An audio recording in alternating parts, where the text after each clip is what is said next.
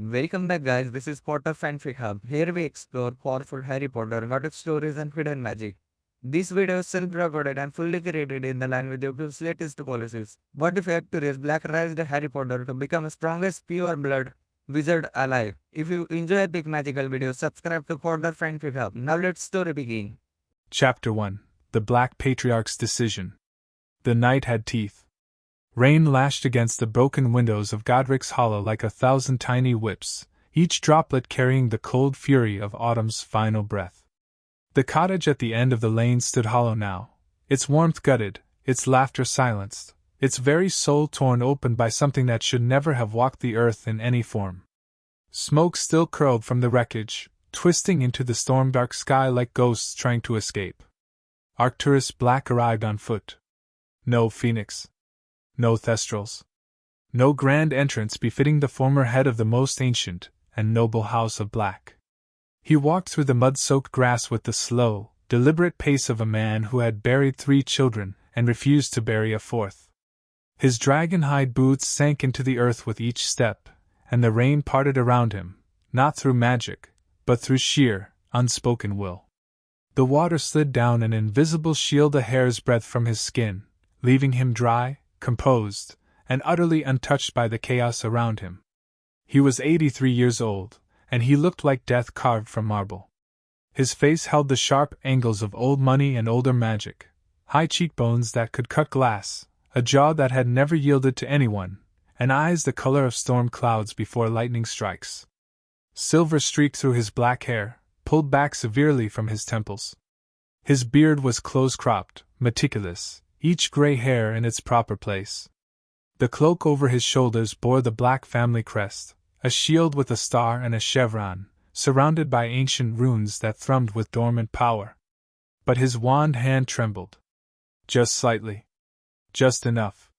He stopped 20 feet from the collapsed cottage and stared at what remained of the Potter's home. The upper floor had caved inward. The roof gaped open like a broken mouth. Debris littered the front garden. A child's toy broomstick, splintered beyond repair. A woman's scarf, burned at the edges. Photographs, torn from walls, now dissolving in the mud. And the smell of dark magic hung in the air like poisoned honey. Sweet. Rotting. Wrong. Arcturus had felt it from across the county. That was why he came. Not because he cared for James Potter, though the boy had married his granddaughter. Not because he mourned the Potters, though they had been decent enough for blood traders. He came because the wards he had placed on his bloodline 20 years ago had screamed. And then gone silent. Lily! He murmured, the name tasting foreign on his tongue. A Muggleborn. A gifted witch, by all accounts. But that wasn't why she mattered. She mattered because she had given him something he thought he would never have again. A great-grandson. The Aurors would arrive soon. Dumbledore would descend from whatever height he currently occupied, no doubt already planning the boy's future like a chess grandmaster moving pawns across a board. The ministry would wring its hands and write its reports and lock away anything that might embarrass them. Arcturus had 40 minutes. Perhaps less. He walked forward. The front door hung from a single hinge, blackened by a curse that had melted the wood from the inside out. He stepped through without touching it, his wand rising from his holster with a soft whisper of holly wood against leather. The interior was worse than the exterior. The sitting room had been torn apart, furniture reduced to splinters, wallpaper peeling in long, scorched strips, the family clock shattered against the far wall. But Arcturus barely registered any of it. His eyes went to the stairs. To the body. James Potter lay crumpled at the bottom of the staircase, his glasses askew, his wand still clutched in his right hand. The famous Quidditch star, the boy who had once flown circles around Arcturus's own son at family gatherings, lay broken and pale, his eyes wide open, staring at nothing. Arcturus stepped over him without a second glance. The stairs creaked beneath his weight, protesting the intrusion. The upper hallway stretched before him, darker than the night outside, and at the end of that hallway, he found the nursery door. It had been blasted off its hinges. No, not blasted. Shattered. as if something had tried to enter and something else had refused. The wood lay in pieces across the floor, each splinter still faintly glowing with the residue of magic so ancient and so fierce that Arcturus felt his ward's pulse in recognition. Mother's blood. Mother's sacrifice. Mother's love, weaponized into the most powerful protection the magical world had ever seen. And there, in the center of the ruined nursery, surrounded by broken toys and fallen books and the aftermath of impossible violence, a cradle. Upside down. Cracked down the middle. And beside it, on a rug that had once been white and was now gray with ash, a small boy sat amidst the destruction. Harry Potter. 3 years old. Barely more than a toddler. He was crying, not the loud, wailing cry of a child demanding attention, but the quiet, broken sobs of someone who had screamed until his throat gave out. Tears carved clean tracks through the grime on his cheeks. His black hair stuck up at wild angles, matted with dust and something darker. His green eyes, Lily's eyes, Arcturus noted with a jolt, were red-rimmed and vacant, staring at something 1,000 miles away. And on his forehead a wound. Fresh. Angry. Shaped like a bolt of lightning. Arcturus had heard the prophecy, of course. Not from Dumbledore, the old fool kept his secrets too close to his chest, but from other sources. Sources who whispered in dark corners and paid in gold for information that could save or destroy families. The Dark Lord had marked this child as his equal. The Dark Lord had sought to destroy him. The Dark Lord was gone. And Harry Potter remained. Arcturus stepped into the nursery, his boots crunching on broken glass. The boy didn't look up. Didn't flinch. Didn't react at all. He just sat there, small hands pressed flat against his thighs, body trembling with each shuddering breath. Broken, Arcturus thought. Or waiting to be broken. He crouched down, slow and deliberate, until his face was level with the child's. Up close, he could see the similarities to his granddaughter, the shape of the chin, the way the eyebrows curved, the stubborn set of the mouth, even in grief. But there was James there too. The reckless courage. The instinct to fly toward danger instead of away from it. Harry, Arcturus said, his voice low and rough from years of disuse. He rarely spoke to anyone anymore. His wife was dead. His sons were dead. His remaining grandchildren were complicated. Harry, look at me. The green eyes moved. Slowly. Painfully. They focused on Arcturus's face with the solemn gravity of a child who had aged a century in a single night. Dumbledore coming, the boy whispered. Arcturus's eyebrows rose. What? Dumbledore. Harry's voice cracked on the name, but he pushed through. He coming. He take me. He say sorry. He always say sorry. The old man felt something cold settle in his chest. The child had seen something, felt something, in the aftermath of the attack. Perhaps the Horcrux that Arcturus suspected was now lodged in that scar had already begun to whisper.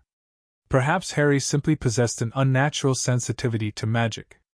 Or perhaps, Arcturus thought with dawning realization, the boy was simply observant. 3 years old. Orphaned hours ago. Sitting in the ruins of his home, covered in ash and blood that wasn't his own. And still aware enough to recognize the patterns of the powerful. Interesting. Listen to me carefully, boy. Arcturus reached out and gripped Harry's chin, turning the small face toward his own. His fingers were cold, but steady now. The trembling had stopped. Dumbledore will come. He will take you. He will place you with your mother's muggle relatives, a sister, I believe. He will tell you it is for your protection. He will tell you it is the only way. And then he will leave you there, in a house without magic, without family, without anyone who truly cares whether you live or die. Harry blinked. A single tear escaped, trailing down his cheek to drip onto Arcturus's fingers. He do that? He has done it before. He will do it again. Arcturus released the boy's chin and sat back on his heels, his knees protesting the position. Dumbledore believes in the greater good. He believes that sacrifice builds character. He believes that suffering forges strength. And perhaps he is right, for some. for soldiers. For those who must be hardened into weapons. He paused, letting the words settle. But you are not a soldier, Harry Potter. You are a Black. The boy tilted his head, confusion flickering across his grief-stricken face. Mummy say I a Potter. Your father was a Potter. Your mother was a Black by marriage. Arcturus allowed a thin smile to cross his weathered features. That makes you both. And I have waited a very long time for an heir worthy of that name. Outside, a distant crack of apparition echoed through the storm. Then another. The Aurors were arriving. Arcturus had maybe 10 minutes now, perhaps less, if Dumbledore had already mobilized his phoenix. He reached into his cloak and withdrew a small dagger. Not a weapon, not truly. The blade was black obsidian, set in a silver hilt carved with the Black family motto in elegant script, Toujours pur. Always pure. Harry stared at the blade, and for the first time, fear flickered behind his eyes. Not the dull, exhausted numbness of before, but sharp, animal terror. No, he whispered. No hurt. Please. No more hurt. It will hurt, Arcturus admitted. For a moment. But the pain will pass, and you will be protected in ways Dumbledore cannot touch. He pulled up his left sleeve, revealing the inside of his forearm. Faint scars covered the skin, old wounds silvered with age, forming patterns that seemed to shift in the dim light. Family magic. Blood magic. The kind of magic that the Ministry had declared illegal generations ago. The kind of magic that kept the truly powerful houses alive. What you must understand, Harry, is that there are two worlds within our world. There is the world Dumbledore has built, the Ministry, the Daily Prophet, Hogwarts School of Witchcraft and Wizardry. A world of rules and regulations and polite fictions designed to make everyone feel safe. Arcturus's voice hardened. And then there is the old world. The world of the Founders. The world of the Sacred 28. The world where magic is not a gift to be regulated but a birthright to be claimed by those strong enough to hold it. He pressed the tip of the dagger against his own palm, drawing a thin line of blood. The wound glowed briefly, silver and red intertwined, before sealing itself. Your parents chose the first world. They believed in Dumbledore. They believed in the light. And they are dead. Arcturus held out his hand, palm up, the fresh scar still visible. I am offering you the second world. The world of the House of Black. The world of ancient magic and older traditions. The world where family is everything and weakness is tolerated by no one. Harry looked at the offered hand. Looked at the blood still glistening on Arcturus's skin. Looked at the dagger still resting in the old man's other grip. Dumbledore, the boy said slowly. He say my mummy and daddy heroes. They were. He say I be hero too. One day. Perhaps.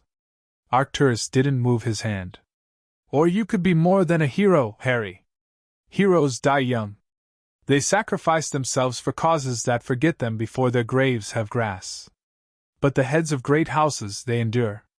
They protect. They ensure that the next generation has the strength to survive what this world will throw at them. The boy's small hand reached out. Hesitated. Dumbledore be angry? Arcturus's smile widened, and for just a moment, the old man looked 60 years younger. Dumbledore, my boy, has been angry with me since 1938. A little more will hardly matter. Harry's fingers closed around Arcturus's palm. The moment they touched, the world shattered. Magic, old magic, deep magic, the kind that slept in bones and bloodlines and ancient pacts, erupted between them. Arcturus felt the wards of Grimmauld Place recognize the boy's touch, felt the family tapestry burn with a new name, felt something shift in the foundation of the Black family itself. Harry gasped, his body going rigid. His scar flared, not the angry red of a fresh wound, but something deeper. Something hungry. The Horcrux fragment inside him recoiled from the black magic, then settled, recognizing a master it could not challenge. And then it was over. Harry slumped forward unconscious, his small body limp against Arcturus's chest. The old man caught him easily,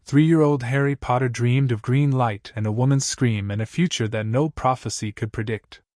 End of Chapter 1. Chapter 2, The Hidden Heir of Black. The nightmares never stopped. They came every night, slithering through the cracks in Harry's sleep like smoke under a locked door. Green light. A woman's scream. Laughter that didn't sound human, echoing through corridors that went on forever. Sometimes he woke gasping, his small hands clutching the blankets, his scar burning with a heat that felt like shame. Sometimes he woke in silence, tears already sliding down his cheeks, the dream already faded to nothing but the taste of fear on his tongue. But always, Creature was there. The house elf appeared before Harry could cry out, his bulging eyes soft in the darkness, his knobby hands gentle as he adjusted the blankets or offered a warm cup of milk that tasted faintly of honey and something herbal. He never spoke much, this creature. Never offered false comfort or empty promises that everything would be all right. He simply stayed. A silent sentinel in the shadows, watching over the boy with an intensity that should have been unsettling but somehow felt like the only safety Harry had left. "You is safe, young master," Creature would whisper when the screaming woke the house. "Creature is here. The house is here. The magic is here. Nothing bad touches the young master now." Harry wanted to believe him. He was only 3 years old, barely more than a baby, really, but he had already learned that trust was a fragile thing, easily broken, impossible to repair. His mother had trusted someone. His father had trusted someone. They were dead. So Harry lay awake in his new bed, in his new room, in this strange house that smelled of old wood and older secrets, and he watched the ceiling until the gray light of dawn crept through the curtains. And when the door opened and Arcturus Black stepped inside, Harry sat up straight, wiped his eyes, and pretended he had slept like the dead. Because the old man terrified him. Not in the way the green light had terrified him. That was a sharp, clean terror, the kind that came from outside and passed through you like a blade. No, Arcturus terrified Harry in a deeper way. The way a mountain terrified a river. The way winter terrified autumn. He was inevitable. He was immovable. And when he looked at Harry with those storm-gray eyes, Harry felt like a book being read, a puzzle being solved, a creature pinned beneath glass. "Good morning, boy," Arcturus said, closing the door behind him. He wore black. He always wore black, but today his robes were trimmed with silver runes that glowed faintly in the candlelight. "Did you dream?" Harry hesitated. Lying felt dangerous. But the truth felt worse. "Yes." "Of the green light?" The boy's lower lip trembled. He bit it hard, the way he had learned to do when tears threatened to betray him. "Yes." Arcturus nodded, showing no emotion whatsoever. No sympathy. No pity. No warmth. Just acknowledgement. As if Harry had reported that the weather was cloudy, or that breakfast smelled of bacon. "The dreams will continue. Perhaps for years. Perhaps forever. Trauma is not a wound that heals cleanly, boy. It leaves scars. Scars on the mind, scars on the magic. The question is not whether you will carry this night with you for the rest of your life." He crossed the room and sat in the high-backed chair beside the window, his ancient joints cracking softly. "The question is what you will become because of it." Harry swung his legs over the side of the bed. His feet didn't reach the floor. He was too small, too young, too fragile for any of this. But he had learned already that Arcturus despised weakness, so he sat up straight and met the old man's gaze with Lily's green eyes. "What am I supposed to become?" Arcturus's thin lips curved into something that wasn't quite a smile. "An excellent question. The first of many, I hope." He leaned back in the chair, steepling his fingers beneath his chin. "You are, by blood and by magic, an heir to the most ancient and noble house of Black. This house. This family. This legacy that stretches back more than 1,000 years, to a time before the Ministry existed, before Hogwarts was founded, before Muggles knew that magic walked among them." The words washed over Harry, too big for his 3-year-old mind to fully grasp. But he understood the weight of them. The seriousness. the way Arcturus spoke as if each syllable cost him something. The Black family has always produced powerful witches and wizards, Arcturus continued. Not because of luck. Not because of breeding, though the purebloods would have you believe otherwise. No, we produce power because we demand it. Because from the moment a child of Black can walk, they are taught to master magic rather than merely use it. Because we do not wait for Hogwarts to shape our heirs. We shape them ourselves. Harry frowned. But I'm not a Black. I'm a Potter. For the first time, something flickered behind Arcturus's eyes. Not warmth, never warmth, but something adjacent to amusement. You are both. And neither. And something entirely new. He rose from the chair with a grunt of effort and walked to the door. Come. It is time you understood what it means to be claimed by this family. The portrait gallery stretched along the first-floor corridor of Grimmauld Place, 100 feet of ancient faces staring down from gilded frames. Harry had walked past these portraits before, on his way to breakfast or the sitting room, but he had never really looked at them. They were just pictures, creepy, moving pictures that whispered and pointed at him when they thought he couldn't hear. But today, Arcturus stopped in the middle of the gallery and raised his wand. Listen, he said, and learn. The portraits fell silent. All of them. Every single one. The stern-faced patriarchs and the sharp-eyed matriarchs, the children who had died young and the elders who had lived too long, they stilled their whispers, ceased their movements, and turned their painted eyes toward Harry with an intensity that made his skin prickle. Introductions, Arcturus said, gesturing to the first portrait on the left. Phineas Nigellus Black. Former headmaster of Hogwarts. Great-great-grandfather to you, boy, though the exact lineage would take an hour to explain. The man in the portrait was gaunt and severe, with the same sharp features Arcturus possessed, rendered in oil and attitude. He looked down at Harry with undisguised curiosity. So this is the Potter brat, Phineas said, his voice dry as old parchment. Smaller than I expected. Though I suppose the prophecy didn't specify height. Harry flinched. What prophecy? Later, Arcturus cut in, his tone brooking no argument. He moved down the gallery. Sirius Black the First died in a duel with a Muggle duelist who had insulted his wife's honor. The Muggle also died, for the record. On and on it went. A litany of names and deaths and accomplishments that blurred together in Harry's young mind. Pollux Black. Cassiopeia Black. Marius Black, struck from the tapestry for being a squib. Cygnus Black, who had once challenged the entire Wisengamot to a duel and nearly won. Walburga Black, Arcturus's own daughter-in-law, whose portrait screamed so loudly when Harry approached that Arcturus had to silence it with a wave of his wand. But it was the last portrait that made Harry stop. A young man. Younger than the others. No older than Harry's father had been, with dark curls and hollow cheeks and eyes that held a sadness so deep it seemed to stain the canvas. He wore the black robes of the family, but his hands, painted with exquisite detail, were empty. No wand. No dagger. No symbol of power. Just emptiness. Who's that? Harry asked, his voice smaller than he intended. Arcturus was quiet for a long moment. When he spoke, his voice had lost some of its iron. Regulus Arcturus Black. My grandson. You're something. The family tree will explain it eventually. He paused, his gaze fixed on the portrait. He died at 19.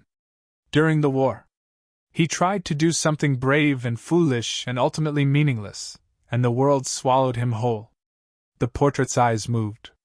They found Harry's face, and the painted lips curved into a smile that held no joy. You're the one, Regulus said softly. The one the Dark Lord feared. I wondered when you'd arrive. You knew Voldemort? Harry asked, stumbling over the name the way he had learned not to. Regulus's smile twisted. I worshipped him. Once. Before I saw what he truly was. His gaze shifted to Arcturus. You're going to raise him here? In this house? After everything? I am going to raise him as a Black. Arcturus replied, his voice hard. which is more than anyone else would do for him. Regulus's portrait said nothing more. But his eyes followed Harry as Arcturus led the boy away, and Harry could feel that gaze on his back like a hand pressing between his shoulder blades. The family tapestry room was smaller than Harry expected.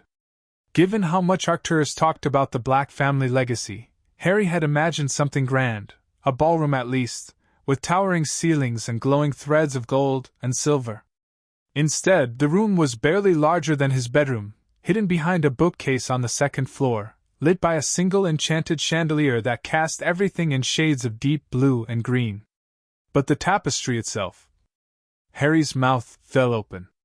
The tapestry covered all four walls, stretching from floor to ceiling, woven from threads that seemed to shimmer with their own internal light.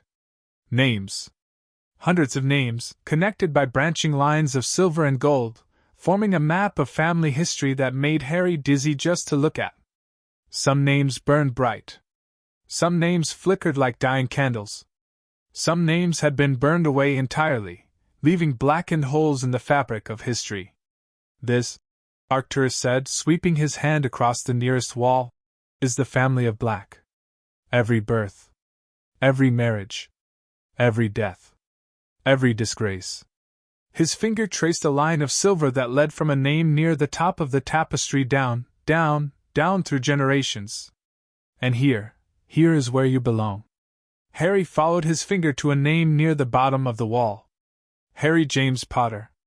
The threads around his name were strange. Most names were connected to their parents by lines of simple silver, but Harry's line was different. It seemed to shimmer between colors, silver one moment, gold the next, and sometimes, if Harry squinted, a deep, dangerous red. How did my name get there? He asked. I've never been here before. The tapestry knows blood, Arcturus said simply. It knows magic. And it knows when a child of Black enters these walls with the intention of staying. He turned to face Harry, his expression unreadable. When you touched my hand in Godric's Hollow, the tapestry recognized you. Claimed you. Added your name to the family tree whether you wanted it there or not. Harry stared at his name. At the shimmering threads. At the way it seemed to pulse, faintly, as if it had a heartbeat of its own. Does this mean I have to stay here forever? Arcturus's eyebrow rose. Do you want to leave? The question hung in the air between them, heavy with implications Harry was too young to fully understand. He thought of the Dursleys, though he had never met them, only heard Dumbledore's name whispered in connection with theirs. He thought of the orphanages Lily had told him about, where children slept in rows of iron beds and cried themselves to sleep without anyone to hear. He thought of the green light. The scream. The cold, empty feeling of being alone in a world that had suddenly become much too large. No, he whispered. I don't want to leave. Arcturus nodded, as if he had expected nothing less. Then we begin. The ritual chamber lay beneath Grimmauld Place, 3 floors down from the basement kitchen, accessible only through a door that appeared only when Arcturus bled on the wall. Harry didn't understand that part. Not really. The old man had taken a knife, the same obsidian dagger from the night in Godric's Hollow, and drawn it across his palm without any sign of pain. He had pressed his bleeding hand against a section of stone that looked exactly like every other section of stone, and the wall had melted. Not crumbled. Not opened. Melted like ice under sunlight, revealing a staircase that descended into darkness. Come, Arcturus said, stepping onto the first step. And do not touch anything unless I tell you. The stairs went down for a long time. Longer than Harry thought possible. He counted his steps, 1, 2, 3, and lost track somewhere around 50. The air grew colder with each step, heavier, thick with the smell of old incense and older magic. The walls around them were carved with runes that glowed faintly, blue and silver and a green that reminded Harry of the killing curse. At the bottom of the stairs, the ritual chamber opened before them. It was round, like the inside of a tower, with a domed ceiling painted to look like the night sky. Stars moved across that painted ceiling, not lazily, like the enchanted ceilings at the places Harry's parents had taken him, but deliberately, as if they were watching, as if they were waiting. In the center of the chamber stood a pool of black water, perfectly still, perfectly reflective. And around the pool, carved into the stone floor, were symbols Harry didn't recognize. Not runes, exactly. Something older. Something that made his scar ache when he looked at them too long. "What is this place?" he whispered. Arcturus moved to the edge of the pool and knelt, his ancient knees cracking against the stone. "This is the heart of the House of Black. The place where our ancestors first bound themselves to this family. The place where the magic that protects our bloodline was forged." He looked up at the painted stars, and for just a moment, he looked almost young. "No Black has set foot in this chamber in 40 years. The rituals performed here are not approved of by the Ministry. By Dumbledore. By anyone who believes magic should be safe and predictable." He held out his hand to Harry. "But you are not here to be safe, boy. You are here to be a Black." Harry took the offered hand. It felt different this time, not cold and commanding but warm. Almost welcoming. "Kneel," Arcturus said. "Kneel, and swear the oath." "What oath?" "The oath of blood. The oath of family. The oath that binds you to this house and this house to you. Until death, and beyond, if the old magic holds." Arcturus's gray eyes bored into Harry's green ones. "This is your last chance to refuse. If you take this oath, you will never be truly free of the Black family. Our enemies will become your enemies. Our wars will become your wars. Our magic will flow through your veins whether you want it there or not." Harry thought of his parents, lying dead in the ruined cottage. Thought of Dumbledore, planning to send him away to people who wouldn't love him. Thought of the prophecy Regulus had mentioned, the one that whispered about power and destiny and choices yet to be made. He knelt. "I swear," he said, his voice steady despite the trembling in his small body. Arcturus drew the dagger again. Harry tensed, expecting pain, expecting the cold bite of obsidian against his skin. But Arcturus didn't cut Harry. Instead, he cut himself again, a fresh wound across his already scarred palm, and let the blood drip into the black pool. The water responded. It rippled outward from the point of impact, spreading in concentric circles that seemed to pulse with light. The symbols on the floor began to glow, one by one, in sequence. The stars on the ceiling moved faster, spinning in a dance that made Harry dizzy. "Blood of my blood," Arcturus intoned, his voice echoing off the stone walls. "Heir of my heir. I claim you, Harry James Potter, as a son of the House of Black. I claim you by right of blood. I claim you by right of magic. I claim you by right of the ancient pact that binds all who carry our name." The water rose. Not a wave, not like the ocean, but a tendril of black liquid that reached up from the pool like a serpent rising to strike. Harry flinched, but Arcturus held him steady. "Do not move. Do not speak. Do not resist." The tendril touched Harry's forehead. Right where the scar was. Right where the Horcrux slept. The pain was enormous.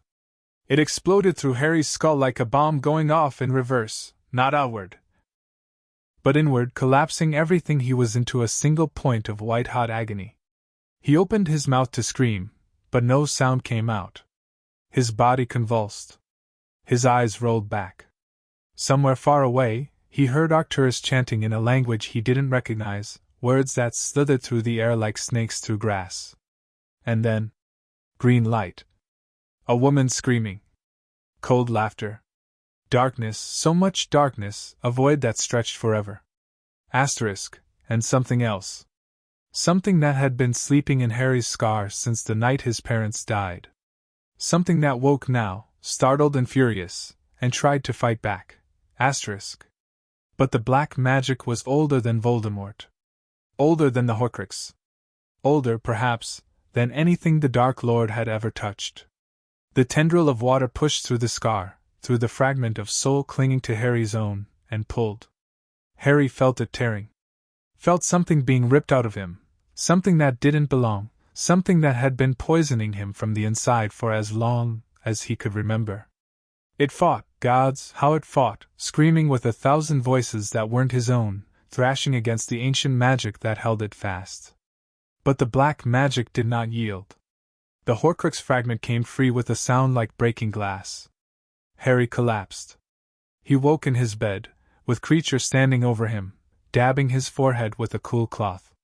"The young master is strong," the house elf whispered. "Stronger than Creature knew. The old magic accepted him. Welcomed him. He is changed." Harry tried to sit up, but his body felt wrong, heavy in some places, light in others, as if his bones had been rearranged while he slept. He lifted a hand to his scar and found nothing. No heat. No throbbing. No sense of wrongness that he hadn't even realized was there until it was gone. "What happened?" he asked, his voice cracked and dry. Creature's eyes were wet. "The ritual removed a parasite, young master. Something dark that was placed in you without your knowledge or consent. The black magic cleansed it. Burned it out." Harry's scar was still there. He could feel the raised skin beneath his fingers. But it felt different now. His, not something else's. Not a doorway for darkness to enter through. "The master says you will sleep for 3 days. Creature continued, adjusting the blankets. "The master says you will dream of the family, of the history, of the magic. When you wake, you will remember. 3 days. Harry wanted to ask more questions, wanted to understand what had happened in that ritual chamber, what had been taken from him, what had been given in return. But his eyes were already closing, his body already surrendering to the exhaustion that pulled at him like a tide. As he drifted back into darkness, he heard Creature whisper one more thing. "Welcome to the House of Black, young master. Truly welcome. For the first time." And in his dreams, Harry saw stars. Not the painted stars of the ritual chamber, but real stars, ancient and endless, stretching across a sky that had no borders. He saw constellations with familiar names: Sirius, Bellatrix, Regulus, Andromeda. He saw threads of silver and gold connecting them, weaving them together into a tapestry that spanned generations. And at the center of that tapestry, burning brighter than all the rest, he saw his own name. Harry James Potter Black. Heir. Protected. Home. End of Chapter 2. Chapter 3, Secrets Beneath Grimmauld Place. The house remembered. Harry learned this truth slowly, over weeks that bled into months, in the spaces between nightmares and lessons and the heavy silence that filled Grimmauld Place like water filling a sunken ship. The house remembered every Black who had ever walked its corridors, every oath sworn within its walls, every drop of blood spilled on its floors. It remembered Regulus, who had left one night and never returned. It remembered Sirius, who had run and never looked back. It remembered Walburga, whose portrait still screamed curses at shadows that weren't there. And now, it was learning to remember Harry. His footsteps on the stairs had become familiar to the ancient floorboards. His scent, child and magic and something else, something the old magic recognized as kin, had seeped into the wallpaper. The gas lamps flickered when he entered a room, not because they were broken, but because they were greeting him. "You is marked," Creature said one morning, as Harry sat at the kitchen table struggling with a bowl of porridge that kept trying to escape. "The house knows its own. The house protects its own." Harry captured the porridge with a well-timed grab and shoved a spoonful into his mouth before it could squirm away. "What does that mean?" "Mean the house will not hurt you, young master. Mean the secrets of the Blacks will open for you, in time." Creature's bulging eyes darted to the walls, to the ceiling, to the shadowed corners where the darkness seemed thicker than it should be. "Mean there are places in this house that only the heir can find." Harry wanted to ask more questions. He always wanted to ask more questions, but the kitchen door swung open and Arcturus strode inside, his presence sucking the warmth from the room. "Eat quickly," the old man said, not bothering with greetings. "We have work to do." The work, Harry discovered, was not what he expected. He had imagined lessons like the ones his mother had described from Hogwarts: wands and incantations, carefully controlled magic performed in safe, sterile classrooms. He had imagined learning to levitate feathers or turn matches into needles or perform the other simple spells that first years practiced until their fingers cramped. Arcturus taught him none of that. Wand magic, the old man said, leading Harry down to the basement on their first official day of training, is a crutch. A useful crutch, to be sure, but a crutch nonetheless. The most powerful wizards in history did not rely on sticks of wood to channel their power. They used their minds, their blood, their will. The basement of Grimmauld Place was larger than the entire ground floor. Harry was beginning to understand that this house played by its own rules regarding space and geometry. Rooms expanded when you weren't looking. Corridors grew longer or shorter depending on your purpose. Staircases led to floors that shouldn't exist according to any blueprint. The basement was a cavern. Literally, a cavern, with rough stone walls that glistened with moisture and a ceiling lost in darkness high above. Torches lined the walls, burning with flames that gave no heat and cast no shadows. In the center of the cavern, a circle had been carved into the floor, not painted, but carved deep grooves that formed patterns Harry was beginning to recognize as protective wards. "Stand in the circle," Arcturus commanded. Harry obeyed. He was 4 years old now, small for his age, though creatures cooking had filled up the sharp edges of malnutrition that had marked him when he first arrived. His hair was still a disaster, his eyes still too large for his face, but there was something different about him now. Something that made the portraits in the gallery watch him with new interest. "The first lesson," Arcturus said, circling the ward pattern slowly, "is power without a wand. The second lesson is control. The third lesson is purpose. But before any of that, you must learn to feel your magic. Not as an external tool. Not as something you reach for when you need it. But as part of you. As intrinsic as your heartbeat. As natural as your breath." Harry closed his eyes the way he had learned to do during his lessons. He reached inside himself, searching for the warmth that lived in his chest. No. His eyes snapped open.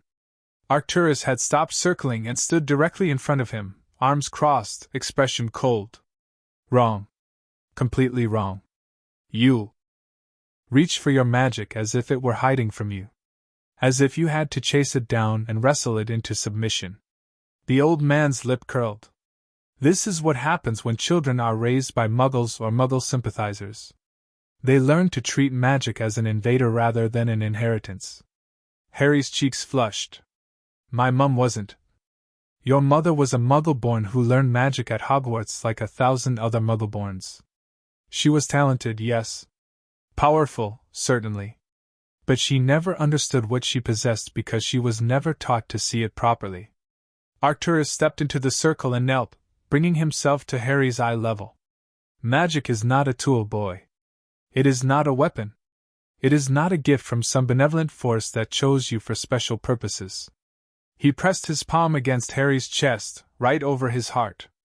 "Magic is you. It is the blood in your veins and the breath in your lungs and the thoughts in your mind. You do not reach for it because you never let go of it. You do not summon it because it never leaves." The old man's hand was warm. Warmer than Harry expected. And beneath that warmth, Harry felt something stir, something that had always been there, he realized, but that he had never noticed because he had been too busy looking for it elsewhere. "Close your eyes again," Arcturus said. "But this time, do not search. Do not hunt. Do not demand. Simply exist. Breathe. Feel your heart beating. Feel my hand on your chest. And then, expand." Expand? The word didn't make sense. How could he expand? He was already occupying all the space his body took up. But Arcturus's hand pressed harder against his chest, and Harry felt something give way inside him, not breaking, but opening, like a door swinging inward to reveal a room he had always known was there but had never been allowed to enter. His magic flooded out. Not the controlled burst he had produced before, the accidental magic that had turned his teacher's wig blue or made the glass at the zoo disappear. This was different. This was everything. Every scrap of power he possessed, unfiltered, uncontained, pouring out of his small body like water from a cracked dam. The torches around the cavern roared upward, their flames turning from orange to white to blue. The ward's circle beneath Harry's feet began to glow, responding to the magic washing over it. Somewhere above them, the house groaned, not in pain, but in recognition. "Open your eyes," Arcturus said. Harry obeyed. He was floating. Not high, only an inch or two above the stone floor. But he was floating, his body suspended in the air by nothing but the power pouring out of him. His hair stood on end, crackling with static electricity. The scar on his forehead pulsed with a soft silver light. And Arcturus Black was smiling. Not the thin, cold curve of lips that Harry had come to recognize as the old man's default expression. A real smile.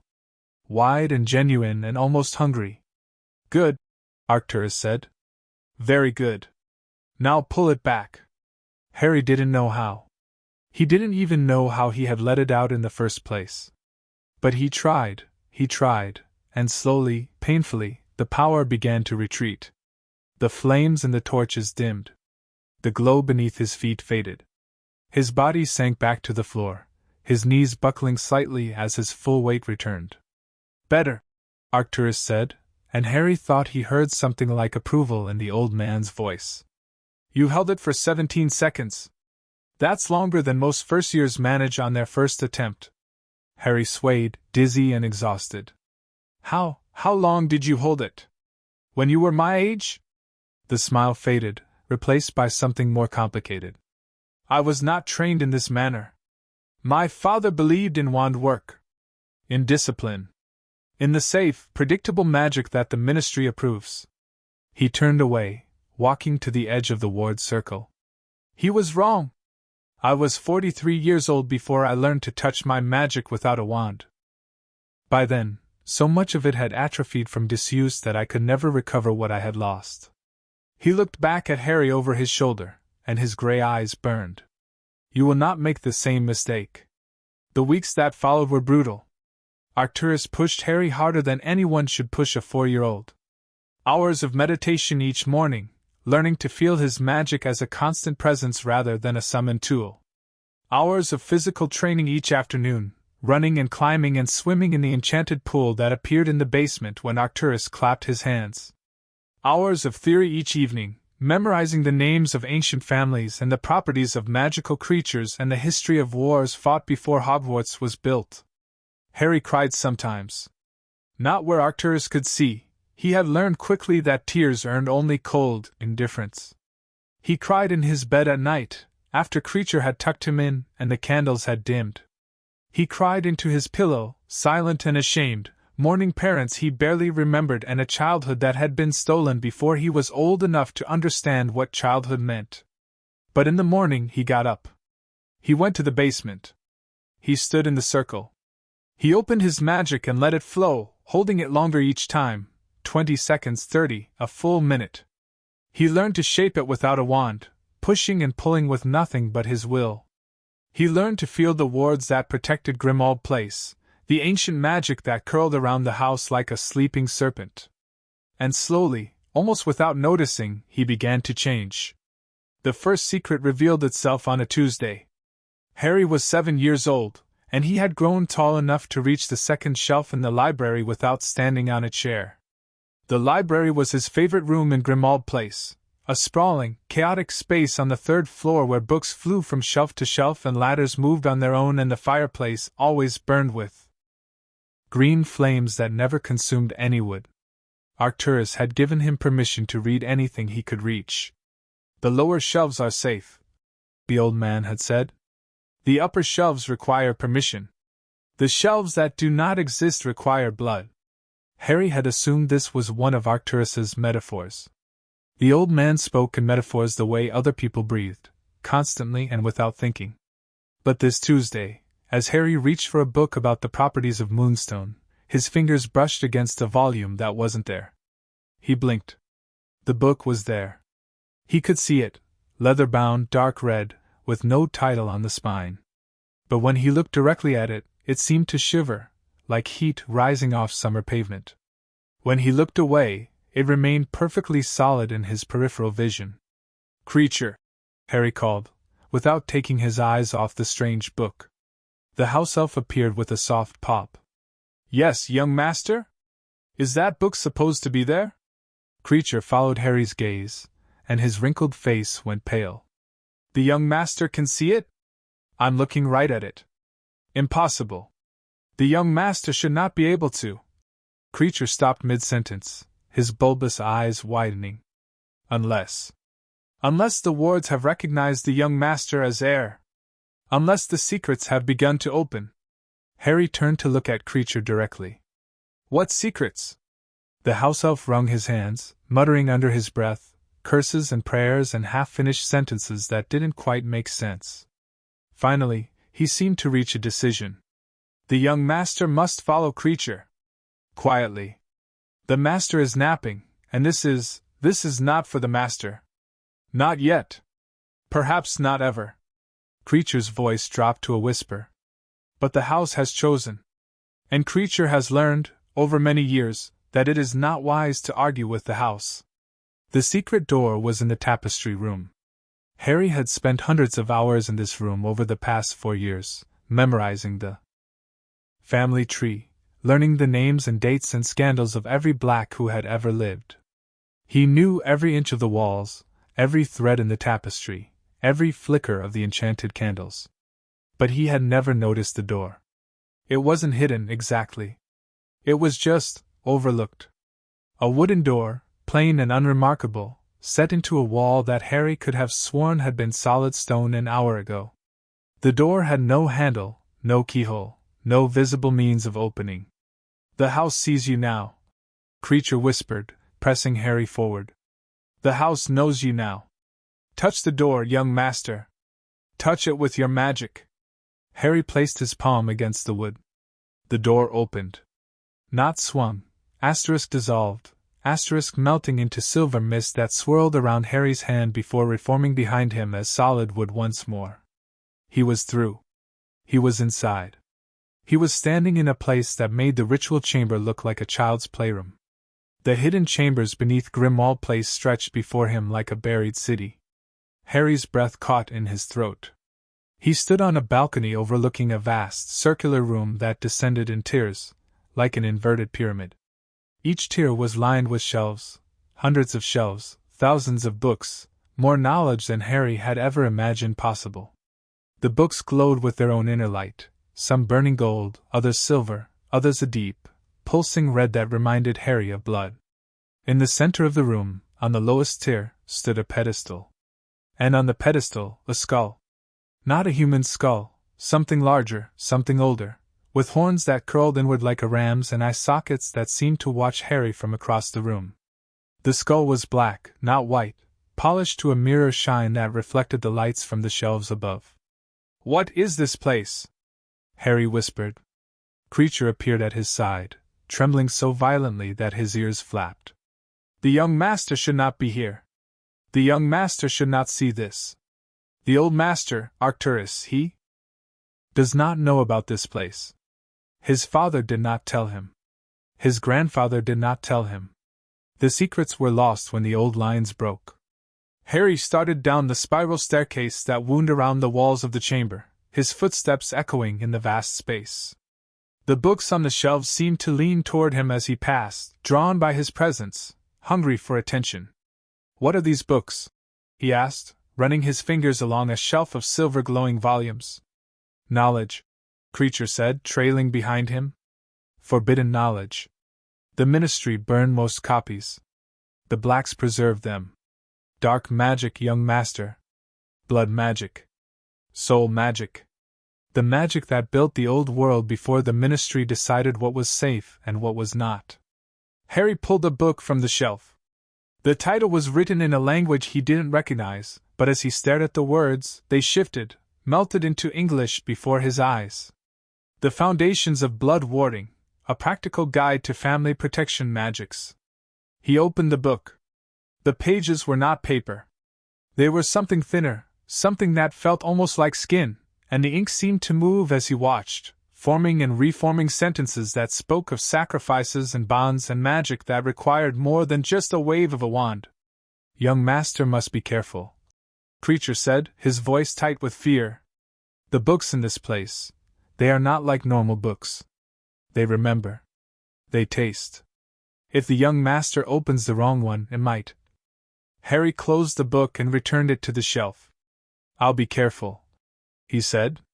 But his heart was racing, and his scar, which had been quiet since the ritual, was beginning to throb with a familiar heat. Not pain. Not the cold hunger of the Horcrux. Curiosity. He continued down the spiral stairs, past shelves of books and cases of artifacts, wands that smoked at the tips, crystals that hummed with trapped energy, mirrors that showed things that weren't there. The air grew thicker with each step, heavy with the weight of centuries of accumulated magic. At the bottom of the stairs, the skull waited. Up close, it was even stranger. The horns were carved with runes, not the blocky runes Harry was learning in his lessons, but something older, something that looked almost organic, like writing that had grown rather than been engraved. The eye sockets gleamed with an inner light, purple and gold and green, shifting like oil on water. And inside the skull, visible through the crack in the top of the cranium, something moved. A book. No, not a book. A journal, perhaps. Leather-bound, small enough to fit in Harry's palm, tucked inside the skull's hollow interior, as if the bone itself were protecting it. Creature, Harry said slowly. What's inside the skull? The house elf had gone completely still. His eyes were fixed on the skull with an expression that Harry had never seen before, not fear, but awe, terror and reverence mixed together until they became indistinguishable. The young master cannot. That is not for the young master. That is not for anyone. The old master's father said. Screw what the old master's father said. Harry reached into the skull. The moment his fingers touched the journal, the world screamed.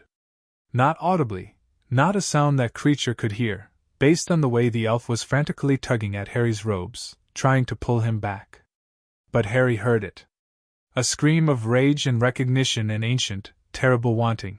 The skull's eye sockets blazed with light, purple and gold and green bleeding together into white.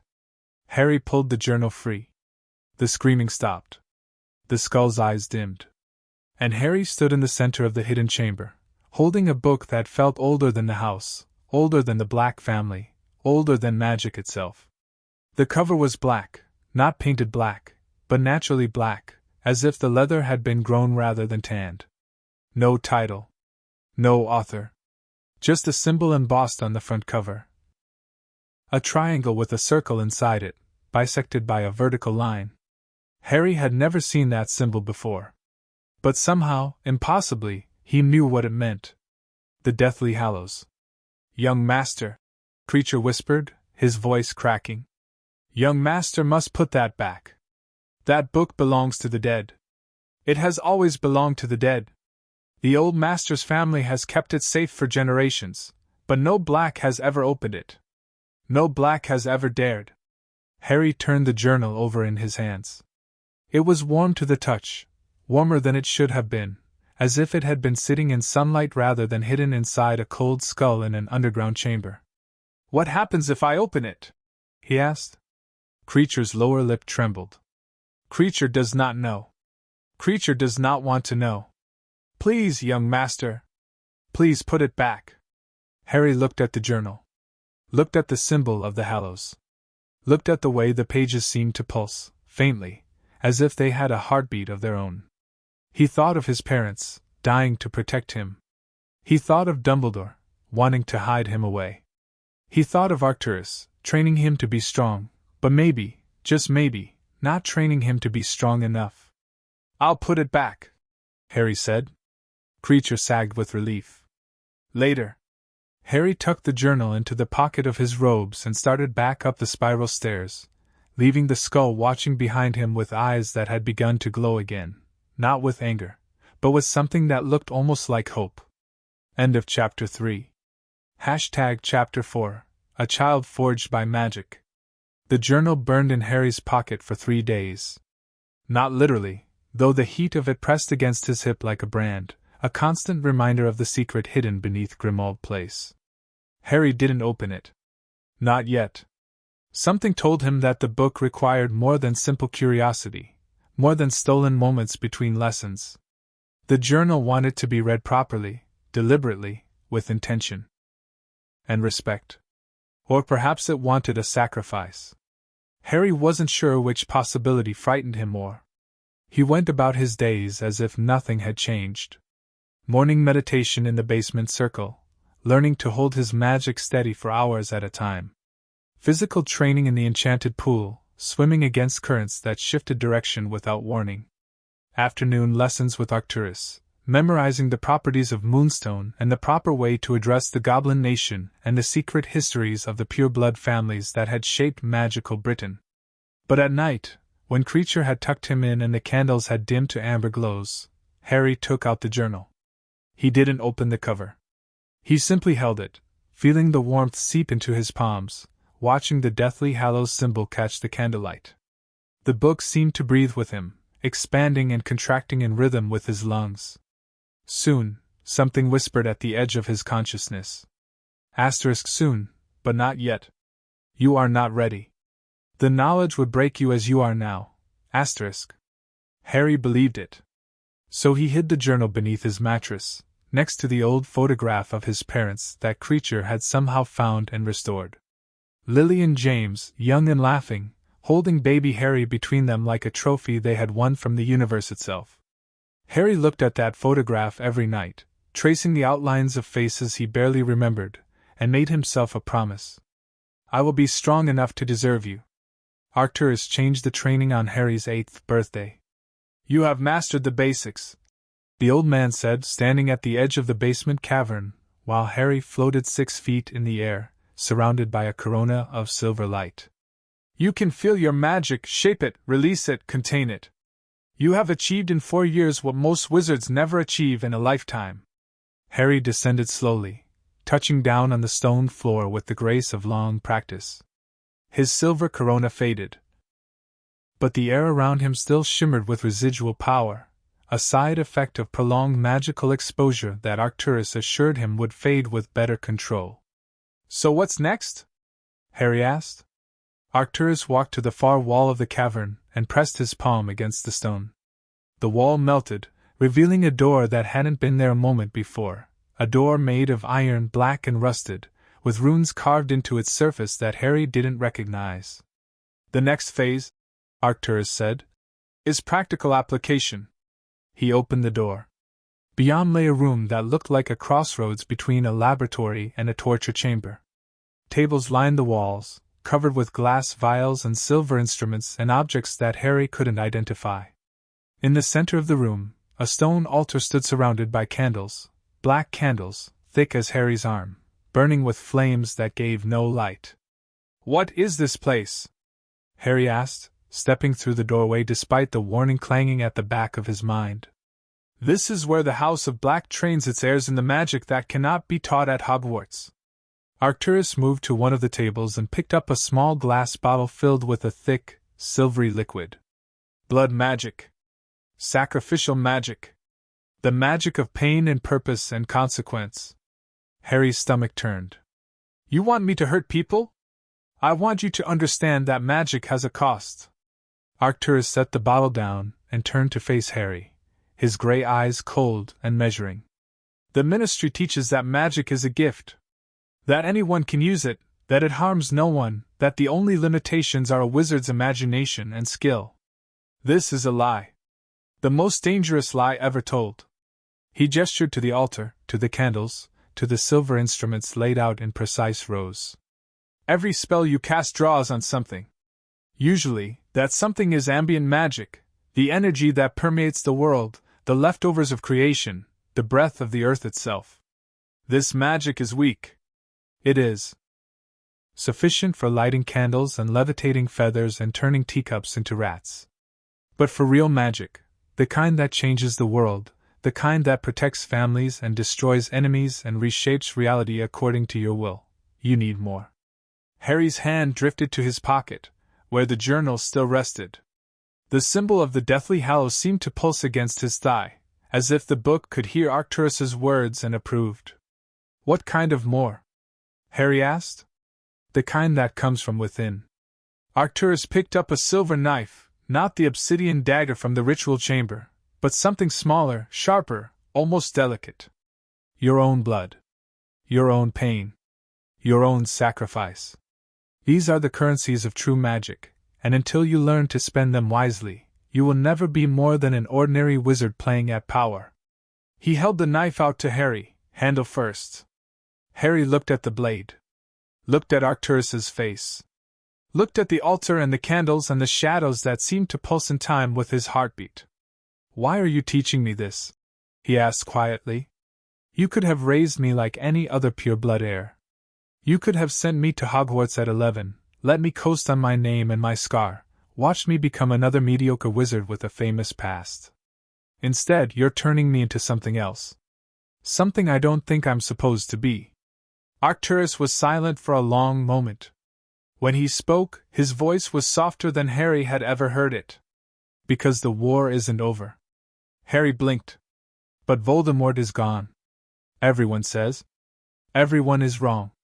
Arcturus set the knife down on the table and walked to the altar, running his fingers along the black stone.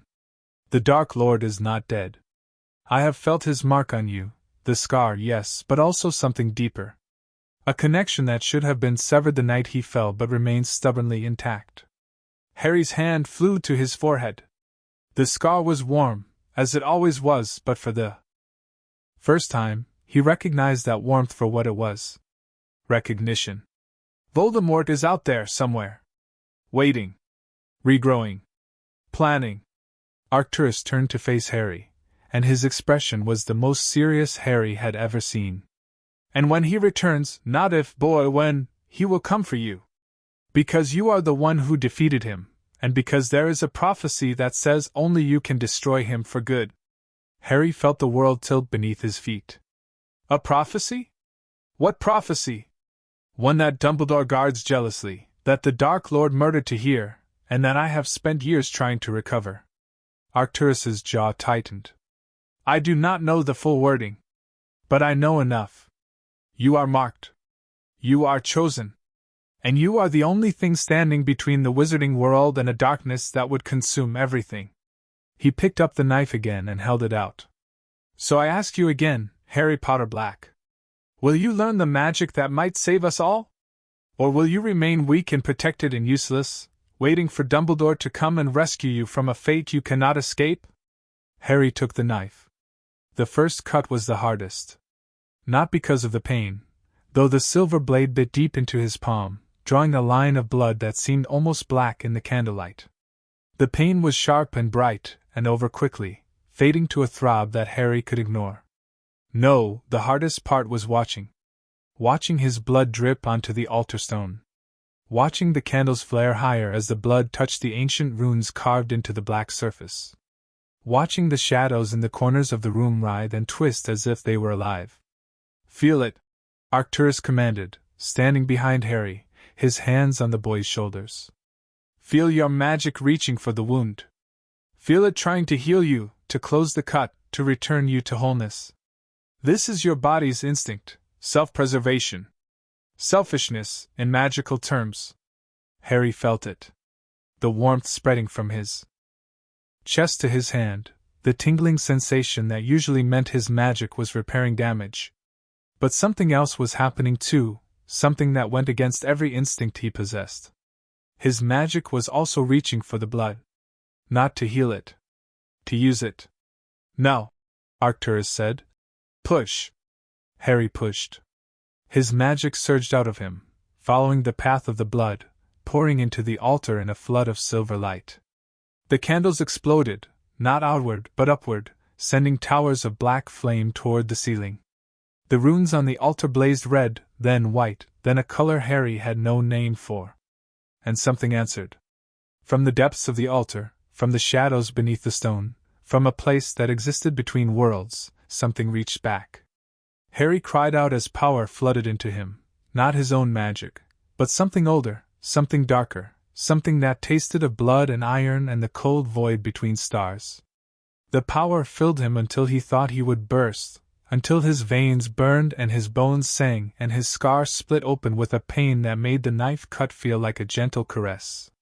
And then, A flash. A room he didn't recognize, full of robed figures kneeling before a throne. A snake, massive and pale, slithering across a stone floor. Red eyes, slitted like a serpent's, widening in recognition and rage. Harry Potter. Harry slammed back into his body so hard that his teeth rattled. He was on his knees on the stone floor. His hand was still bleeding. The candles were still burning. And Arcturus was standing over him, pale as death, his gray eyes wide with something Harry had never seen on the old man's face before. Fear. What did you see? Arcturus demanded, gripping Harry's shoulders and hauling him to his feet. Tell me. Every detail. Harry's mouth worked, but no sound came out. The vision was already fading, dissolving like morning mist, leaving only fragments behind. A snake. Red eyes. A name. Voldemort. He whispered. I saw Voldemort. He's not dead. He's not even really gone. He's somewhere. Waiting. And he knows my name. Arcturus released Harry and stepped back, his face hardening into its familiar mask of cold control. The connection runs deeper than I feared. The blood magic called to him, and he answered through you. He was quiet for a moment, thinking. This changes things. We must accelerate your training. And we must find a way to shield your mind from his influence. Harry looked down at his bleeding palm. The cut was already closing, his magic knitting the flesh back together with silver threads of light. But the wound left a scar, thin and white and barely visible against his skin. A scar to match the one on his forehead. What did I just do? He asked, his voice shaking despite his best efforts to control it. Arcturus picked up the silver knife and cleaned the blade with a cloth, his movements deliberate and calm. You performed your first blood ritual. You offered your magic and your pain and your intention to the ancient powers that underpin this family. And in return, you received knowledge, fragmented, dangerous, but real. He set the knife back on the table and turned to face Harry. The cost was small this time. A cut. A moment of vision. But the next ritual will demand more. And the one after that will demand even more. Arcturus's eyes bored into Harry's. This is the path you have chosen, boy. There is no turning back now. Harry looked at his palm. At the fading scar. At the way the shadows in the room still seemed to lean toward him, hungry and waiting. I don't want to turn back, he said. And for the first time, he meant it. The months that followed blurred together into a haze of blood and magic and pain. Harry learned to cut himself without flinching. He learned to offer his blood to the altar in precise measures, watching as the ancient magic drank its fill and returned power in exchange. He learned to shape that power into shields and weapons and protections that had nothing to do with wands or incantations. Arcturus pushed him harder than ever. The physical training intensified, running, swimming, climbing, fighting with wooden swords that left bruises on Harry's arms and legs. The mental training expanded, memorizing entire books in a single reading, solving complex magical equations in his head, learning to hold multiple layers of concentration at once. But it was the blood magic that changed him most. Not the rituals themselves, though each one left its mark on Harry's body, a collection of thin white scars on his palms and forearms that he hid beneath long sleeves. No, the change was deeper. Subtler. The more blood Harry offered, the more his own magic seemed to respond, growing stronger and more responsive with each passing day. By the time he turned 9, Harry could lift objects with his mind alone. Nothing heavy, books, chairs, the occasional table, but the fact that he could do it at all was remarkable. Most wizards couldn't manage wandless levitation until their newts, if ever. By 10, he could cast a shield charm without speaking, the silver barrier springing up around him at the mere thought of danger. And by 11, just weeks before his Hogwarts letter was due to arrive, Harry did something that made even Arcturus step back in shock. He stopped time. Only for a second. Only in the basement cavern, surrounded by the candles and the altar and the weight of centuries of black magic. But for one heart-stopping moment, everything froze, the flames, the shadows, Arcturus himself, and Harry stood alone in a world made of stillness. Then time resumed, and Arcturus stumbled, catching himself on the altar. "What?"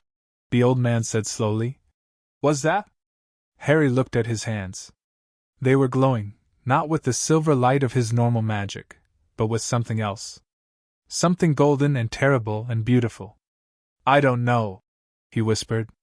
"But I think I can do it again." "No." Arcturus crossed the room in 3 swift strides and gripped Harry's shoulders, his fingers digging in hard enough to bruise. "You will not attempt that again without my supervision. Do you understand? Temporal magic is forbidden for a reason. It unravels reality. It destroys everything it touches if not controlled perfectly." His gray eyes burned with a fire Harry had never seen before. "Do you understand, boy?" Harry nodded, but his mind was already racing ahead, already thinking about what he had felt in that frozen moment. The power had not come from his blood or his sacrifice or the ancient magic of the altar. It had come from him. From somewhere deep inside, somewhere the Horcrux had once occupied, somewhere the black rituals had opened and expanded. There was a well of power in Harry's soul that he had never touched, never known existed, and in that frozen second, he had dipped into it without meaning to. The journal, he thought suddenly. The journal will explain it. He had not opened the book in 3 years. It still rested beneath his mattress, still warm to the touch, still pulsing with that strange, heartbeat rhythm. He had been waiting, as the voice in his dreams had instructed, for the right moment. This felt like the right moment. "You're dismissed," Arcturus said, releasing Harry's shoulders and turning away. "Rest today. We'll begin again tomorrow."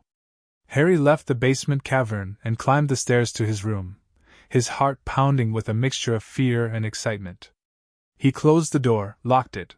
Arcturus had taught him that spell years ago, and pulled the journal out from beneath his mattress. The cover was hotter than he remembered. The Deathly Hallows symbol glowed faintly, pulsing in time with his heartbeat. "I'm ready," Harry whispered, his voice barely audible in the quiet room. "I'm ready now." He opened the book. The pages were blank. No, not blank. Empty, as if the words that should have been there had retreated from the light, hiding in the shadows between the pages. Harry ran his fingers over the parchment, feeling the texture, smooth, almost slippery, like skin rather than paper. And then the words began to appear. Not all at once, but one by one, as if someone were writing them in real time. The letters formed slowly, deliberately, in handwriting that Harry recognized from somewhere deep in his subconscious. "Hello, heir of Black. I have waited a long time for someone like you. My name is Ignotus Peveril, and I am going to teach you how to cheat death." Harry's hands trembled. The journal grew warmer, pulsing with each word that appeared on the page. And somewhere in the depths of Grimmauld Place, in the hidden chamber beneath the house, the Black Skull began to laugh. End of Chapter 4. Chapter 5, The Legacy of the Blacks. The journal spoke to him at night. Not in words that Harry could hear with his ears, but in images that burned behind his eyelids when he closed them, visions of battles fought centuries ago, of wizards who could raise mountains and drain oceans, of magic that made the spells of the modern era look like children playing with sticks. The journal showed him the Peveril brothers, 3 wizard sons of a lineage older than Hogwarts, and the Deathly Hallows they had supposedly received from death itself. But the journal also showed him other things. It showed him the cost. Harry watched Ignotus Peveril bury his brother Antioch, killed in a duel over the Elder Wand.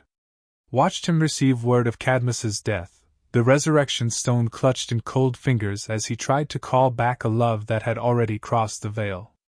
Watched Ignotus grow old and tired and terribly alone, the invisibility cloak folded beneath his pillow like a shroud. "All magic has a price," the journal whispered in its wordless voice. ** The Hallows demand more than most. Are you willing to pay it, heir of Black? ** Harry didn't answer. He wasn't sure. He knew the question yet. Arcturus found him in the library 3 days after Harry first opened the journal. The old man moved silently these days. Age had not slowed him so much as refined him, turning his footsteps into whispers and his presence into a blade that cut before it was seen. Harry looked up from his book, a harmless text on the history of goblin rebellions, chosen specifically to hide his true interest, and met his guardian's gray eyes without flinching. "You've been distracted," Arcturus said, lowering himself into the chair across from Harry. "Your meditation has suffered. Your control has slipped. Yesterday, you nearly set fire to the training room when you lost your temper over a simple shielding exercise." Harry closed the goblin book. "I'm fine." "No, you're not." Arcturus leaned forward, steepling his fingers beneath his chin. "Something has changed. I've seen this before, in my sons, in my grandsons, in every black heir who ever discovered something they weren't supposed to know. You've found a secret, boy. Something you're keeping from me." Harry's heart hammered against his ribs. The journal felt like a burning coal beneath his mattress, even though he was sitting 3 floors away from his bedroom. He could feel its presence, its hunger, its patient expectation. "You know there are rooms in this house that even you haven't explored," Harry said carefully.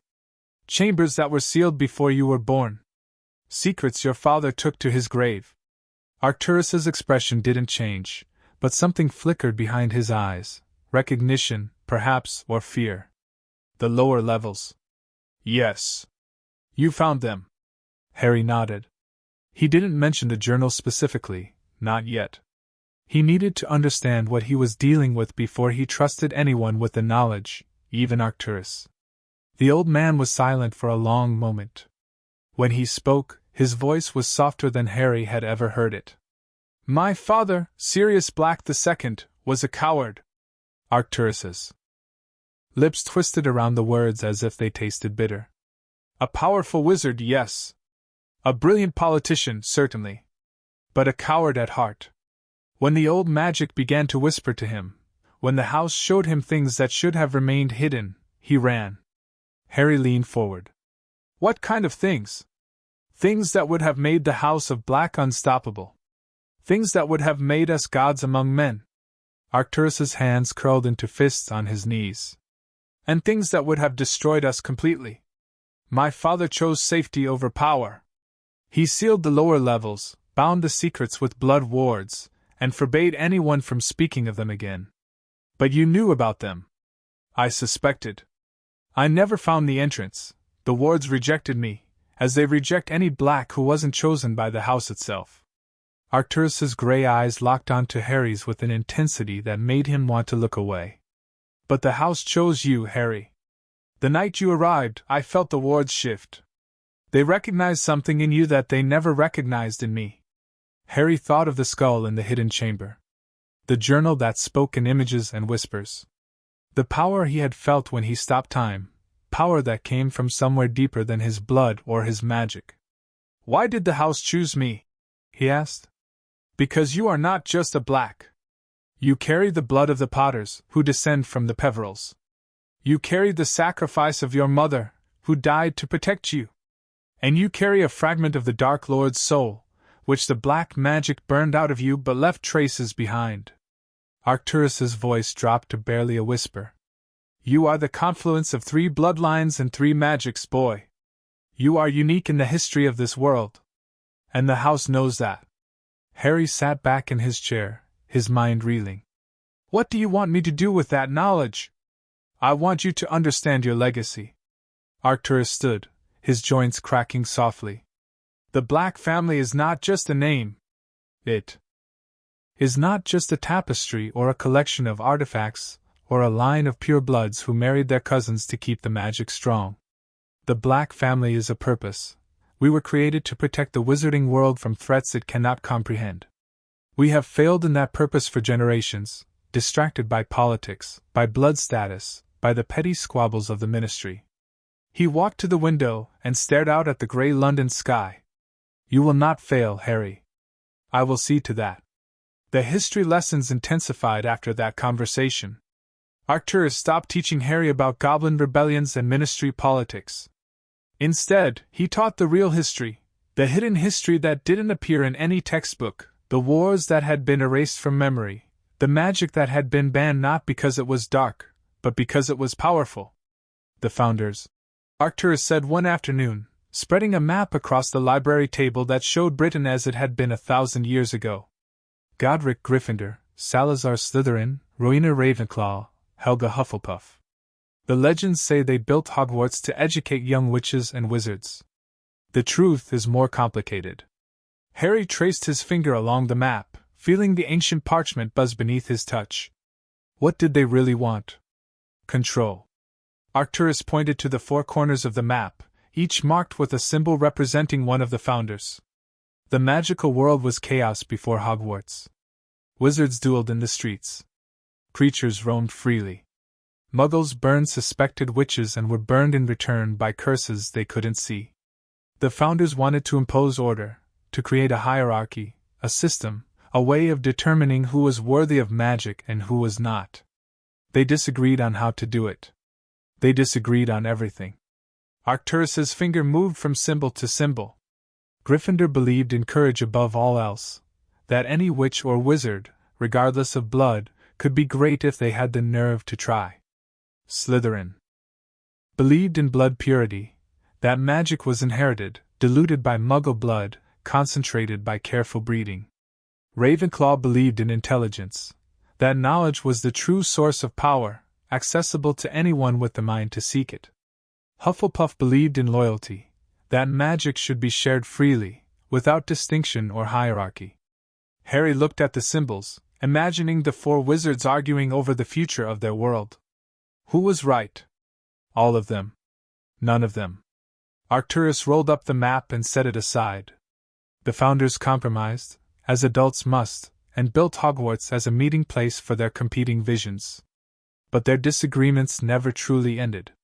They seeded the conflicts that would define magical Britain for centuries: the Pureblood supremacy movement, the persecution of Muggleborns, the wars between houses. And the Black family? Where did we fit in? Arcturus's expression darkened. We were Slytherin's enforcers. His shadow soldiers, his secret hand. When Salazar wanted something done that could not be done in the light, he sent the Blacks to do it. We were his assassins, his spies, his jailers. Harry felt something cold settle in his stomach. You're saying my ancestors were murderers. I'm saying your ancestors did what was necessary to protect magical Britain from threats it could not comprehend.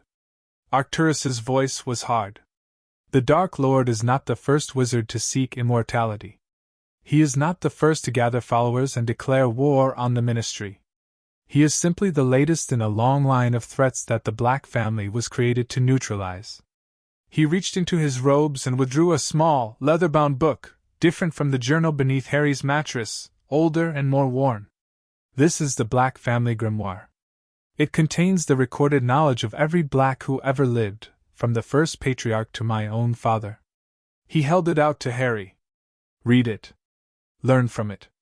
And when you understand what we have done, what we have sacrificed, what we have lost, decide for yourself what kind of Black you want to be.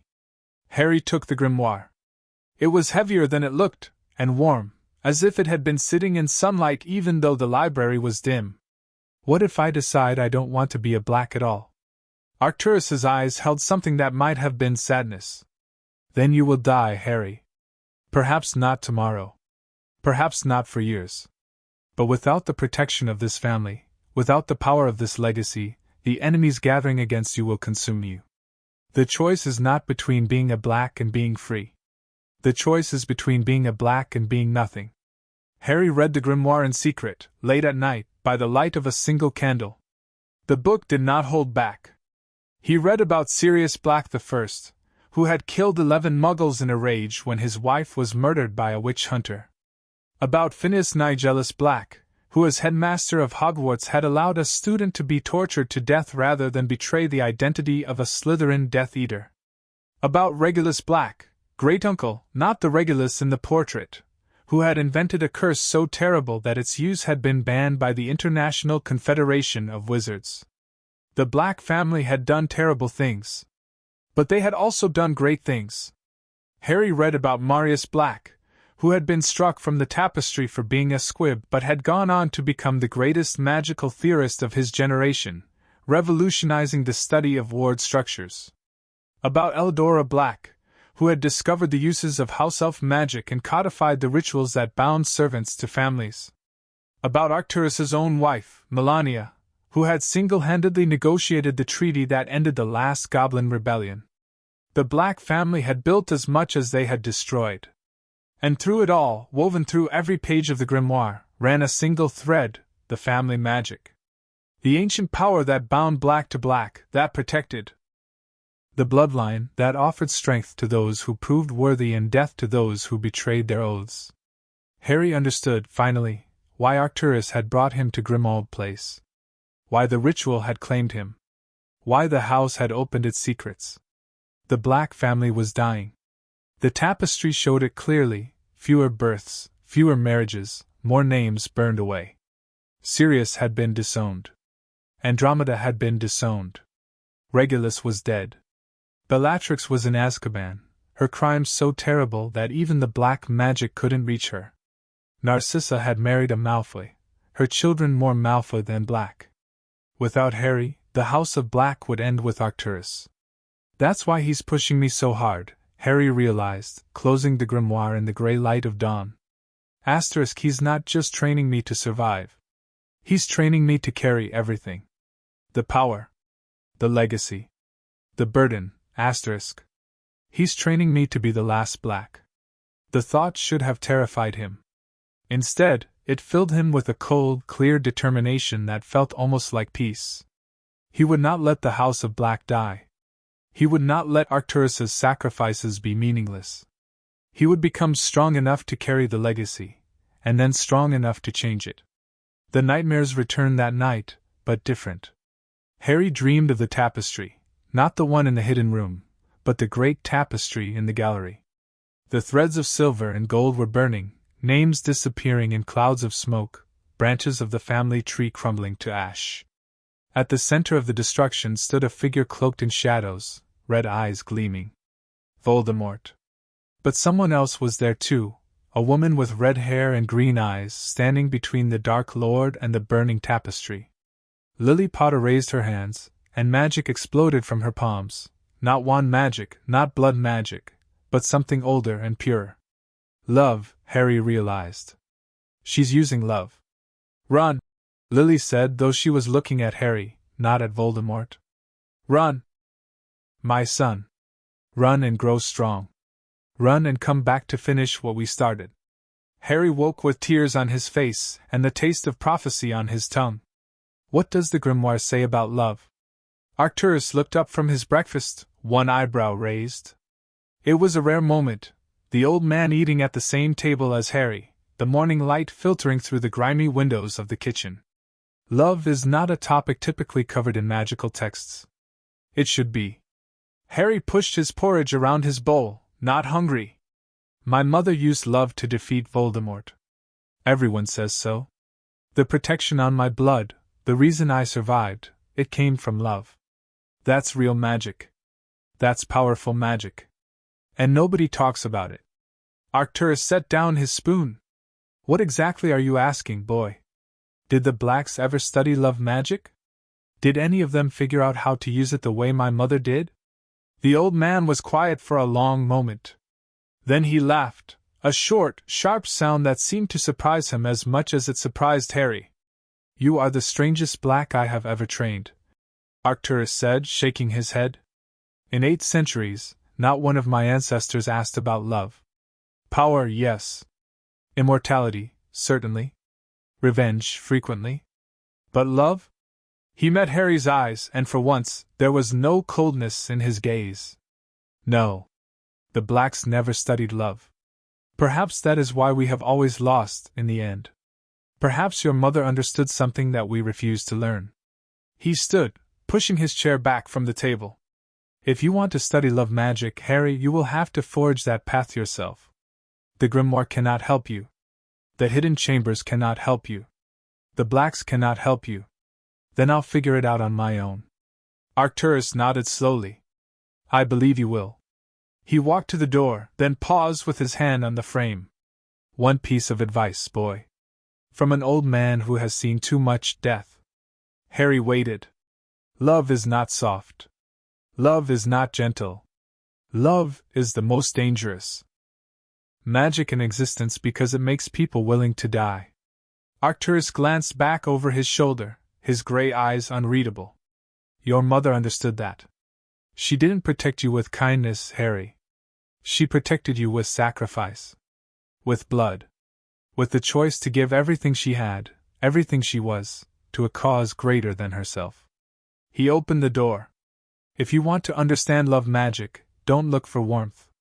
Look for willingness.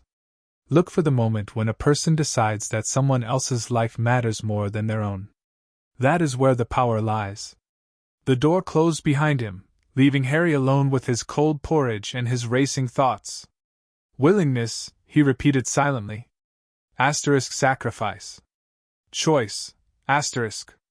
He thought of his mother, standing between Voldemort and his crib. Thought of Arcturus, breaking centuries of tradition to raise a child who wasn't his by blood or name. Thought of Creature, guarding his bed every night, ready to die for a master who hadn't even been born when the elf took his first oath. Love wasn't a spell. It wasn't an incantation or a potion or a ritual. Love was a decision. And decisions, Harry was beginning to understand, were the most powerful magic of all. End of Chapter 5. Chapter 6. The boy hidden from Dumbledore. Albus Dumbledore stood at the window of his tower office, watching the sun set over Hogwarts, and felt the weight of failure pressing against his chest like a physical thing. 20 minutes ago, a letter had arrived by Ministry Owl. Not an official communique, those came by silver-winged messengers with gilt-edged scrolls. This was a private note, sealed with wax and written in a hand that Dumbledore had hoped never to see again. The boy is not with the Muggles. He has never been with the Muggles. Petunia Disley has never laid eyes on her sister's son. Where is Harry Potter, Albus? A.D., the other one. Dumbledore's fingers tightened on the window frame. The stone beneath. His palm was cold, always cold in this tower, even in summer, as if the castle itself knew that its headmaster's heart had frozen over decades ago. Where is Harry Potter? The question had haunted him for 8 years. 8 years since the night in Godric's Hollow, when everything had gone wrong. 8 years since he had arrived at the ruined cottage to find the Dark Lord gone, the Potters dead, and the child vanished into thin air. Frank Longbottom had given him the news with a pale face and a trembling voice. Arcturus Black had taken the boy.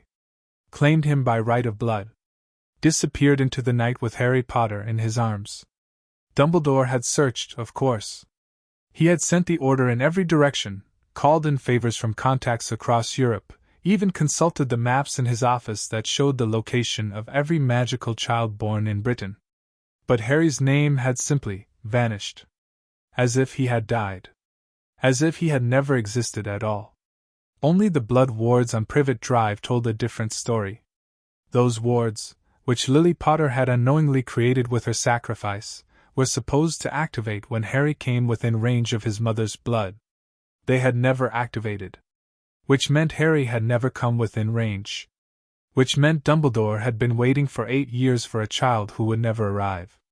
He turned away from the window and walked to his desk, where Fawkes slept on his golden perch, his feathers dim in the fading light. The phoenix opened one eye, trilled softly, and closed it again. "I know," Dumbledore murmured. "I have waited too long. I assumed the child would come to me when he was ready. I assumed Arcturus would eventually see reason, would understand that the boy needed to be with his mother's family to receive the full protection of the blood wards."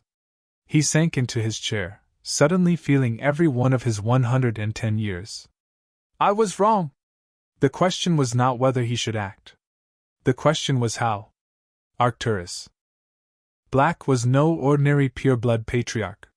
He had friends in dark places, allies in the Wisengamot, and a fortune large enough to buy half the ministry if he chose.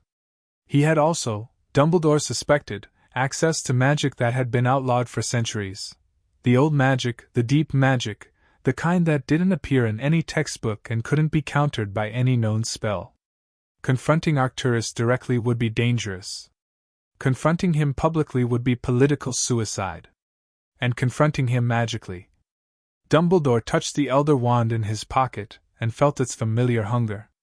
The most powerful wand in existence, passed down through centuries of blood and betrayal, and even it hesitated at the thought of challenging the wards of Grimmauld Place. The boy is not with the Muggles. No. Harry Potter was with Arcturus Black, learning who knew what, being shaped into who knew what. And Dumbledore had let it happen. Had told himself that the Dursleys were the safest option, that Harry would be protected there until his 11th birthday, that the Hogwarts letter would bring him back into the light. Foolish. Arrogant. Blind. Fox, Dumbledore said quietly. I need to find a ghost.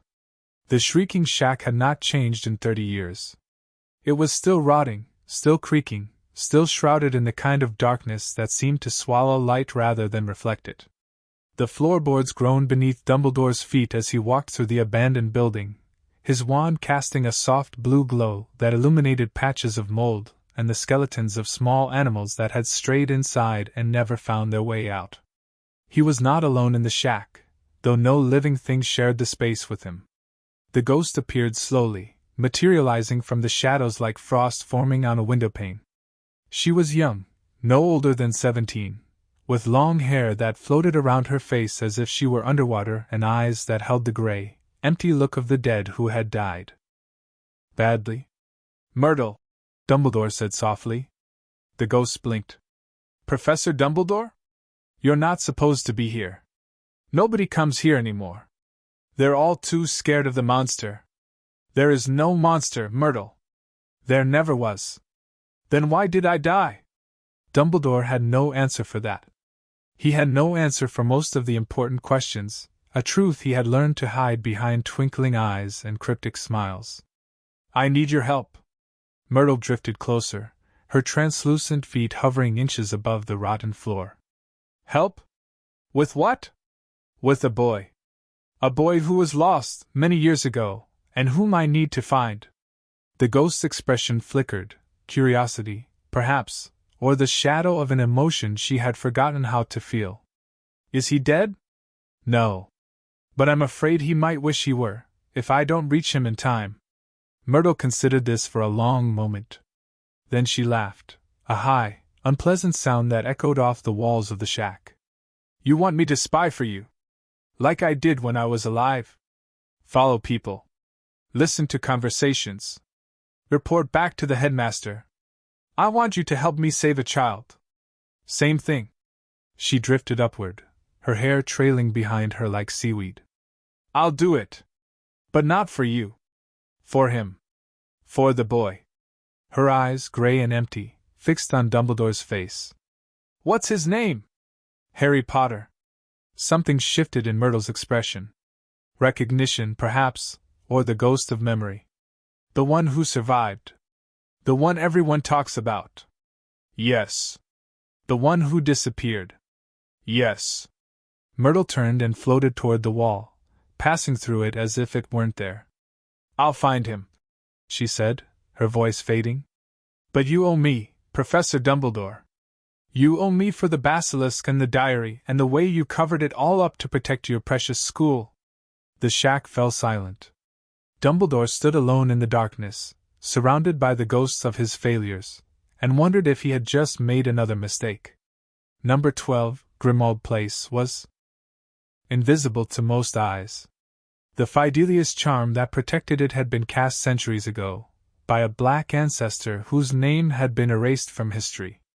The secret was held by the house itself, an entity with no mouth to speak and no loyalty to anyone who didn't carry black blood. The ministry had tried to find the property dozens of times over the years, for tax purposes, for investigations, for the simple bureaucratic need to know where everything was. They had never succeeded. Which was why Dumbledore did not bother trying to find it. Instead, he waited. The coffee shop across from the invisible gap between number 11 and number 13 was Muggle-owned, Muggle-operated, and utterly unaware that it sat across the street from one of the most heavily warded properties in magical Britain. Dumbledore sat in the window booth, nursing a cup of tea that had gone cold hours ago, and watched the space where number 12 should be. He had been watching for 3 days. On the third day, shortly after noon, the invisible gap flickered. Dumbledore's hand moved to his wand, but he didn't draw it. He simply watched as the space between the two visible buildings shimmered like heat rising off summer pavement, and then solidified into the shape of a door. The door was black, made of wood that seemed to absorb light rather than reflect it. It had a serpent-shaped knocker with eyes that glowed red, just for a moment, as if scanning the street for threats. And then the door opened, and a figure stepped out. Not Arcturus Black. A boy. Dumbledore's breath caught in his throat. He had seen photographs of Harry Potter, of course, the ones that had circulated in the days after the Dark Lord's fall, showing a chubby, happy infant with his mother's eyes and his father's messy hair. But the boy who emerged from number 12 was nothing like those photographs. He was small for his age, 11, Dumbledore guessed, though he could have passed for 9. His hair was still messy, still black, still falling across his forehead in a way that partially obscured the famous scar. But his build was lean and corded with muscle, the kind of body that came from years of physical training rather than hours spent playing in a park. His clothes were well-made, black robes with silver trim, the colors of the Black family, and he moved with a grace and awareness that seemed far beyond his years. But it was his eyes that made Dumbledore's blood run cold. They were Lily's eyes, green, bright, full of life. But there was something in them that had never been in Lily's gaze. Something cold. Something calculating. Something that looked at the world and saw not wonder, but threat. The boy walked to the corner of the street, glanced both ways, and then turned toward the coffee shop. Dumbledore had just enough time to lift his teacup to his lips, hiding his face behind the ceramic, before the boy's gaze swept across the window. Their eyes met for a single heartbeat, green against blue, and Dumbledore felt something brush against his occlumency shields. Legilimency. The boy was attempting to read his mind. Dumbledore reinforced his shields without thinking, a reflexive gesture born of decades of practice. The boy's mental touch withdrew immediately, but not before Dumbledore caught a flash of something from the other side, anger, surprise, and a deep, abiding curiosity. Then the boy looked away and continued down the street, disappearing around the corner. Dumbledore set down his teacup. His hands were shaking. What has Arcturus done? Harry knew someone was watching him before he left Grimmauld Place. The house had warned him, a whisper in the walls, a flicker of the gas lamps, a subtle shift in the wards that felt like a finger tracing down his spine. Danger, the house whispered. Asterisk stranger. Watcher. Enemy, asterisk. Harry had acknowledged the warning with a nod and stepped outside anyway. He was 11 years old now, almost 11, and Arcturus had taught him that hiding from danger was not the same as avoiding it. If someone was watching Grimmauld Place, Harry needed to know who. Needed to see their face. Needed to understand their purpose. Needed to be ready. The coffee shop was obvious, the only building on the street with a clear view of the invisible gap. Harry walked past it casually, not looking directly at the windows, but his peripheral vision had been trained to catch details that others missed. A man in the window booth. Old. Long silver hair and beard. Blue eyes that twinkled even when he wasn't smiling. Dumbledore. Harry's heart lurched, but his feet kept moving, his expression unchanged. Arcturus had warned him about this day. Had told him that Dumbledore would eventually come looking, that the old headmaster would not rest until he had found the boy who had slipped through his fingers. But Harry hadn't expected it to happen now, not 3 days before his birthday. Not 3 days before the Hogwarts letter was due to arrive. He turned the corner and kept walking until he was certain no one was following him. Then he disapparated, not with a wand, but with the wandless magic Arcturus had beaten into his bones, and reappeared in the entrance hall of Grimmauld Place. Arcturus, he called, his voice echoing off the walls. We have a problem. The old man was waiting for him in the library, as if he had known all along what Harry would say. I saw him, Harry said, closing the door behind him. Dumbledore. He was in the coffee shop across the street. He saw me leave the house. Arcturus didn't look up from the book he was reading. Did he speak to you? No. He just watched. I tried to read his mind, but his shields are strong. Older than anything you've taught me to break. He has had a century to practice, boy. You have had 8 years. Arcturus closed his book and set it aside. The question is not whether Dumbledore has found us. The question is what he will do with that knowledge. Harry crossed the room and dropped into the chair across from his guardian. He'll try to take me away from here. To put me with the Dursleys. To raise me the way he thinks I should be raised. Yes. Can he do that? Legally? Arcturus's lips curved into a thin smile. Legally, you are my ward. The paperwork was filed with the ministry the day after I brought you here, witnessed by a dozen Wizengamot members who owe me favors. Dumbledore has no legal claim to you whatsoever. But he's not going to care about legality, is he? No. He is not. Arcturus leaned back in his chair, steepling his fingers beneath his chin. Dumbledore believes he is above the law. He believes his judgment is superior to that of the ministry, the Wizengamot, and anyone else who might disagree with him. He has spent decades positioning himself as the moral center of the wizarding world, and he will not let something as trivial as legal technicalities stand in his way. Harry's hands curled into fists. Then what do we do? We prepare. Arcturus rose from his chair and walked to the window, looking out at the grey London sky. We strengthen the wards. We hide the most dangerous artifacts. We ensure that if Dumbledore attempts to breach this house, he will find nothing worth taking. And me? What do I do? Arcturus turned to face him. You do what you have been training to do for 8 years.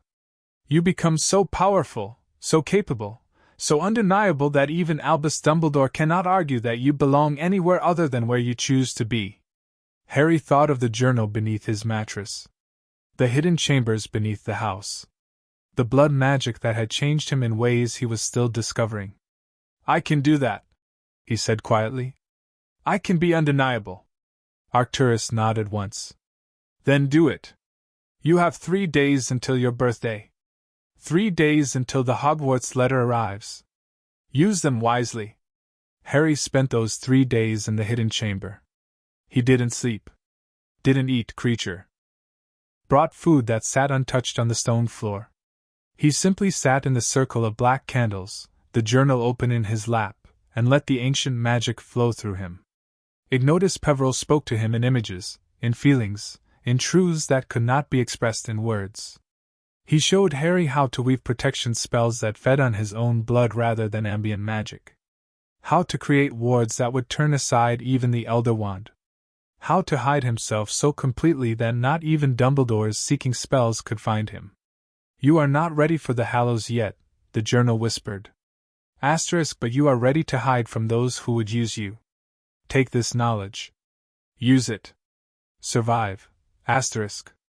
On the morning of July 31st, Harry left the hidden chamber and walked to the entrance hall of Grimmauld Place. The Hogwarts letter was waiting for him on the floor, just inside the front door, as if it had been slipped beneath the wards rather than delivered by owl. The envelope was made of thick parchment, heavy and cream-colored, addressed in emerald green ink to Mr. H. Potter Black. The Library. Grimmauld Place. London.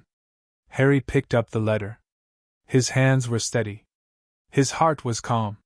He had been waiting for this moment for 8 years. He opened the envelope. End of Chapter 6. Chapter 7. The noble houses begin to notice.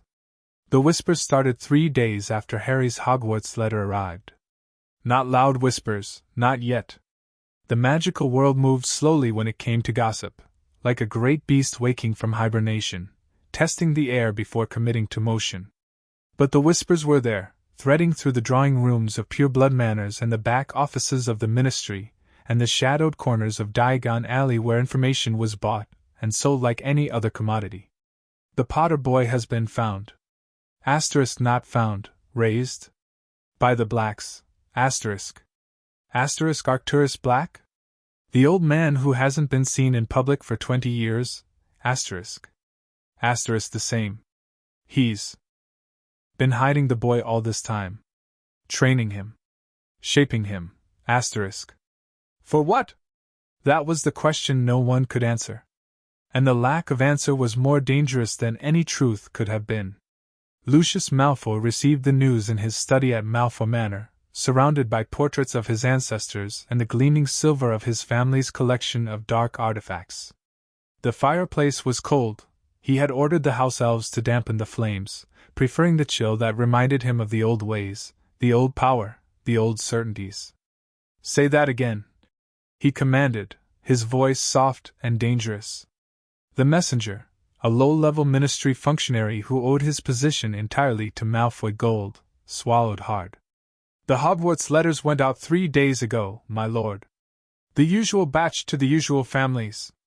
But there was one that stood out." "Which one?" "Harry Potter, my lord. Addressed to Grimmauld Place. To Harry Potter Black." Lucius set down his glass of elf-made wine. His fingers, pale and elegant, drummed once against the arm of his chair. "Potter Black?" "Yes, my lord. The hyphen suggests—" "I know what it suggests." Lucius's gray eyes, so like the Black family eyes, though he would never admit the similarity aloud, narrowed to dangerous slits. "Arcturus has claimed the boy. Formally. Legally. He's made him an heir to both houses." The messenger nodded quickly. "The ministry records were updated the night the night Harry was taken from Godric's Hollow. We only noticed because of the letter. Someone cross-referenced the address and found the guardianship paperwork. Convenient. My lord? Nothing." Lucius waved a hand, dismissing the messenger. "You may go. Speak of this to no one. If I hear so much as a whisper that you have discussed this matter with anyone outside this room, your family will find your body floating in the Thames." The messenger fled. Lucius sat alone in his cold study, staring at the empty fireplace, and thought about what this meant. The House of Black had been dying. Everyone knew it. Arcturus was ancient, his wife long dead, his sons buried. Sirius was in Azkaban, or perhaps not, given the rumors that had been circulating lately, and Regulus was dead. The Black bloodline had been reduced to a handful of women: Bellatrix in Azkaban, Andromeda disowned, Narcissa married into the Malfoys. Without a male heir, the Black fortune would have been scattered. The Black seats on the Wisengamot would have been contested. The Black artifacts, the Black properties, the Black political influence, all of it would have been absorbed by other families within a generation. But now there was Harry. A Potter by birth, a Black by adoption, and a weapon by training. Lucius had no doubt that Arcturus had been preparing the boy for something. The old man would not have hidden him for 8 years without a purpose. The question was, whose side would the boy be on? Lucius picked up his wine glass and drained it in a single swallow. Then he reached for a piece of parchment and a quill. He had letters to write. Narcissa Malfoy found her husband in the study an hour later, surrounded by crumpled parchment and the acrid smell of failed magical attempts. He had been trying to contact Arcturus directly, through the Floo, through Patronus messages, through every means at his disposal, and had been rebuffed each time. "He won't speak to you," Narcissa said, gliding into the room with the grace that came from decades of pureblood training. "Father has always hated you, Lucius. You know that." Lucius looked up, his expression tight. "This isn't about me. This is about the family. About the Black legacy. About a boy who could tip the balance of power in ways we cannot predict. The boy is 11 years old. The boy defeated the Dark Lord when he was 15 months old. Do not underestimate him, Narcissa. Your father certainly hasn't." Narcissa settled into the chair across from her husband, arranging her robes with practiced elegance. "What do you want to do?" "I want to meet him. Assess him. Determine whether he can be influenced. And if he cannot?" Lucius's jaw tightened. "Then we ensure he does not become an enemy." Narcissa was quiet for a long moment. When she spoke, her voice was softer than usual. "He is my nephew, Lucius. By blood, if not by name.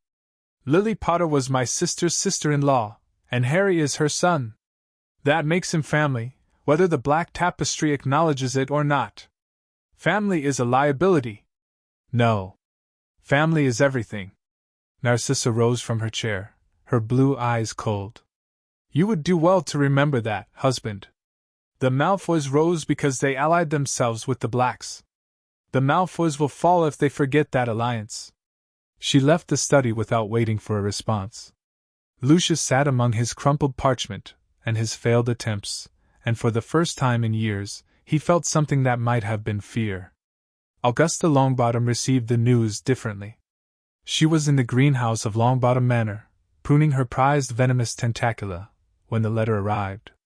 The plant snapped at her fingers, it always snapped at her fingers, and she smacked it with the flat of her trowel without looking up. The Potter boy, she said flatly, reading the note from her contact at the ministry. He's been with the Blacks all this time. Beside her, Neville Longbottom, small for his age, round-faced and nervous, looked up from his own gardening. Harry Potter, Gran? The one who stopped you-know-who? Augusta folded the letter and tucked it into her apron pocket. The same. I thought he was dead. Everyone said. Everyone said a lot of things, Neville. Most of them were wrong. Augusta turned to face her grandson, her face stern but not unkind. The important thing is that Harry Potter is alive, and he'll be starting Hogwarts in September. With you. Neville's eyes went wide. With me? But he's famous. He's the boy who lived. He probably doesn't want to be friends with someone like. Someone like what? Augusta's voice sharpened. Someone who is the heir to an ancient and noble house. Someone who has been training in magic since he could walk? Someone whose grandmother sits on the Wisengamot, and whose family has produced some of the finest witches and wizards of the last century. Neville shrank back. That's not what I meant. I know what you meant. Augusta sighed and knelt beside her grandson, ignoring the way her knees cracked. Neville, listen to me. Harry Potter is not your enemy. He may not be your friend. I don't know what Arcturus Black has made of him. But he is your peer. Your equal. And when you meet him, you will treat him with the respect due to the heir of two great houses. Neville nodded, though he looked unconvinced. Augusta stood and returned to her gardening, but her mind was elsewhere. The Longbottoms and the Potters had always been close. Frank and James had been best friends at Hogwarts, had fought together in the Order, had died on the same night in different ways. Frank was still alive, technically, though the Cruciatus curse had left him a shell of the man he had once been. Alice, too. And now Alice's sister-in-law's son was returning to the world, raised by the Blacks, shaped by Arcturus's iron will.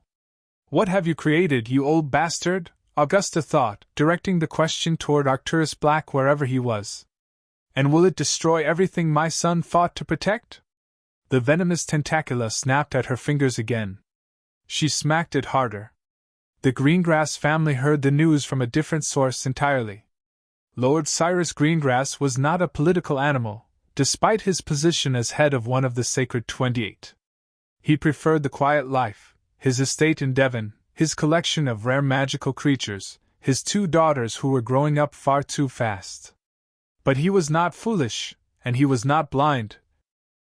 And he knew that the return of Harry Potter Black to the wizarding world would change everything.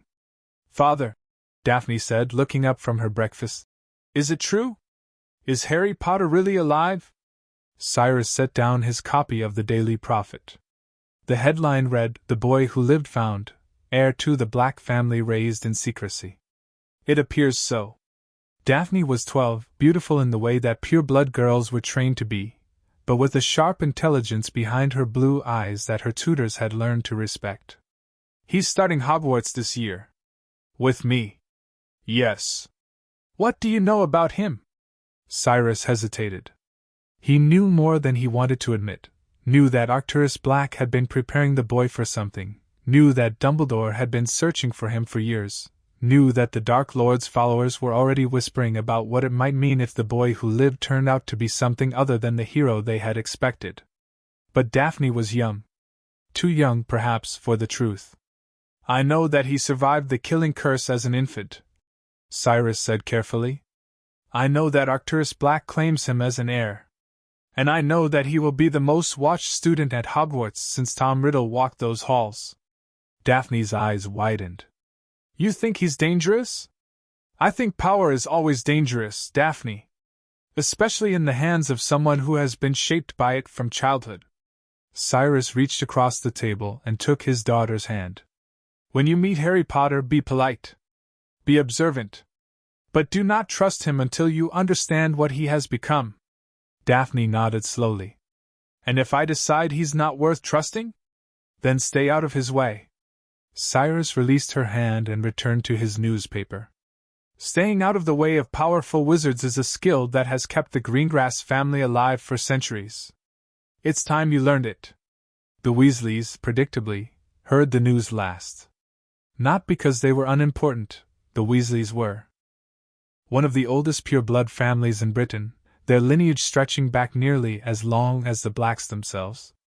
But they had chosen, generations ago, to distance themselves from the politics of the Sacred 28, and that distance had become a chasm over the years.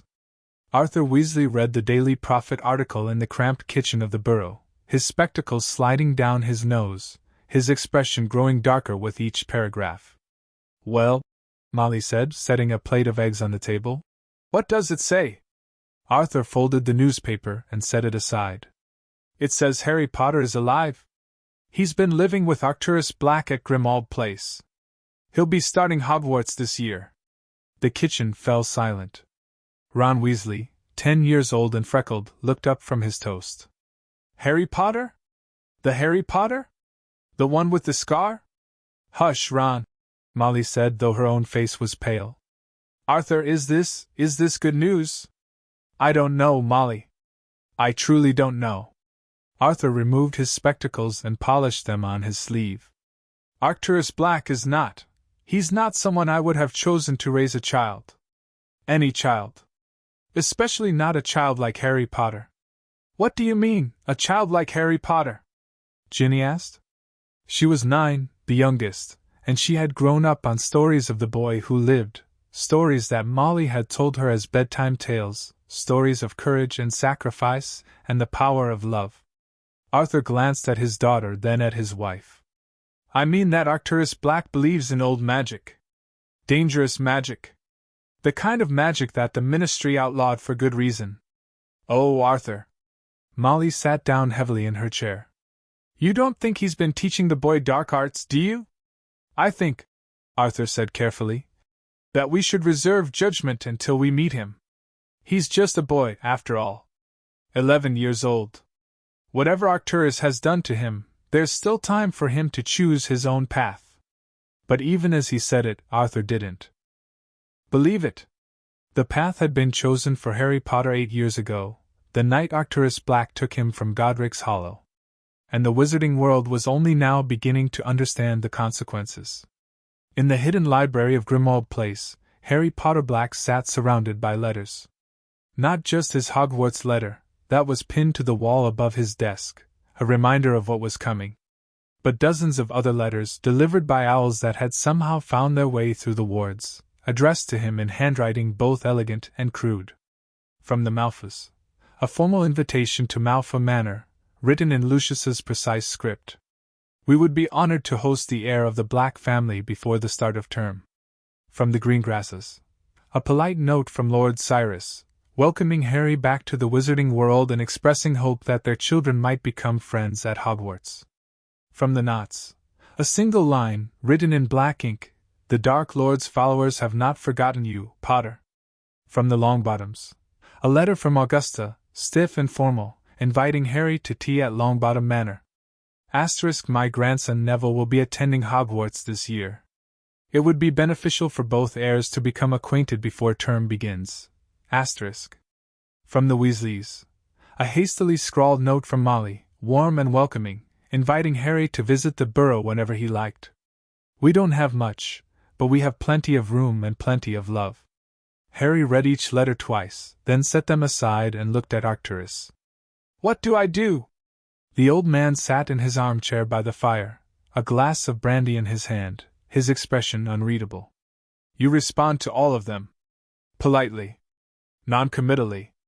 You thank them for their letters and tell them you look forward to seeing them at Hogwarts. That's it. That's it for now. Arcturus took a sip of his brandy. The noble houses are circling, boy. They want to see what you are, what you know, what you can do. They want to claim you as an ally before anyone else can. And they want to destroy you if they decide you're a threat. Harry looked down at the letters. The Malfoys. The Greengrasses. The Longbottoms. The Weasleys. All of them reaching out, all of them waiting, all of them watching. And what am I? He asked quietly. What have you made me? Arcturus set down his brandy and met Harry's eyes. I have made you strong. I have made you capable. I have made you the heir to two of the most powerful houses in magical Britain. He paused. What you become, what you choose to do with that strength, that is up to you. The training is over, Harry. The choices are beginning. Harry picked up his quill. He had letters to write. End of Chapter 7. Chapter 8 Sirius Black's Return.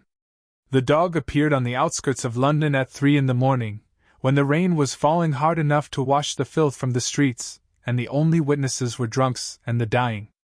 It was a large dog, massive, really, with shaggy black fur that hung in matted ropes and eyes that gleamed yellow in the glow of the gas lamps. It moved like something that had forgotten how to be an animal, muscles twitching in patterns that belonged to a man, paws landing with the careful deliberation of fingers. The dog had been running for 3 days. Azkaban was a smudge on the horizon now, a nightmare fading into memory. The dog had swum through waters that should have frozen it solid, had run through forests that should have torn its paws to ribbons, had crossed barriers that should have stopped anything but a ghost. But the dog was not a dog. And it was not a ghost. The dog was Sirius Black, and he had escaped from the most secure prison in the wizarding world. The transformation was agony. Sirius had forgotten, or perhaps had never known, how much it hurt to become human again after so long in fur. His bones cracked, his muscles tore and reknit, his skin rippled like water as the magic forced him back into a shape that Azkaban had tried to erase. He collapsed in an alley behind a butcher's shop, naked and shivering and covered in the filth of his own escape. His hair, long, matted, gray-streaked, hung in his face. His beard reached his chest. His skin was pale as parchment, stretched tight over bones that had forgotten what it felt like to carry weight. But his eyes were clear. The Dementors had not taken everything.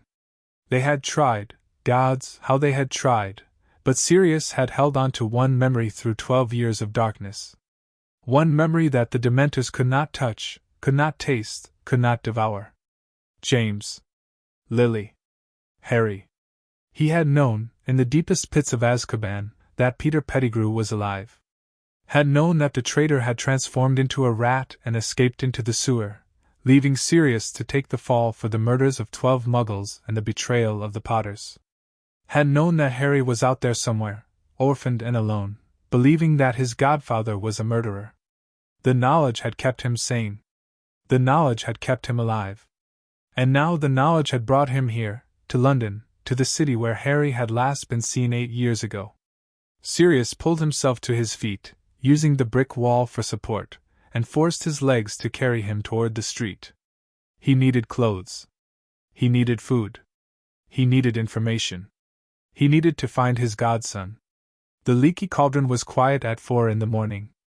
Tom the barman was dozing behind the counter, his head pillowed on his arms, his snoring filling the empty pub with a sound like sawing wood. He didn't stir when the door opened, didn't wake when a figure slipped through the shadows and climbed the stairs to the rooms above.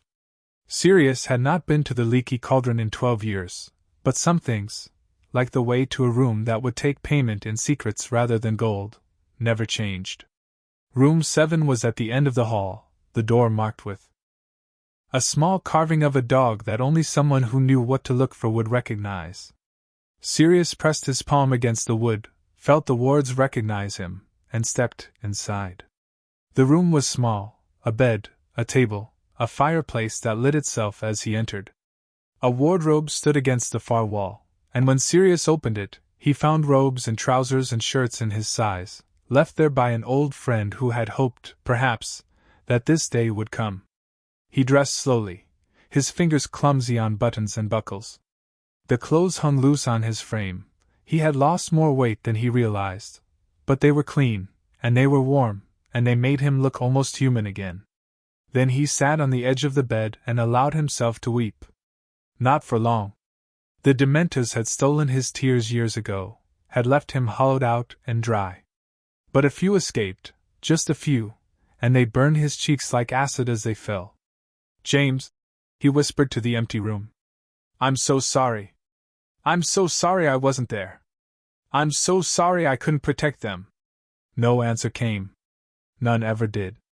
The Daily Prophet arrived at 6 in the morning, slid under the door by a house elf who didn't question why room 7 was occupied after all these years. Sirius caught the newspaper with a speed that surprised him.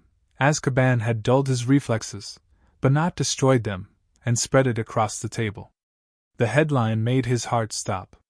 "The boy who lived found, heir to the Black family raised in secrecy."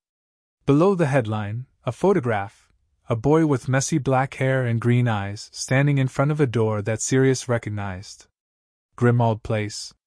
His mother's house. The house he had fled at 16 and never intended to see again. But it was the boy's face that held him. Harry. Not the baby he remembered, the one with the chubby cheeks and the toothless smile and the habit of grabbing Sirius's nose with sticky fingers. This boy was older. 11, the article said. He had James's hair and Lily's eyes. And a scar on his forehead that was visible even in the grainy photograph. But there was something else in his expression. Something that made Sirius's blood run cold. Coldness. The boy in the photograph looked at the camera with an intensity that belonged to a soldier, not a child. His shoulders were straight, his chin lifted, his hands clasped behind his back in a posture that spoke of discipline and training. He was not smiling. He was not frowning. He was simply watching. Waiting. Assessing. "What have they done to you?" Sirius thought, tracing the outline of the photograph with his finger. "What has my family done to my godson?" He read the article twice. Arcturus Black had taken Harry from Godric's Hollow the night his parents died. Had raised him in secret at Grimmauld Place. Had claimed him as an heir, changing his name to Pureblood and registering him with the Ministry as a ward of the Black family. The article said nothing about how Harry had been treated. Nothing about the training, the rituals, the blood magic that Sirius knew his family favored. Nothing about the darkness that lurked beneath Grimmauld Place, and the chambers that his mother had whispered about when she thought no one was listening. But Sirius knew. He had grown up in that house. Had felt the wards pressing against his skin, hungry and waiting. Had seen the portraits watching him with cold, calculating eyes. Had heard the screams from the basement on nights when his father was educating his cousins. And now Harry was trapped there. No, Sirius thought, crumpling the newspaper in his fists. Asterisk, not anymore. I got out. And I will get him out too. Asterisk. He had a plan by the time the sun rose. Getting into Grimmauld Place was not the challenge Sirius had expected. The house knew him. Despite being disowned, despite being burned off the tapestry, despite bleeding black blood that the family magic had rejected, the house still knew him. It had watched him grow from a toddler to a boy to a teenager. It had heard his laughter and his tears and his screams. It had seen him at his best and his worst and everything in between. And it decided, perhaps, that blood mattered more than oaths. The front door opened when Sirius touched the handle.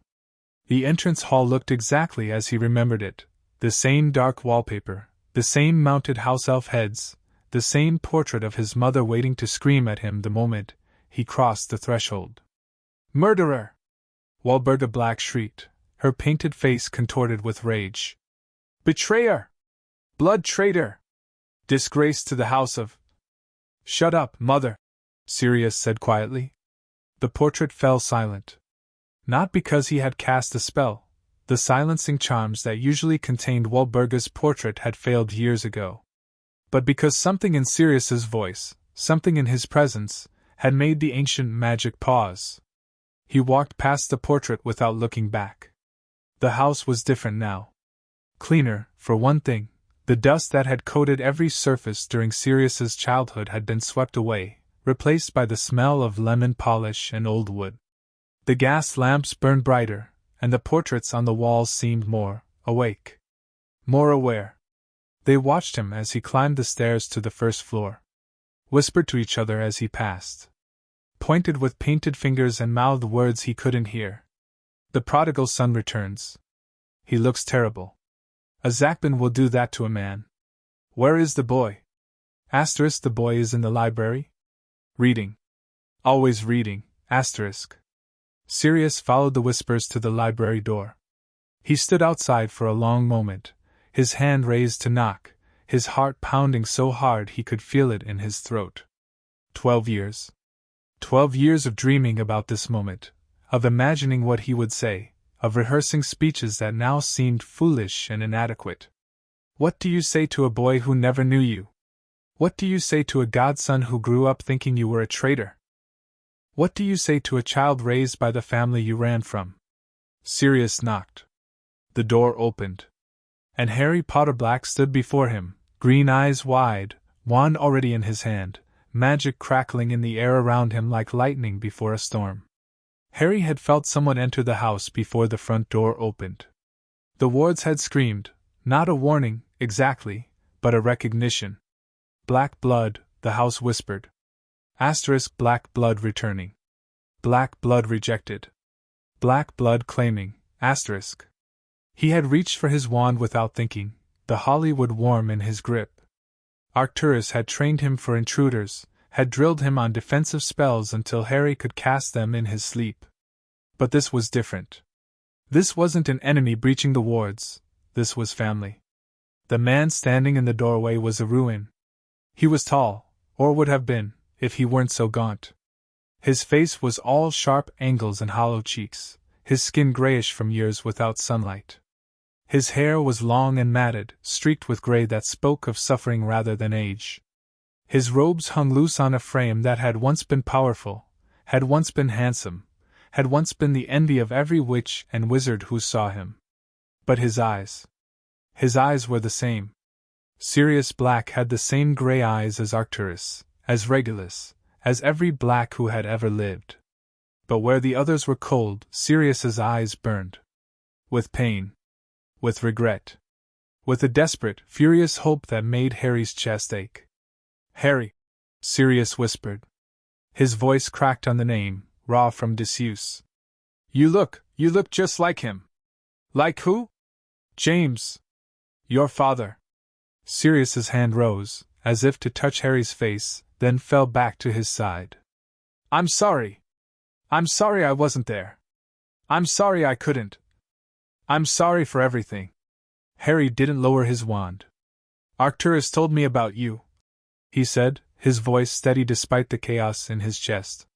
He said you were the one who betrayed my parents to Voldemort. He said. You killed 12 muggles and a wizard and that you belonged in Azkaban. Sirius flinched as if Harry had struck him. Arcturus told you that? He told me a lot of things. Then he lied. Sirius's voice hardened, some of the old fire returning to his gray eyes. I didn't betray James and Lily. Peter Pettigrew did. Peter was their secret keeper, not me.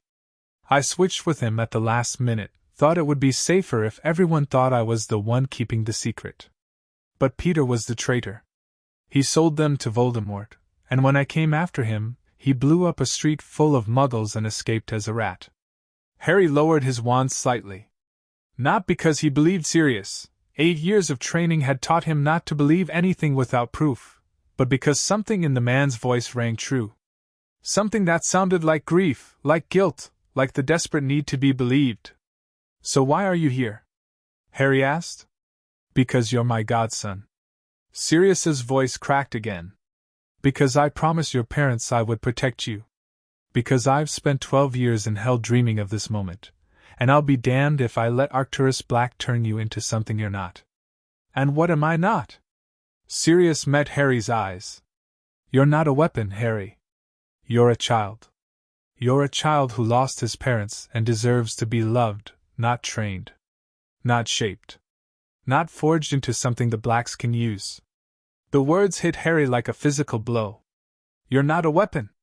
But that was exactly what Arcturus had been making him. A weapon. A tool.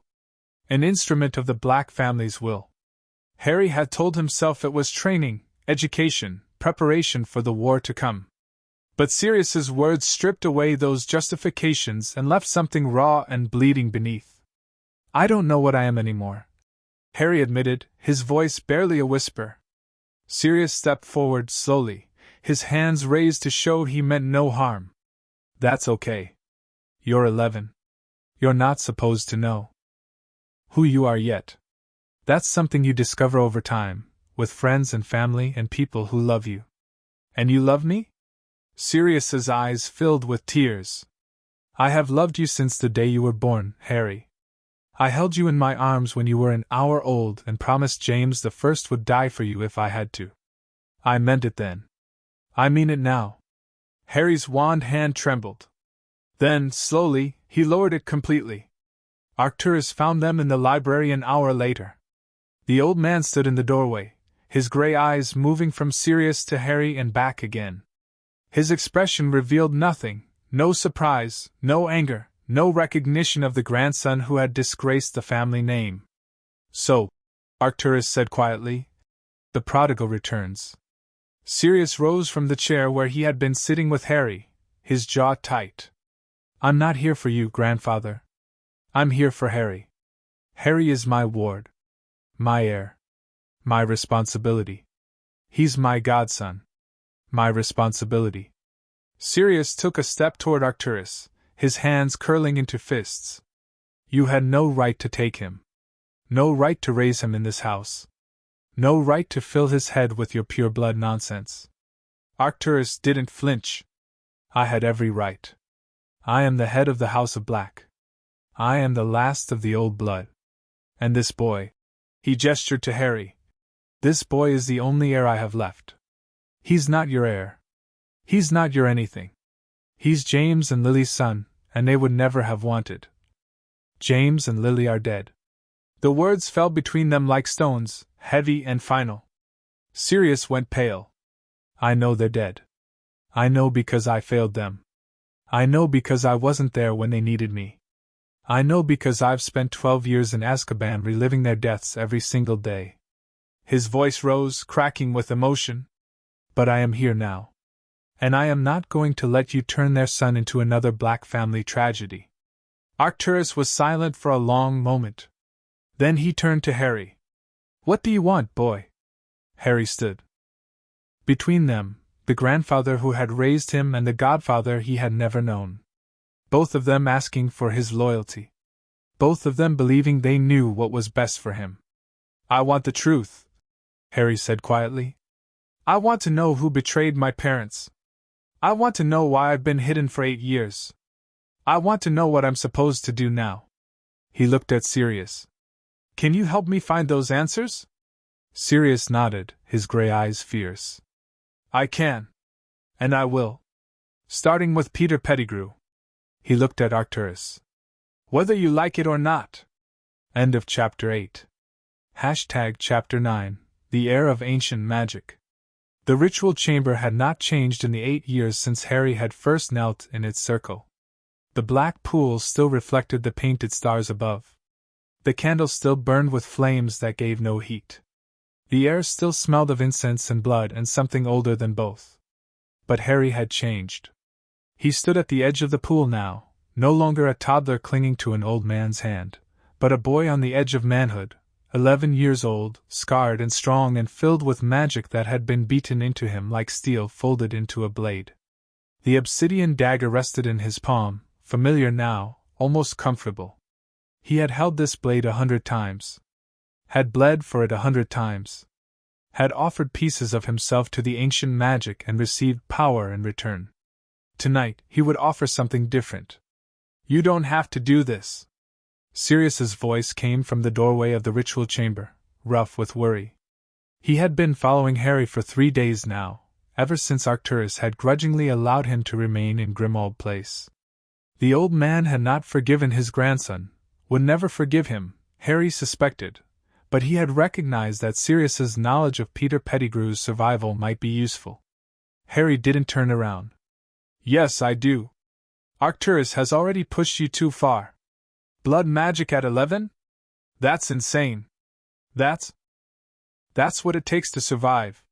Harry finally turned, meeting Sirius's gray eyes with his own green ones. Voldemort isn't dead.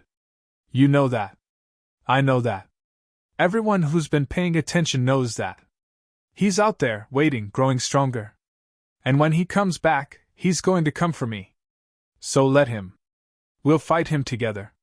You don't have to. I do. Harry's voice was calm, steady, utterly without fear. Because fighting him together isn't enough. My parents fought him together. The Order fought him together. And they lost. They lost because Voldemort understood something they didn't, that magic has rules. That power has prices.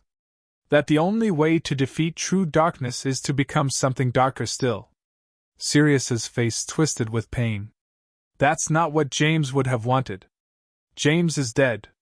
The words hung in the air between them, echoing Arcturus's own cruel truth from days before. He's dead because he didn't understand the rules of the game he was playing. He trusted the wrong person.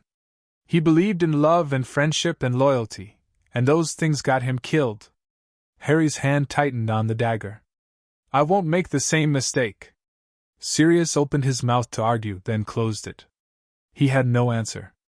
Perhaps because Harry was right. Perhaps because he was too tired to fight. Perhaps because he saw something in Harry's eyes, something ancient and terrible, that made him realize the boy had already made his choice. Just be careful, Sirius said finally. You're all I have left. Harry nodded once, then turned back to the pool. Sirius left. The ritual could begin. Arcturus emerged from the shadows on the far side of the chamber, his footsteps silent on the stone floor. He had been watching the entire conversation. Harry knew, the old man never missed anything within these walls. Your godfather cares for you, Arcturus said, taking his place at the head of the pool. That is not nothing. It's not enough. No. Arcturus's gray eyes met Harry's. It is not. They stood in silence for a moment, the weight of 8 years pressing down on them both. Harry thought of all the lessons, all the rituals, all the blood and sweat and tears that had brought him to this moment. Arcturus had been hard on him, cruel, sometimes, in the way that old men who have buried their children can be cruel. But he had also been honest. Had never lied to Harry about what he was becoming. You know what you must do, Arcturus said. The journal has prepared you. The blood magic has strengthened you. The Black family grimoire has taught you the theory. Now you must perform the ritual that will bind you to the old magic permanently. Harry nodded. The rite of heir's ascension. It has not been performed in 3 centuries. Not since my great-great-grandfather, who was not entirely successful.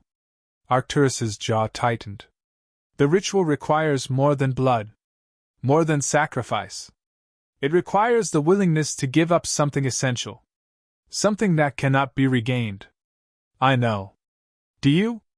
Arcturus moved closer, his voice dropping to barely a whisper. The rite of heir's ascension will make you the most powerful wizard of your generation. It will unlock magics that have been sleeping since the founders walked this earth. But it will also bind you to the House of Black in ways that cannot be undone. You will feel the pain of every Black who came before you. You will carry the weight of every Black who comes after. And you will lose something precious, that the ritual will demand as payment. Harry met his guardian's eyes without flinching. I've already lost everything that mattered. Arcturus studied him for a long moment. Then, slowly, he nodded. Then begin. Harry stripped to the waist. The air in the ritual chamber was cold against his bare skin, raising goosebumps along his arms.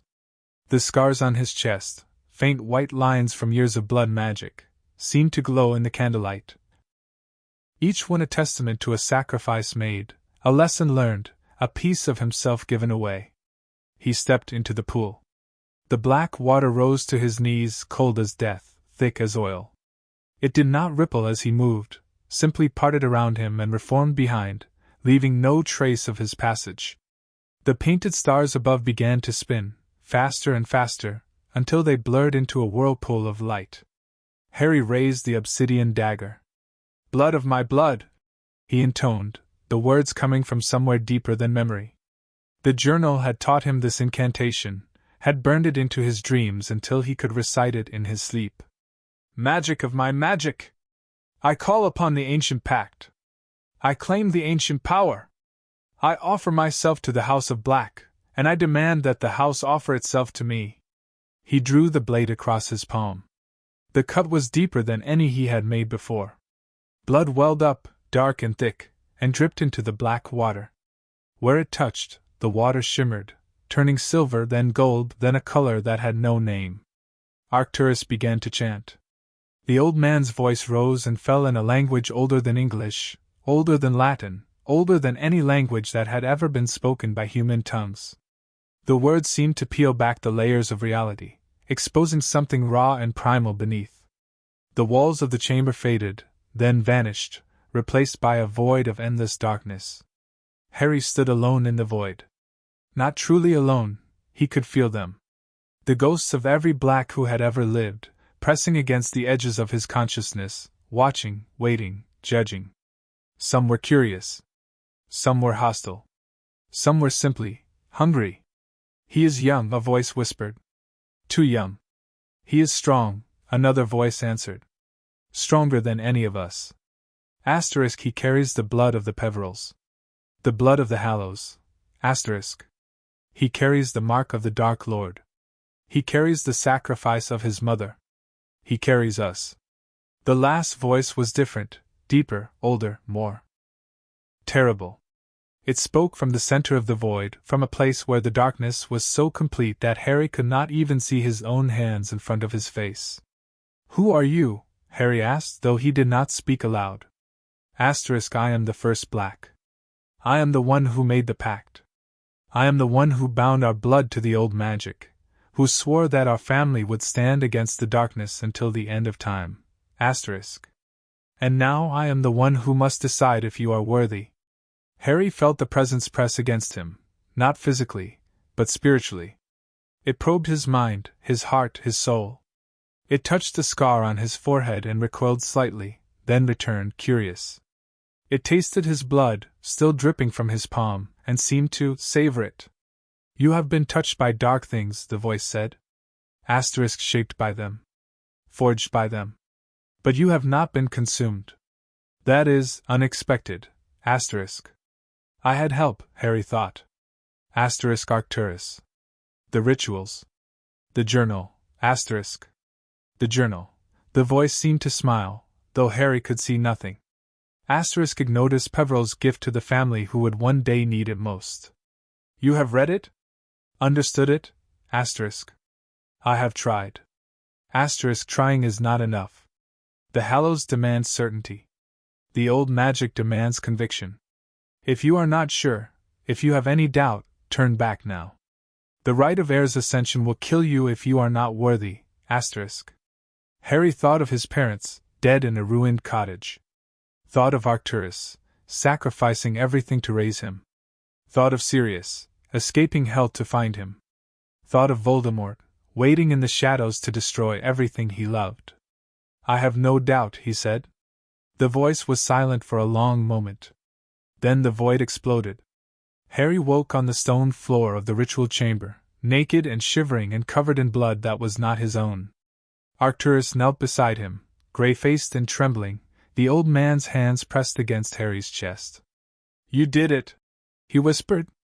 "By all the gods, boy, you actually did it." Harry tried to sit up, but his body refused to obey. He felt strange, hollowed out and filled up at the same time, as if something essential had been removed and something else had been poured in to replace it. "What happened?" he asked. Arcturus helped him to a sitting position, propping him against the edge of the pool. The black water was still now, flat and reflective, but it seemed somehow smaller. As if the ritual had drained something from it. The rite of heir's ascension is complete, Arcturus said. You are now the rightful heir to the House of Black. Not just in name, but in magic. The ancient power recognizes you. The family wards will answer to you. The secrets of our bloodline are yours to command. Harry looked down at his hands. They were different. The scars were still there, the thin white lines from years of blood magic, but now they seemed to shimmer, faintly, with silver light. When he concentrated, he could feel the wards of Grimmauld Place pressing against his consciousness like a second skin. He could feel the hidden chambers beneath the house, the artifacts sleeping in their cases, the books waiting on their shelves. He could feel the Black family itself, every member, living and dead, connected to him by threads of silver and gold. What did I lose? He asked quietly. Arcturus's expression was unreadable. What do you mean? The ritual demanded payment. You said I would lose something essential. What was it? The old man was silent for a long moment. When he spoke, his voice was heavy with something that might have been regret. You lost the ability to love without cost. Harry blinked. What? The ancient magic requires balance. Power for sacrifice. Strength for vulnerability. The rite of heir's ascension gave you unimaginable power, Harry. But it took something in return, something that all humans possess, something that makes us human. Arcturus's gray eyes were sad. You can still love. You can still care. But every time you do, every time you form an attachment, it will cost you pain, suffering, a piece of yourself that you will never get back. Harry thought of Sirius, standing in the doorway, begging him to be careful.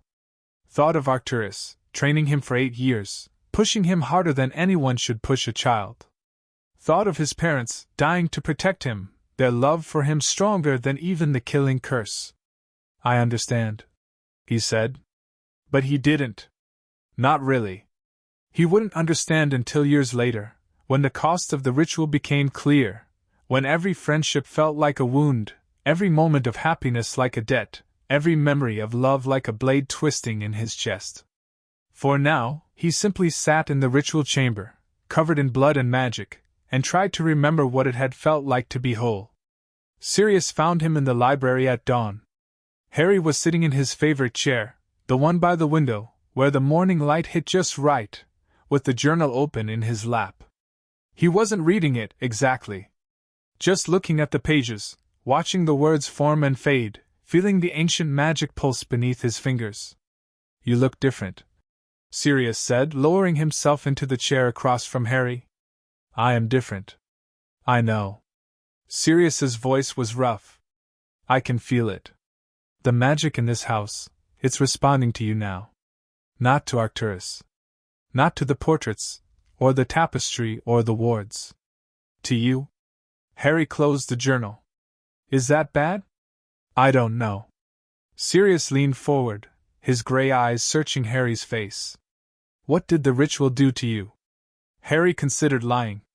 Considered telling Sirius that everything was fine, that he was fine, that the ritual had given him power without cost. But something in his godfather's expression, the desperate need to understand, to help, to protect, made honesty feel like the only option. It made me powerful, Harry said slowly. More powerful than I was before. But it also made me less. Like something inside me got hollowed out to make room for the magic. Sirius's face went pale. The rite of heir's ascension. I've heard of it. My father used to talk about it before he died. He said it was forbidden for a reason. His voice cracked. Harry, what did you do? What I had to do. No. No, you didn't. Sirius stood abruptly, pacing the length of the library. You're 11 years old. You're a child. You shouldn't have to sacrifice pieces of yourself for power. That's not how it's supposed to work. How is it supposed to work? Sirius stopped pacing. Turned to face Harry. His gray eyes were bright with unshed tears. You're supposed to grow up. Make friends. Fall in love. Get your heart broken.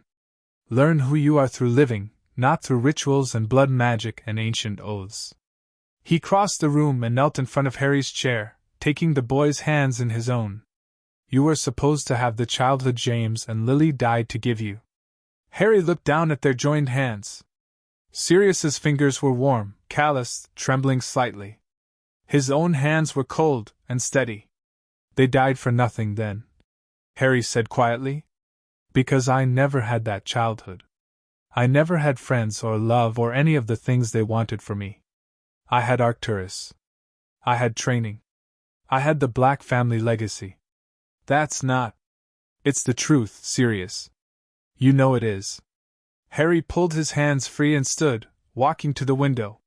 The morning sun painted the London sky in shades of gold and pink, beautiful and utterly indifferent to his suffering. The question isn't what I've lost. The question is what I do with what I've gained. Sirius joined him at the window. And what have you gained? Harry pressed his palm against the glass. The wards of Grimmauld Place shimmered in response, visible now to his enhanced senses, threads of silver and gold woven through the fabric of reality, protecting the house from everything that threatened it. I can see magic now, he said. Really see it. The structure of spells, the flow of power, the weaknesses in wards that other wizards can't even perceive. I can cast without a wand, without words, without gestures. I can feel the Black family magic like a second heartbeat. He turned to face Sirius. I can kill Voldemort. Sirius stared at him. You don't know that. Yes, I do. Harry's voice was calm, certain, utterly without doubt.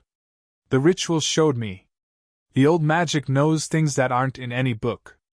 Voldemort split his soul into pieces, Horcruxes, they're called, and hid them across Britain. As long as those pieces exist, he can't truly die. But I can find them. I can destroy them. And then I can destroy him. Harry, I know what you're going to say. That I'm too young. That this isn't my responsibility.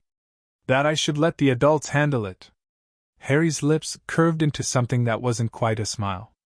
But the adults already tried, Sirius. They failed. Dumbledore failed. The Order failed. The Ministry failed. The only person who's ever defeated Voldemort is me. He touched his scar. And I only survived because of my mother's love. Love that I can no longer feel without paying a price I'm not sure I'm willing to pay. The silence between them was heavy with things unsaid. Finally, Sirius spoke. I can't stop you, can I? No. Then I'll help you. Sirius's jaw tightened. I'll help you find the Horcruxes. I'll help you destroy them. I'll help you kill Voldemort. But I will not let you become him in the process. Harry considered arguing. Considered pointing out that he was already becoming something, someone, that James and Lily would barely recognize. But Sirius's gray eyes were fierce with determination, and something in Harry's hollow chest loosened. All right, he said. Together then. Sirius held out his hand. Harry shook it. And somewhere in the depths of Grimmauld Place, the journal of Ignotus Peverell turned to a new page, waiting for the story to continue. End of Chapter 9. Chapter 10. Hogwarts awaits the Black Prince. The trunk packing took 3 days. Not because Harry owned much. His life at Grimmauld Place had been defined by discipline, not accumulation. A few sets of robes, all black with silver trim. His wand, holly and phoenix feather, which he had retrieved from Arcturus's study on his 11th birthday. The journal, wrapped in a silencing cloth that creature had stitched himself. A photograph of his parents, the only image that had survived the destruction of Godric's Hollow. No, the packing took 3 days because Arcturus insisted on teaching Harry a dozen new spells specifically designed to protect his belongings from theft, destruction, and curious classmates. People will try to take from you, the old man said, as Harry practiced the sealing charm on the trunk's lock for the 20th time. Your name. Your reputation. Your possessions. They will tell themselves they deserve what you have. They will convince themselves that you are not worthy of your inheritance. And they will try to steal from you. Harry finished the charm and tested the lock. It didn't budge. Even at Hogwarts? Especially at Hogwarts. Arcturus handed him another set of robes to pack. Children are cruel, Harry. You have been isolated from that cruelty, raised in the safety of this house. But Hogwarts is a different world, a world of petty jealousies and vicious rumors and children who will hate you simply for existing. Harry thought of the letters he had received from the noble houses. The Malfoys, eager to assess him. The Greengrasses, cautious and polite. The Knots, openly hostile. The Weasleys, warm but wary. I'll be careful, he said. Arcturus's gray eyes held something that might have been concern. Careful is not enough. You must be untouchable. Do you understand? You are the heir to the House of Black. You carry the legacy of 2 ancient families on your shoulders. If you show weakness, even a moment of hesitation, even a single crack in your armor, the vultures will descend. Harry met his guardian's gaze without flinching. I understand. The old man nodded slowly. Then you are as ready as I can make you. The night before he left for Hogwarts, Harry dreamed of his mother. She was young, younger than he would ever know her, her red hair falling in waves around her shoulders, her green eyes bright with laughter. She was standing in a garden that Harry didn't recognize, surrounded by flowers that bloomed in colors that shouldn't exist. Harry, she said, holding out her hands. My brave, beautiful boy. He wanted to run to her. Wanted to feel her arms around him, wanted to bury his face in her hair and breathe in the scent of her. But his feet were rooted to the ground, and his arms hung heavy at his sides. I'm sorry, he whispered. I'm sorry I couldn't save you. Lily's smile was sad. You were a baby, love. There was nothing you could have done. I could have been stronger. Faster. Smarter. I could have. No. She crossed the garden and knelt in front of him, her hands cupping his face. Her skin was warm, warmer than anything he had felt in years. You could not have saved us, Harry. That was never your burden to carry. Your burden is to live. To grow.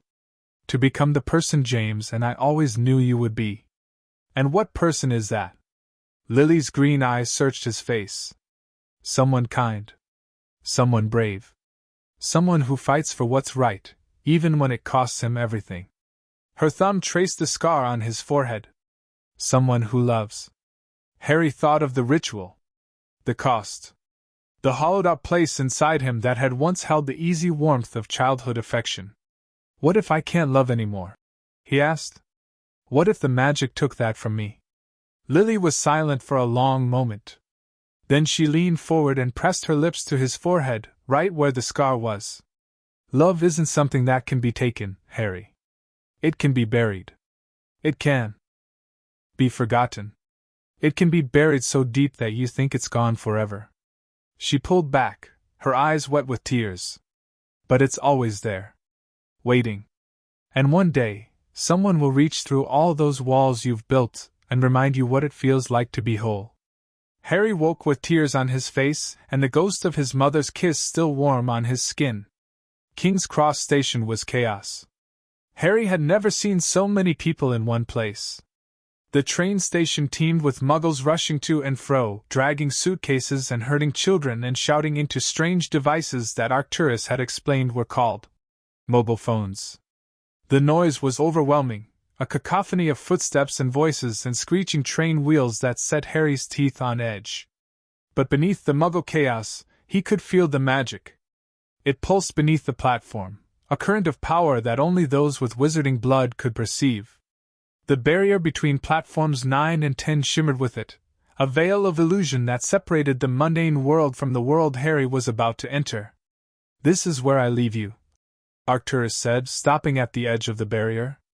Hogwarts is Dumbledore's domain. I cannot follow you there. Harry adjusted his grip on his trunk. What do I do if something goes wrong? Handle it. Arcturus's voice was cold, but his gray eyes held something that looked like fear. You are the heir to the House of Black. You have been trained in magics that would make most professors tremble. You have nothing to fear from a school full of children. That's not what I meant. Arcturus was silent for a moment. Then, slowly, he reached out and placed his hand on Harry's shoulder. It was the first time he had touched Harry without purpose, without training or ritual or blood magic, in 8 years. "Write to me," the old man said quietly. "If you need anything, anything at all, send creature. The house elf will find you, no matter where you are." Harry nodded, his throat tight. "I will." Arcturus's hand fell away. "Then go. Hogwarts awaits the heir of Black." Harry turned and walked through the barrier. Platform 9 3/4 was everything the rest of King's Cross was not. The chaos here was organized, families saying goodbye, students loading trunks onto the Scarlet steam engine, owls hooting from their cages and cats whining between legs. The air smelled of soot and magic and the particular excitement that came from a new school year beginning. Harry stepped out of the flow of foot traffic and took it all in. The Hogwarts Express was enormous, a gleaming red locomotive with gold lettering that seemed to shimmer in the diffuse light of the platform's enchanted ceiling. Students leaned out of windows, waving to parents and friends. Younger children clutched their trunks with white-knuckled hands.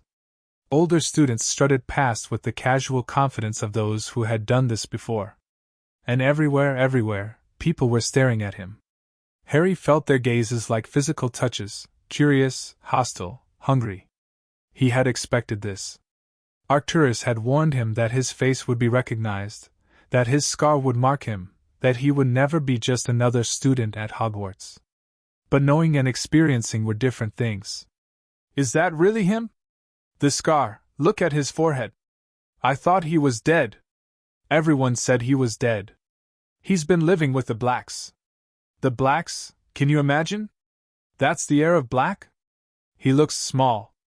Harry kept his expression neutral, his shoulders straight, his eyes forward. He had been trained for this. He had been forged for this. He would not let a crowd of gawking children unnerve him. A hand touched his arm. Harry spun, his wand half drawn before he caught himself. The girl who had touched him stumbled back, her blue eyes wide with surprise. "I'm sorry," she said quickly. "I didn't mean to startle you. I just wanted to introduce myself." She held out her hand. "Daphne Greengrass. We're in the same year, I think. Our fathers exchanged letters." Harry took her hand. Her grip was firm, her palms slightly calloused, a wand hand, well trained. "Harry Potter Black," he said. "But you already knew that." Daphne's lips curved into a small smile. "Everyone knows that. But I wanted to meet you before the rumors could define you." She tilted her head, studying his face. "You're not what I expected." "What did you expect?" "Someone louder. More desperate for attention." She released his hand and gestured toward the train. "Walk with me. We can find a compartment." Harry hesitated. Trust was a luxury he could not afford. But Daphne Greengrass had made the first move, had approached him when others were content to stare from a distance. That took courage. Or calculation. He decided to find out which. "All right," he said, picking up his trunk. "Lead the way." The train was even more chaotic than the platform. Corridors were clogged with students and luggage, the air thick with the smell of chocolate frogs and pumpkin pasties. Harry followed Daphne through the crowd, his trunk floating behind him with a simple hovering charm that drew more stares than his scar. "You shouldn't show off," Daphne said quietly, not looking back. "Not yet. Let them wonder. Let them underestimate you. I'm not showing off. I'm carrying my trunk." Most first years struggle with their trunks. They ask older students for help, or they let the train attendants handle it. You just waved your hand and solved the problem. Daphne glanced back at him, her expression serious. "That's power, Harry. And power makes people nervous." Harry considered her words. Arcturus had taught him to be strong, to be capable, to never show weakness. But perhaps there was wisdom in hiding his strength as well. In letting his enemies believe he was less than he was. "You're more perceptive than most," he said. Daphne shrugged. "I've been trained to be. My father believes that knowledge is the only true power. He's had me studying politics and strategy since I was old enough to read. They found an empty compartment near the back of the train. Harry climbed inside, levitated his trunk onto the luggage rack, and settled into the seat by the window. Daphne sat across from him, her own trunk stowed with similar efficiency. "Where are your parents?" Harry asked. "I thought pureblood families made a show of seeing their children off. My father is on ministry business. My mother is unwell." Daphne's voice was carefully neutral. "They sent their regrets." Harry didn't push. He recognized the guarded tone, the same one he used when people asked about his childhood. They sat in silence as the train began to move, the platform sliding away outside the window, the familiar chaos of London replaced by the green fields of the English countryside. "You're different," Daphne said finally. "From what I expected, I mean. Everyone talks about the boy who lived like he's some kind of hero. Like he's going to save us all from the darkness that's coming." Her blue eyes met his. "But you don't look like a savior. You look like someone who's already seen too much." Harry turned to look out the window. The sun was setting, painting the sky in shades of orange and purple. "Maybe that's what a savior looks like," he said quietly. "Someone who's seen too much but keeps going anyway." Daphne was silent for a long moment. Then she pulled a book from her bag and began to read, leaving Harry alone with his thoughts. The compartment door slid open an hour later. A boy stood in the doorway, round-faced and nervous, with straw-blonde hair and eyes that darted around the compartment like a trapped animal. He was wearing robes that were slightly too large for him, and he clutched a toad in his hands as if it were a lifeline. "Sorry," the boy said, his voice high and anxious. "Have you seen a toad?" "Trevor. He's gotten out again. I can never keep him in the box, no matter how many charms I try." Daphne looked up from her book. "We haven't seen any toads." "Oh." The boy's face fell. "Right. Sorry to bother you." He started to close the door, then stopped. "You're Harry Potter, aren't you? I mean Harry Potter Black. I saw your picture in the Prophet." Harry nodded slowly. "Yes. I'm Neville Longbottom." The boy stuck out his free hand. "My Gran says we should be friends. She wrote you a letter, I think. About tea at Longbottom Manor." Harry remembered the letter. Stiff and formal, from Augusta Longbottom, suggesting that it would be beneficial for both heirs to become acquainted. He hadn't responded, hadn't known what to say. "Nice to meet you, Neville," he said, shaking the offered hand. "Do you want to sit with us? You can look for your toad after the train stops." Neville's face lit up with relief. "Really? I mean, if you're sure. I don't want to intrude." Daphne moved her bag to make room. "Sit down, Longbottom. You look like you're about to faint." Neville sat, still clutching Trevor's box, and the compartment fell into an uneasy silence. Harry could feel Daphne watching him, assessing his reaction to Neville's presence. He could feel Neville's nervous energy, the way the other boy kept glancing at his scar when he thought Harry wasn't looking. "This is what Arcturus warned me about," Harry thought. Asterisk alliances. Politics. People who want something from me. Asterisk. But Neville didn't seem to want anything except a place to sit. And Daphne had approached him first, had claimed him before anyone else could. Perhaps friendship was possible, even for someone like him. Perhaps. The train lurched to a stop at dusk. Harry looked out the window and saw nothing but darkness, no station lights, no platform, no sign of civilization.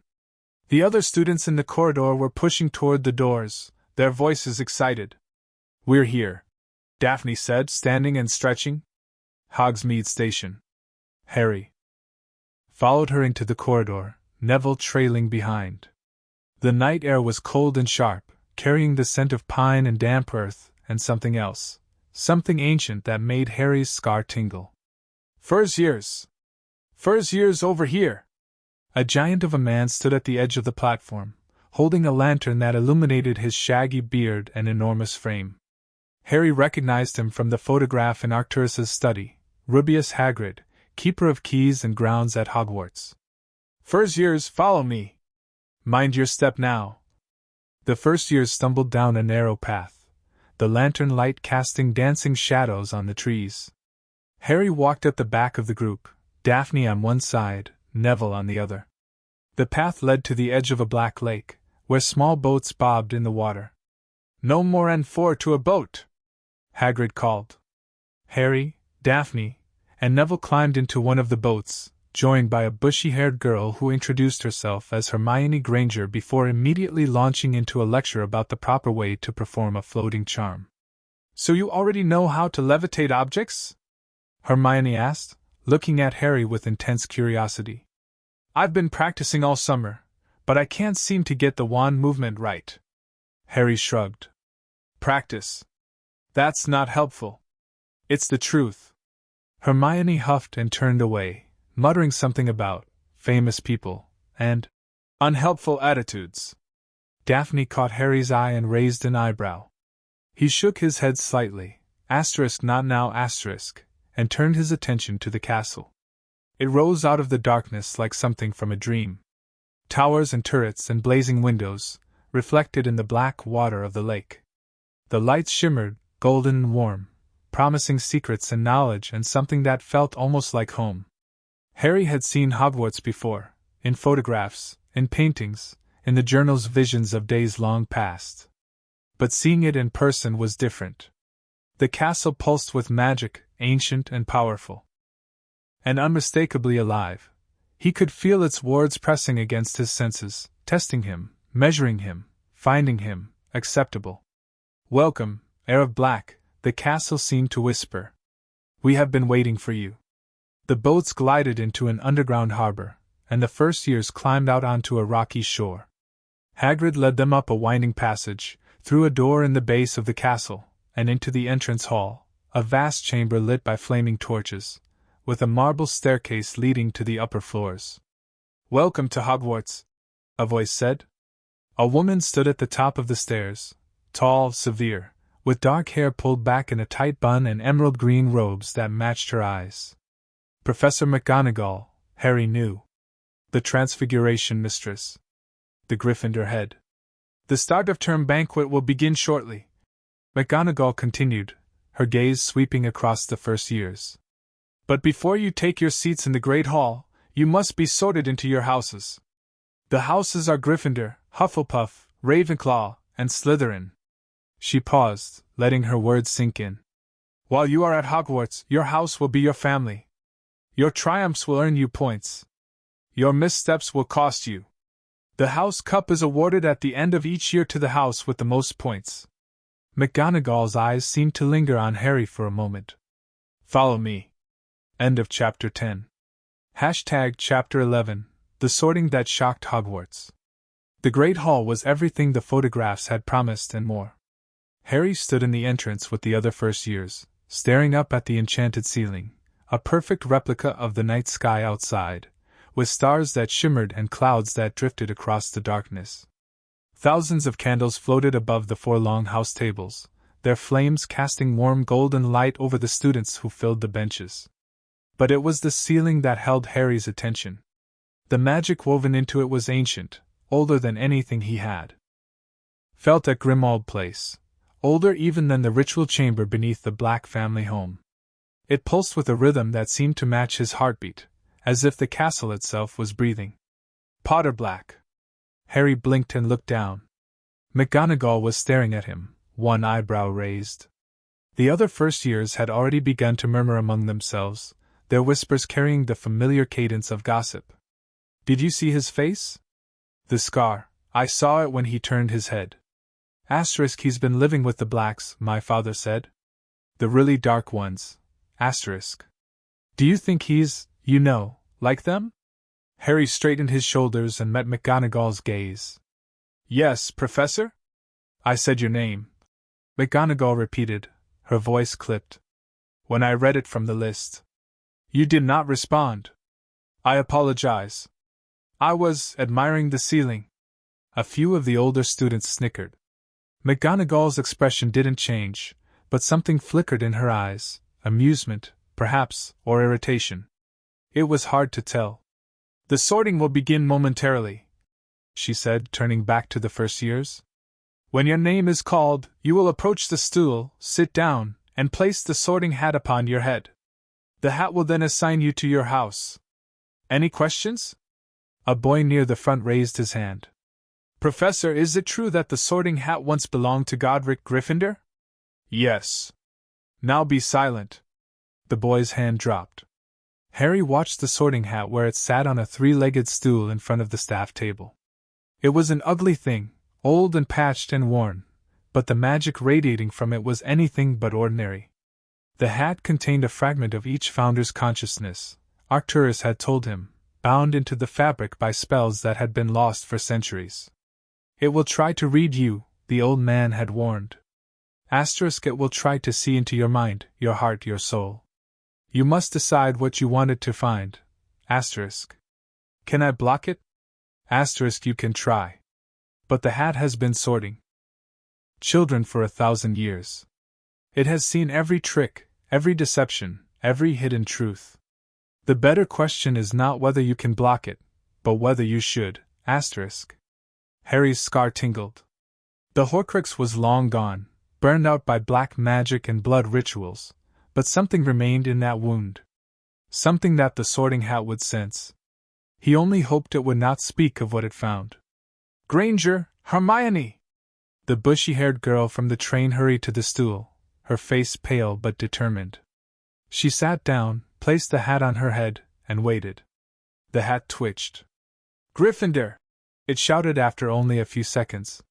Hermione beamed, jumped off the stool, and hurried to the table on the far right, where the students in red and gold were cheering. Harry watched her go, noting the way she already seemed to belong, finding her place among people she had never met, as if she had been waiting for this moment her whole life. She's lucky, Harry thought. She knows who she is. Longbottom, Neville! Neville's round face went white.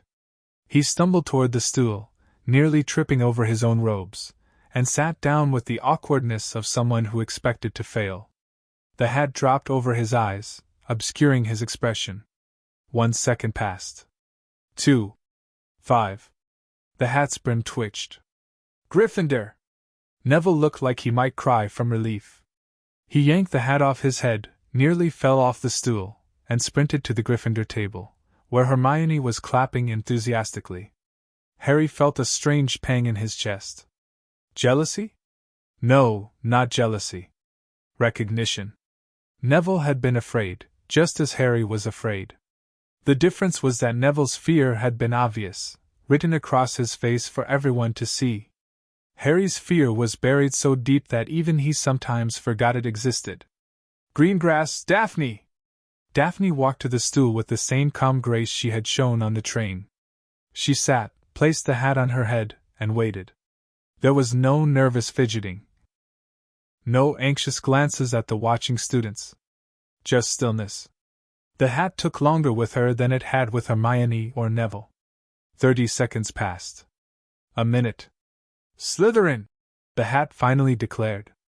Daphne rose, handed the hat to McGonagall, and walked to the table on the far left, the one draped in green and silver. The Slytherins welcomed her with polite applause and curious stares. Harry noticed the Malfoy boy, Draco, he thought his name was, watching Daphne with narrowed eyes. She took her seat without looking back. Harry's turn was coming. Potter Black, Harry! The whispers exploded. Every head in the great hall turned toward him. The students at the house tables craned their necks. The professors at the staff table leaned forward. Even the ghosts, who had been drifting above the benches in bored silence, paused to watch. Harry walked forward. He felt their eyes on him like weights: curiosity, fear, hope, hatred. The Malfoy boy was smirking. The Weasley twins were whispering to each other. A girl with bushy brown hair, Hermione, was watching with wide-eyed intensity. Harry kept his face blank, his shoulders straight, his stride steady. He had been trained for this. He had been forged for this. 100 staring faces could not touch him. He reached the stool and sat down. The sorting hat dropped over his eyes. Darkness. For a moment, Harry felt nothing, just the weight of the hat on his head and the faint whisper of the great hall beyond. Then the hat spoke, its voice echoing in his mind like a stone dropped into deep water. Interesting, the hat murmured. Very, very interesting. You can hear my thoughts, Harry said silently. Asterisk, I can hear everything, child. The thoughts you think. The thoughts you hide. The thoughts you have buried so deep that you have forgotten they exist. Asterisk, the hat paused. Asterisk, you are not like the others who have warned me. You are older. Inside, I mean. Your soul has been touched by things that should not touch a child of 11. Asterisk. I know. Do you? The hat's voice was curious now, probing. Asterisk, do you understand what was done to you? The ritual you underwent, the rite of heir's ascension, it changed you. Not just your magic. Your very essence. You are no longer entirely human, Harry Potter Black. Not entirely, asterisk. Harry's hands gripped the edge of the stool. I know what I am. Asterisk, do you? Then tell me. Tell me what you want. Where you belong, asterisk. The question hung in the darkness, heavy with meaning. Harry thought of Arcturus, training him to be strong. Thought of Sirius, desperate to save him from the family curse. Thought of his mother, kissing his forehead in a dream that felt more real than waking. I want to be powerful enough to protect the people I love, he said finally. Asterisk, I want to be strong enough to destroy the enemies who threaten them. I want to be something more than the boy who lived, more than a symbol, more than a weapon, more than a pawn in someone else's game. Asterisk. And where will you find these things? The hat asked. Asterisk, Gryffindor values courage. Hufflepuff values loyalty. Ravenclaw values wisdom. Slytherin values ambition. Which of these paths leads to the future you seek? Asterisk. Harry considered. All of them, he said. And none of them. The hat laughed, a dry, dusty sound that seemed to come from everywhere and nowhere at once. You are the most complicated soul I have sorted in a century, it said. Asterisk, courage, yes, I can see it burning in you, the same fire that burned in your father. Loyalty, you would die for the people you love, though you pretend otherwise. Wisdom, the black training has sharpened your mind into a blade. And ambition, oh, the ambition in you is vast, child. You want to change the world.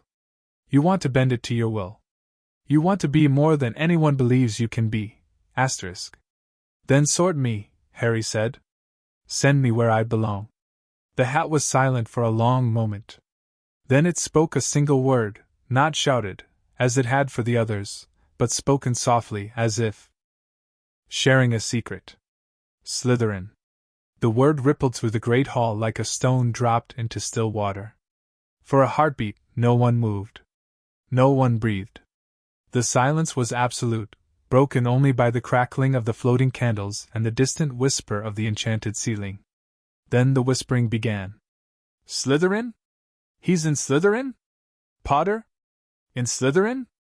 But his parents, they were Gryffindors. The Dark Lord was in Slytherin. Everyone knows that. What does this mean? What does it mean? Harry lifted the hat from his head and handed it to McGonagall. Her face was unreadable, the face of a woman who had seen everything and was surprised by nothing. But her eyes held something that looked like fear. He walked to the Slytherin table.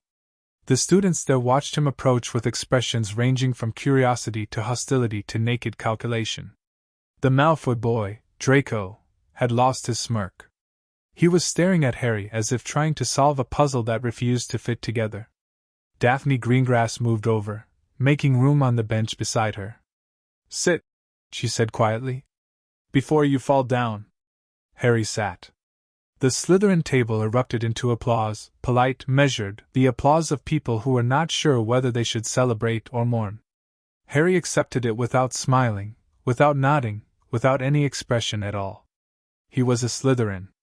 The house of the cunning. The house of the ambitious. The house of Salazar Slytherin himself, who had believed in blood purity and dark magic and the superiority of wizardkind. The house of the Dark Lord. Harry felt Daphne's hand brush against his under the table, a brief, reassuring touch that lasted no more than a second. He did not pull away. This is where I belong, he told himself. This is where I can become what I need to be.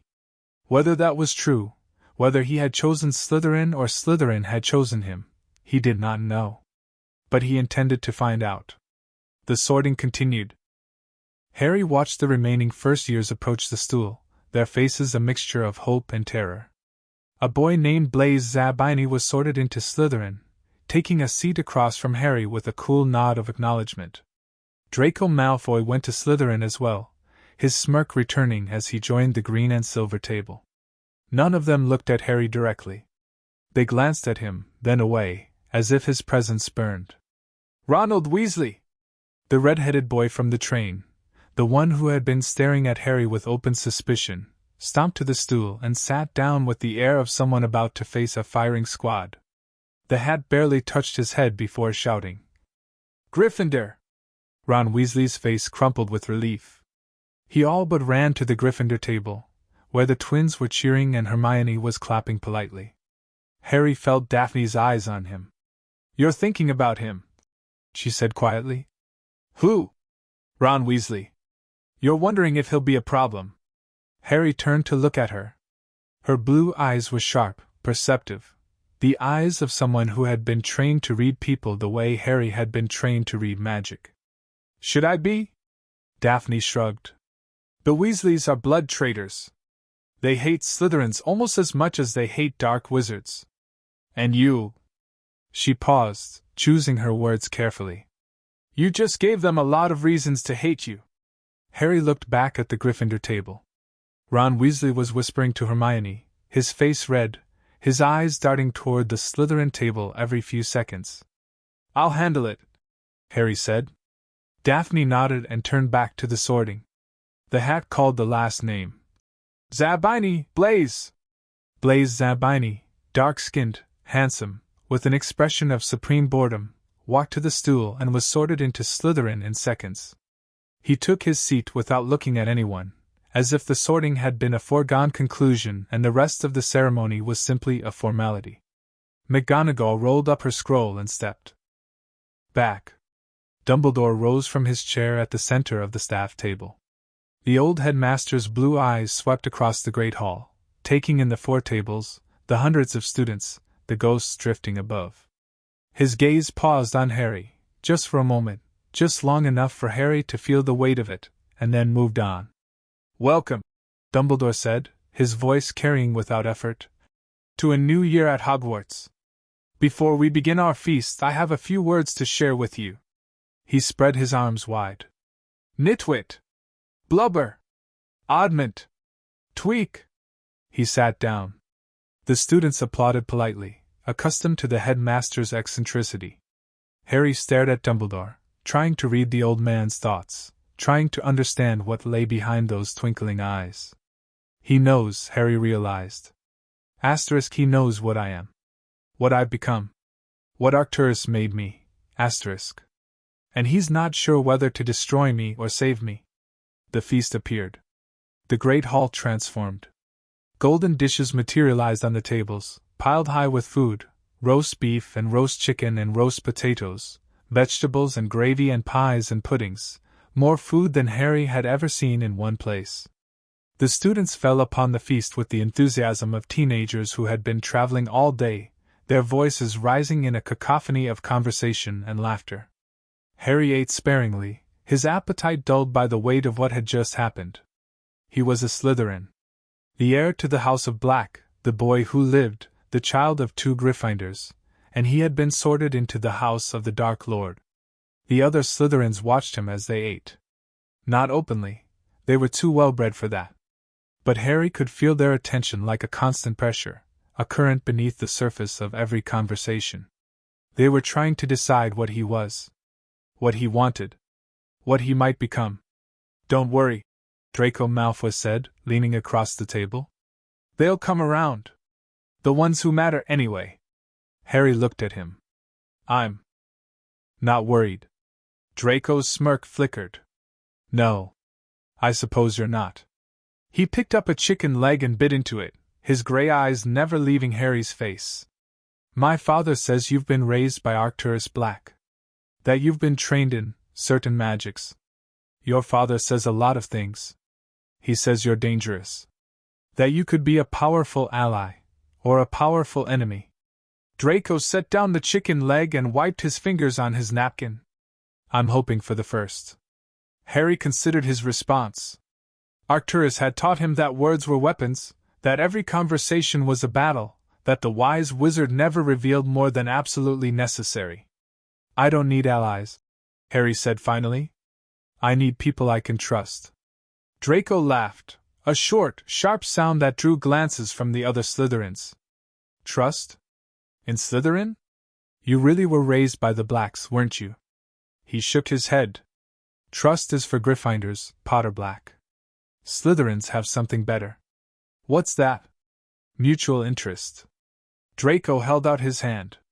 I'm interested in you. You should be interested in me. Together, we could be formidable. Harry looked at the offered hand. He thought of Arcturus, warning him about the vultures. He thought of Sirius, begging him to be careful. He thought of his mother, telling him that love was always there, even when buried beneath walls of stone. He shook Draco's hand. Formidable, he repeated. We'll see.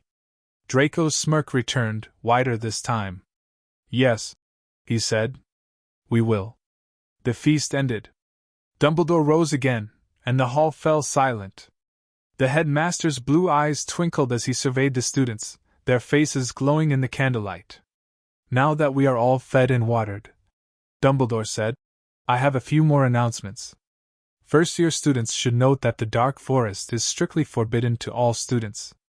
Also, our caretaker, Mr. Filch, has asked me to remind you that magic is not permitted in the corridors between classes. He paused, letting his gaze sweep across the hall. Additionally, I am pleased to welcome 2 new members of our staff this year. First, Professor Quirinus Quirrell, who has agreed to take on the position of Defense Against the Dark Arts instructor. A pale man with a turban stood and bowed shakily. The students clapped politely, though Harry noticed that Quirrell's eyes kept darting toward the Slytherin table, toward Harry, with an intensity that made his scar tingle. Strange, Harry thought. Very strange. Second, Professor Gilderoy Lockhart, who will be teaching Transfiguration in place of Professor McGonagall, who has taken a temporary leave of absence. A handsome man with golden hair and perfect teeth leaped to his feet, waving at the students as if he were accepting an award. Several girls in the upper years squealed with delight. Harry felt nothing but unease. Something was wrong. He could feel it in the magic, in the way the castle seemed to hold its breath, in the weight of eyes that watched him from every corner of the hall. Dumbledore spread his arms wide. And now, before we go to our beds, let us join together in our school song. The students groaned. Dumbledore waved his wand, and golden ribbons streamed from the tip, forming words in the air.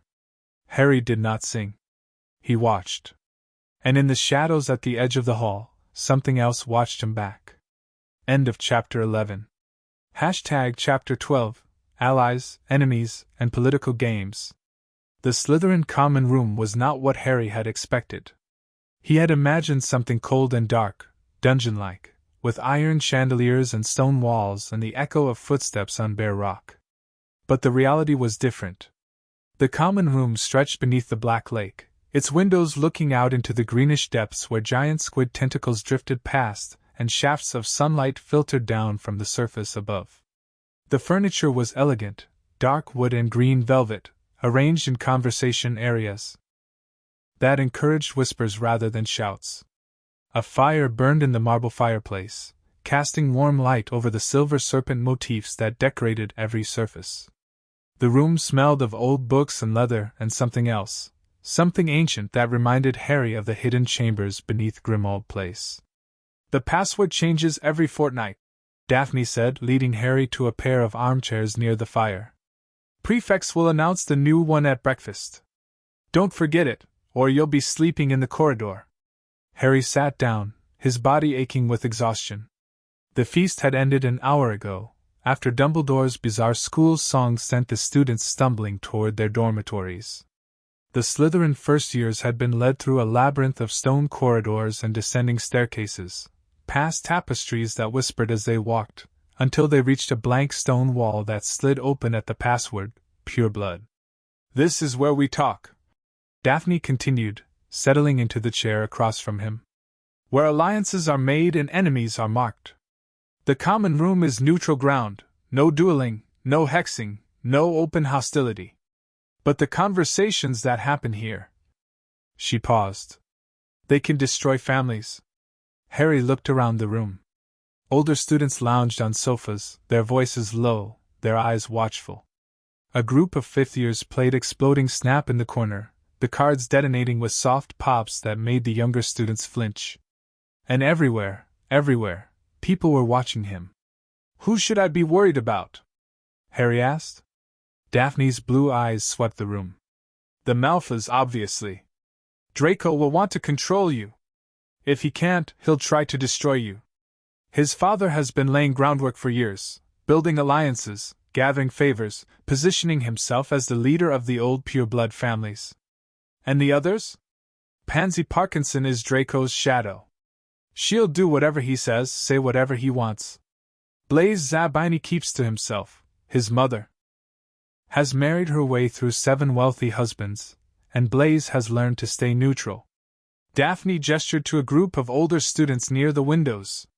"The 6th years are the ones to watch. They've been building their power bases for years, and they won't appreciate a new heir showing up to disrupt their plans." Harry absorbed the information, filing it away in the mental map Arcturus had taught him to maintain. "What about you? Whose side are you on?" Daphne's expression didn't change, but something flickered behind her eyes. "My own. My father taught me that loyalty is earned, not given. I'm not allied with anyone yet, not Draco, not the older students, not the other houses." She leaned forward, her voice dropping. "I'm waiting to see who's worth following." "And you think I might be worth following?" "I think you're the most interesting person to enter Hogwarts in decades." Daphne's lips curved into a small smile. "Whether that makes you worth following, or worth destroying, depends entirely on what you do next." Harry held her gaze for a long moment. Then he nodded. "Fair enough." The first week of classes was a battlefield. Harry had expected his magical training to give him an advantage, and it did, but not in the way he had anticipated. His wandless magic, his blood rituals, his ancient family knowledge, none of it was useful in a classroom where first years were expected to struggle with basic spells. Professor Flitwick's charms class was tedious. Harry had been levitating objects since he was 7, but he watched his classmates fumble with Wingardium Leviosa and felt nothing. No impatience. No superiority. Just the hollow recognition that he had already moved beyond this. Professor McGonagall's Transfiguration class, taught by the substitute Professor Lockhart, who spent more time signing autographs than explaining theory, was a disaster.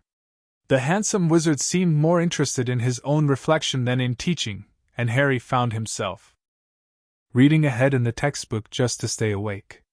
Professor Snape's potions class was different. The potions master swept into the dungeon classroom on Monday morning, his black robes billowing behind him, his greasy hair framing a face that looked like it had never smiled. He called the roll in a monotone, pausing when he reached Harry's name. "Ah, yes," Snape said softly. "Harry Potter Black. Our new celebrity." The Slytherins snickered. The Gryffindors, seated on the opposite side of the room, shifted uncomfortably. Harry met Snape's black eyes without flinching. "Yes, Professor." Snape's lip curled. "Tell me, Mr. Potter Black, what would I get if I added powdered root of asphodel to an infusion of wormwood?" The question was a trap. Harry knew it, could see it in the gleam of Snape's eyes, in the way the other students held their breath. But Arcturus had drilled him on potions theory for years, recognizing that the subject would be a weakness if neglected. "A sleeping potion so powerful it is known as the draught of living death," Harry said. "The asphodel root provides the base, while wormwood infusion acts as a catalyst." Snape's expression didn't change, but something flickered in his eyes. Surprise? Recognition? "And where, would you say, would I find a bezoar?" "In the stomach of a goat." It saves against most poisons but is useless against venoms that attack the nervous system. A long pause. 5 points to Slytherin, Snape said finally, his voice dripping with reluctance. It seems Mr. Pureblood has actually read his textbooks. The Slytherins applauded politely. The Gryffindors glared. And Harry added another data point to his mental map. Snape is not my enemy, yet. But he is watching me. Always watching, The first confrontation came on Wednesday. Harry was walking to the library. He had discovered the Hogwarts library on his second day, and had already fallen in love with its endless shelves and dusty silence, when a group of Gryffindors blocked his path. Ron Weasley stood at the front, his freckled face red with anger. Behind him, 2 boys Harry didn't recognize flanked a girl with bushy brown hair, Hermione Granger, who looked uncomfortable but determined. Potter, Ron said, spitting the name like a curse. Weasley. Harry kept his voice neutral, his posture relaxed. Arcturus had taught him that aggression was a weapon, but so was calm. You're a traitor. Harry tilted his head. Am I? You're a Slytherin. Your parents were Gryffindors. They died fighting dark wizards and you. Ron's voice broke with fury. You're sitting at the same table as their children. Laughing with Malfoy. Learning from Snape. My parents died fighting Voldemort, Harry said quietly. Not fighting Slytherins. Not fighting purebloods. Fighting him. The same enemy I will fight, regardless of what house I'm in. Ron's face twisted. You don't get to say his name. Why not? Are you afraid of a word? The Gryffindors shifted. Hermione placed a hand on Ron's arm, trying to pull him back, but he shook her off. Stay away from me, Ron said, his voice low. Stay away from my friends. Stay away from everything my family fought for. He turned and stalked away, his friends trailing behind. Hermione lingered for a moment, her brown eyes searching Harry's face. He's not wrong, you know, she said quietly. About the Slytherins. About what they stand for. You should be careful who you trust. Harry met her gaze. I'm always careful. Hermione nodded slowly, then turned and followed Ron down the corridor. Harry stood alone in the stone hallway, the weight of enemies and allies pressing against him like a physical thing. He had known this would happen. Had prepared for it. But knowing and experiencing were different. The first battle is over, he thought. And I won. But it didn't feel like winning. The letter arrived on Friday, carried by a small gray owl that Harry didn't recognize. He was in the Slytherin common room, reading a book on advanced warding theory, when the owl swooped through the enchanted window and landed on the arm of his chair. The parchment was heavy and cream-colored, sealed with black wax impressed with the Greengrass family crest. Harry broke the seal and unfolded the letter. Harry. My father wants me to invite you to Greengrass Manor for the winter holidays. He says it would be advantageous for both families to become better acquainted. I think he just wants to see if you're as interesting as I've told him. Come if you want. Don't if you don't. But if you do come, bring your dueling wand. My mother's portrait has been known to attack guests who don't meet her standards. Daphne. P.S. Draco is planning something. I don't know what, but he's been meeting with the 6th years in the dormitory after curfew. Watch your back. Harry read the letter twice, then folded it and tucked it into his robe pocket. An invitation to Greengrass Manor was significant. The Greengrasses were one of the oldest pureblood families, private and powerful. Daphne's father was not the political animal that Lucius Malfoy was, but he had influence where it mattered. An alliance, Harry thought. Or the beginning of one. He would need allies. The confrontation with Ron Weasley had made that clear. The Gryffindors would hate him for his house. The Slytherins would try to use him for his name. The other houses would watch from the sidelines, waiting to see which way the wind blew. But Daphne Greengrass was different.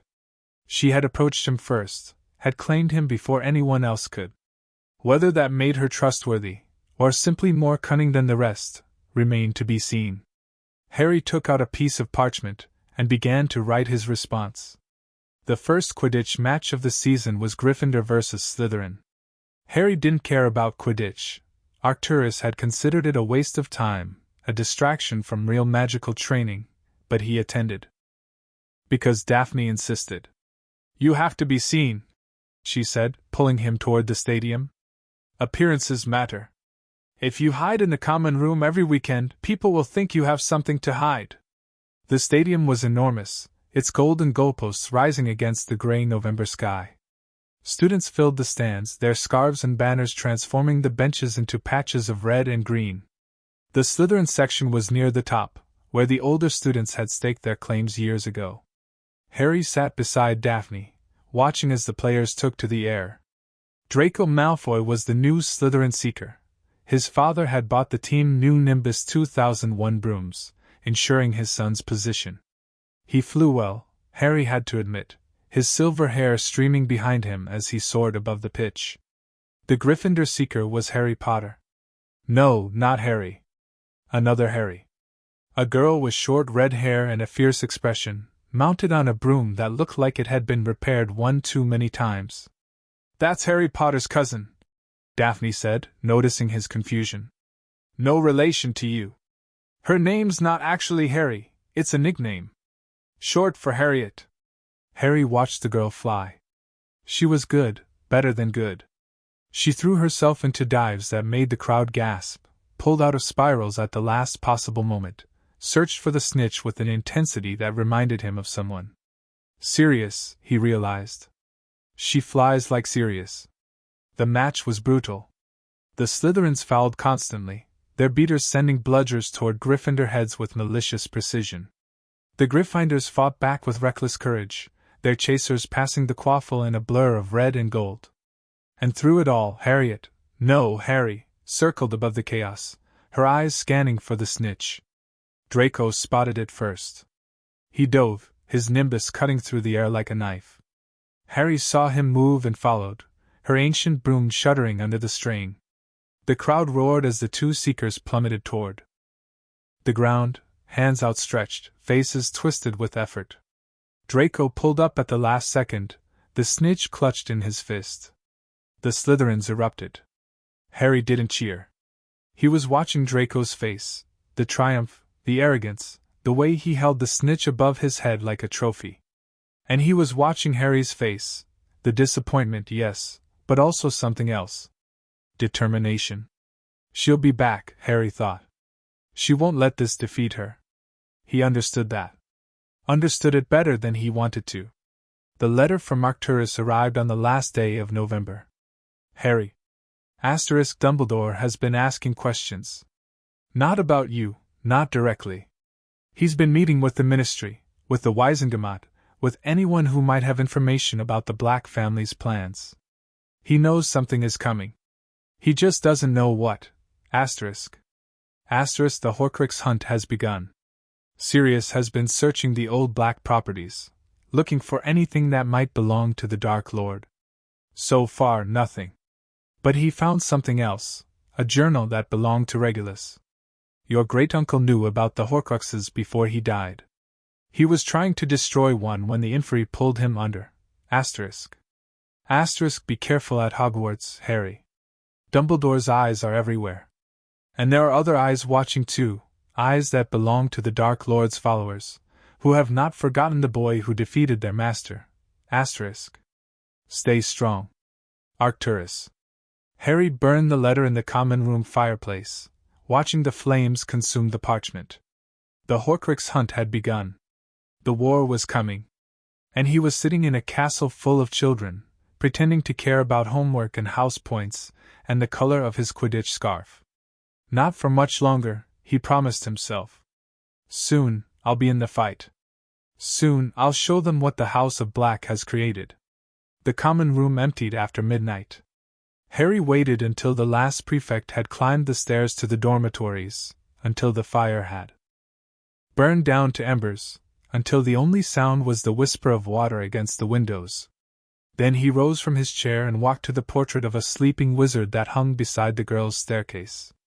The heir requests entry, he said softly. The portrait's eyes opened. It studied him for a moment, really studied him, as if seeing something beneath his skin, and then swung forward, revealing a narrow passageway behind. Harry stepped through. The passage led to a small room that Harry had discovered during his first week at Hogwarts. A room that did not appear on any map, that the castle had shown him only because it recognized the black magic flowing through his veins.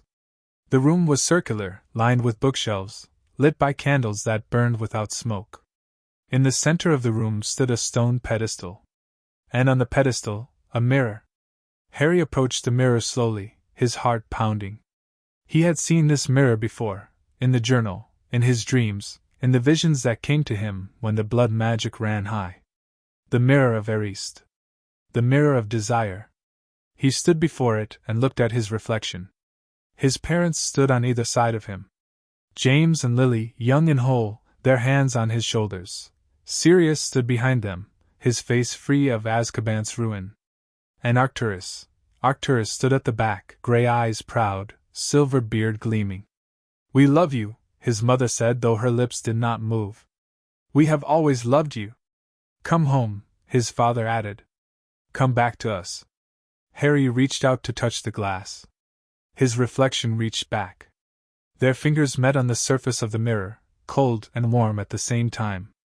And for just a moment, Harry felt it, the love his mother had spoken of, buried so deep he had forgotten it existed. It rose up from the hollow place inside him, filling the emptiness with light. Then the moment passed. His reflection faded. His parents disappeared.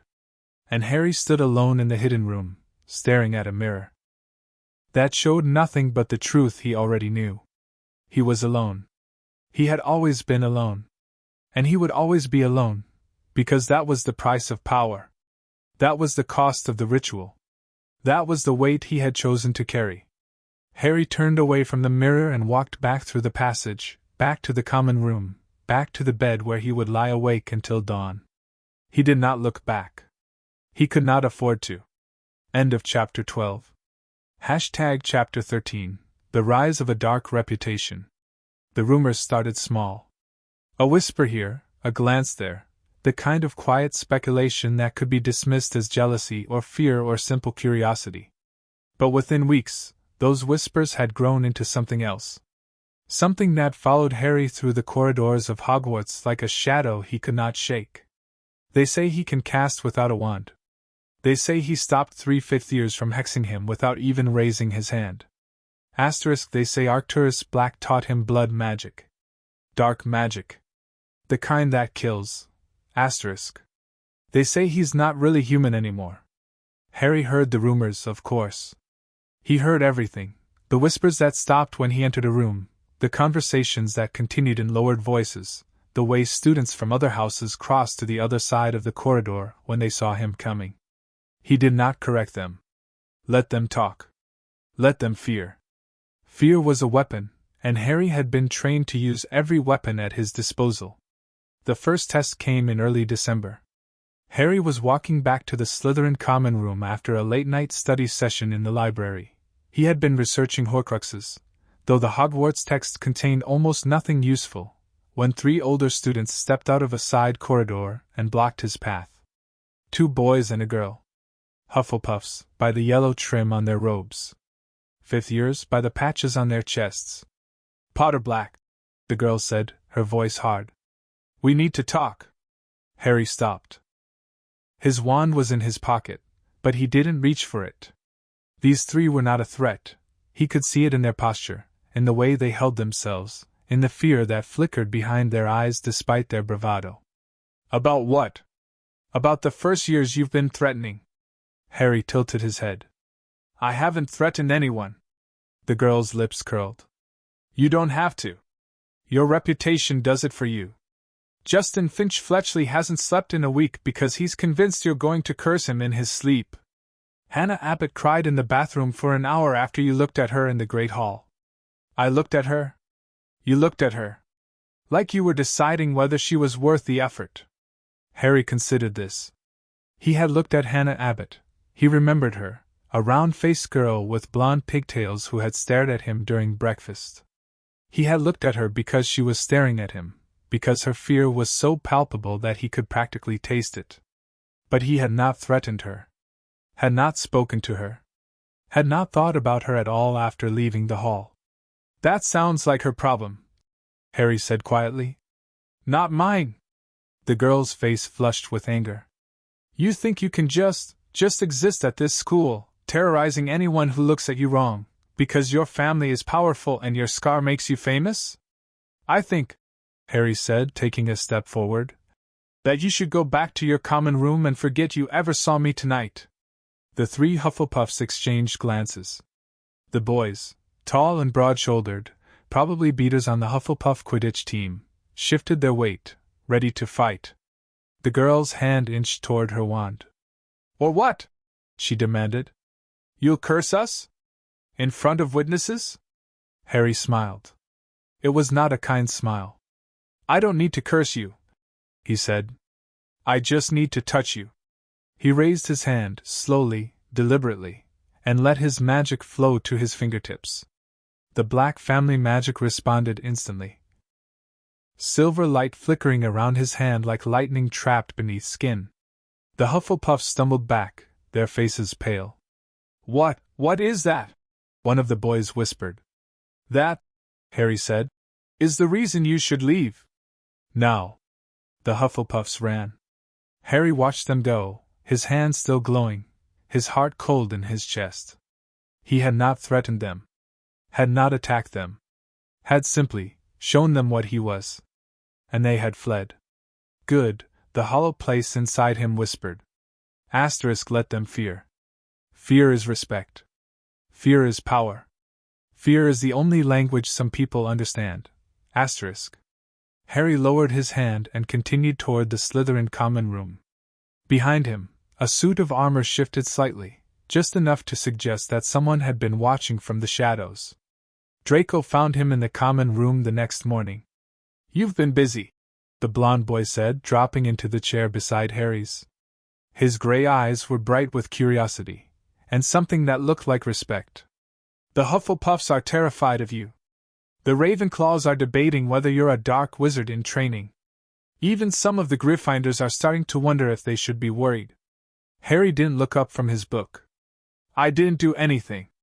That's what makes it so impressive." Draco leaned closer, his voice dropping. "You didn't have to do anything. You just exist, and people are falling over themselves to stay out of your way. That's power, Potterblack. Real power."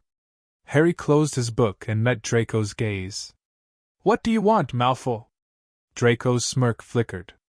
"I want to understand you. My father says you're dangerous. Daphne says you're interesting. The professors say you're a mystery." He paused. "I say you're the most important person in this castle, and I want to be on your side when everything goes wrong." "Everything?" "The war, Potterblack. The one everyone pretends isn't coming." Draco's voice was barely a whisper now. "The Dark Lord isn't dead. You know it." "I know it. Dumbledore knows it, though he won't admit it. And when he comes back, when he starts killing again, everyone is going to have to choose a side." He held out his hand. "I'm choosing yours." Harry looked at the offered hand. Thought of Arcturus, warning him about the vultures. Thought of Daphne, telling him to be careful who he trusted. Thought of the mirror, showing him a family that existed only in his heart. Then he took Draco's hand. "Prove it," Harry said. "Prove you're worth trusting." Draco's grip tightened. "I will." The proving came sooner than either of them expected. 2 days after the confrontation with the Hufflepuffs, Harry received a note slipped under his bedroom door. The handwriting was unfamiliar, blocky and uneven, as if written by someone who was trying to disguise their script. Asterisk the 3rd floor corridor. Midnight. Come alone, or don't come at all. Asterisk. A friend. Harry read the note twice, then set it on fire with a flick of his fingers. "A friend," he murmured. How unlikely. He considered ignoring the note. The 3rd floor corridor was forbidden. Dumbledore had announced it at the start of term feast, his eyes twinkling in a way that suggested something dangerous was hidden there. A trap, perhaps. Or a test. Or an opportunity. Harry waited until the common room emptied, until the fire burned low, until the only sounds were the whisper of water against the windows and the distant hoot of an owl in the Oli. Then he rose from his chair and walked to the entrance. Daphne was waiting for him by the door. "I thought you might try to sneak out," she said, her blue eyes sharp. "You have that look. The I'm about to do something stupid look." Harry's jaw tightened. "Go back to bed, Greengrass." "Not a chance." She fell into step beside him as he pushed through the entrance and into the stone corridor beyond. "If you're going to get yourself killed, I want to watch." "You're not going to watch. You're going back." "I'm not going anywhere." Daphne's voice was firm. "You need someone to watch your back. Draco would sell you to the highest bidder. The other Slytherins would cheer while you bled out. But I—" She paused, her expression softening. "I don't have an agenda, Harry. I'm just curious." Harry stopped walking. Turned to face her. "Curiosity kills cats, Greengrass. Good thing I'm a snake." Something flickered in Harry's chest, not warmth, exactly, but something adjacent to it. He pushed it down, buried it beneath the layers of training and ritual and ancient magic that Arcturus had built inside him. "Stay behind me," he said. "Don't touch anything. And if I tell you to run, run." Daphne nodded. They walked into the darkness. The third-floor corridor was darker than the rest of the castle. The torches that lined the walls burned low, their flames guttering as if struggling against an unseen wind. The portraits that hung between them were empty. Their subjects had fled, leaving behind nothing but painted landscapes and the occasional glimpse of a fleeing figure in the distance. "There's something here," Daphne whispered, her breath misting in the cold air. "Something big." Harry felt it too. The magic pressed against his senses like a physical weight, old magic, powerful magic, the kind that was meant to keep people out. Or keep something in. They reached the door at the end of the corridor. It was ordinary, oak, iron-bound, with a simple handle that seemed almost insultingly mundane given the wards layered around it. But the wards were not meant to keep people from entering. They were meant to keep people from leaving. "Wait," Harry said, holding up his hand. "Something's wrong." Daphne stopped. "What?" "The wards. They're keyed to something inside the room. Something that wants to be found." Harry reached out and touched the door. The wood was warm, warmer than it should have been, as if heated from within. "Someone set a trap. But I don't think it's for us." "Then who?" The door flew open. Not because Harry pushed it, because something on the other side pulled. The force was immense, invisible, unstoppable. Harry grabbed Daphne's arm and tried to brace himself, but they were both lifted off their feet and hurled into the room beyond. They landed hard on stone floor, the breath knocked out of them. The door slammed shut behind them, and the torches in the room blazed to life, illuminating. A monster. It was enormous, 3 heads attached to a single body, each head with its own snapping jaws and hateful yellow eyes. The creature was chained to the floor, but the chains were old, rusted, straining against the weight of the beast's rage. "Cerberus," Harry breathed. "A 3-headed dog." Daphne made a sound that was half scream, half sob. "We're going to die. We're going to." "Quiet." Harry's mind was racing. The dog was not the trap. The dog was the guard. Something was hidden beneath the trapdoor, visible between the beast's massive paws. Something valuable. Something dangerous. Something that Dumbledore wanted hidden. The middle head lunged, jaws snapping inches from Harry's face. He threw himself backward, his hand reaching for his wand, but the dog was faster than it looked. The left head came around, teeth closing on Harry's robes, yanking him off his feet. "Harry!" Daphne screamed. Harry's back slammed against the stone floor. The dog's hot breath washed over his face, stinking of raw meat and something fouler. The middle head lowered, yellow eyes studying him with an intelligence that should not have belonged to a beast. "You are not the one," the eyes seemed to say. "You are not the intruder we were told to expect." The dog released him. Harry scrambled backward, his heart pounding, his magic rising to defend him. But the dog was no longer interested.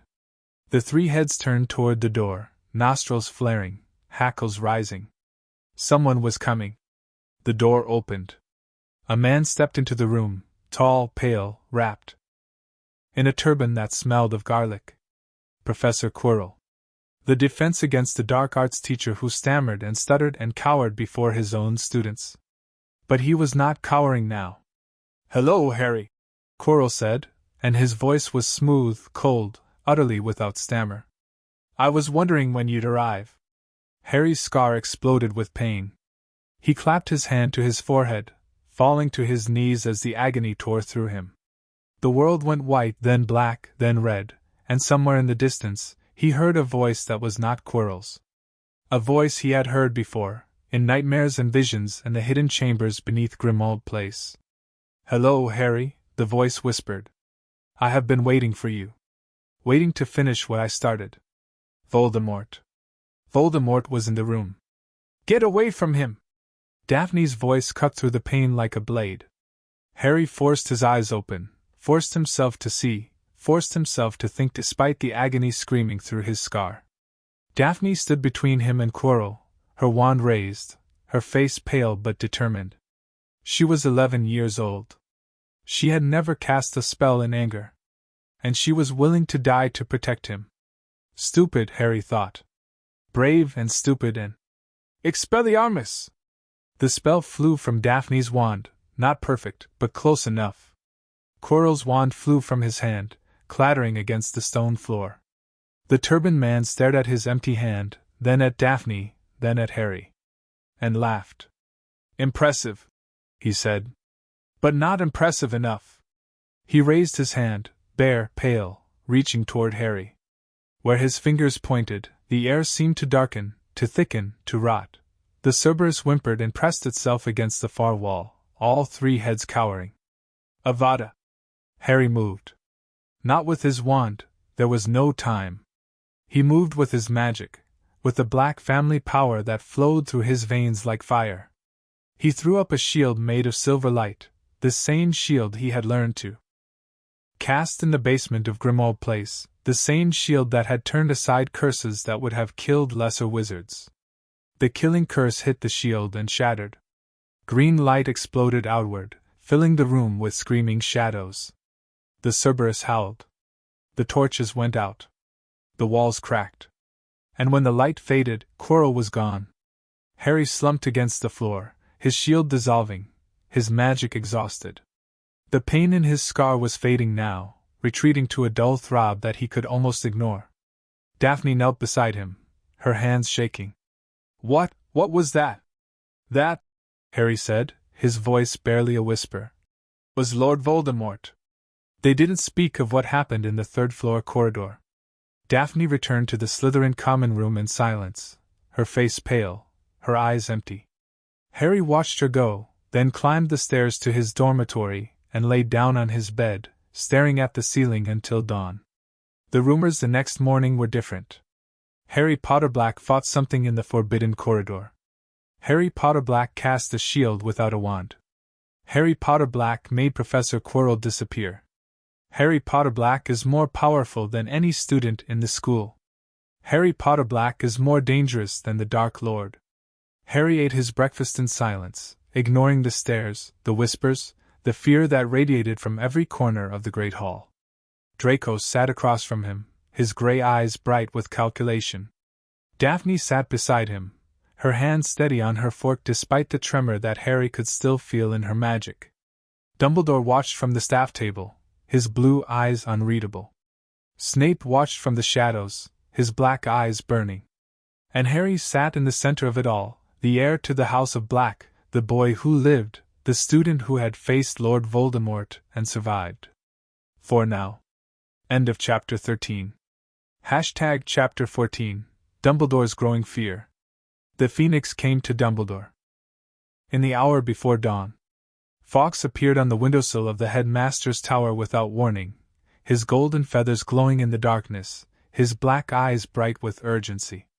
He trilled once, a note that carried the weight of prophecy, and Dumbledore's hand tightened around the Elder Wand.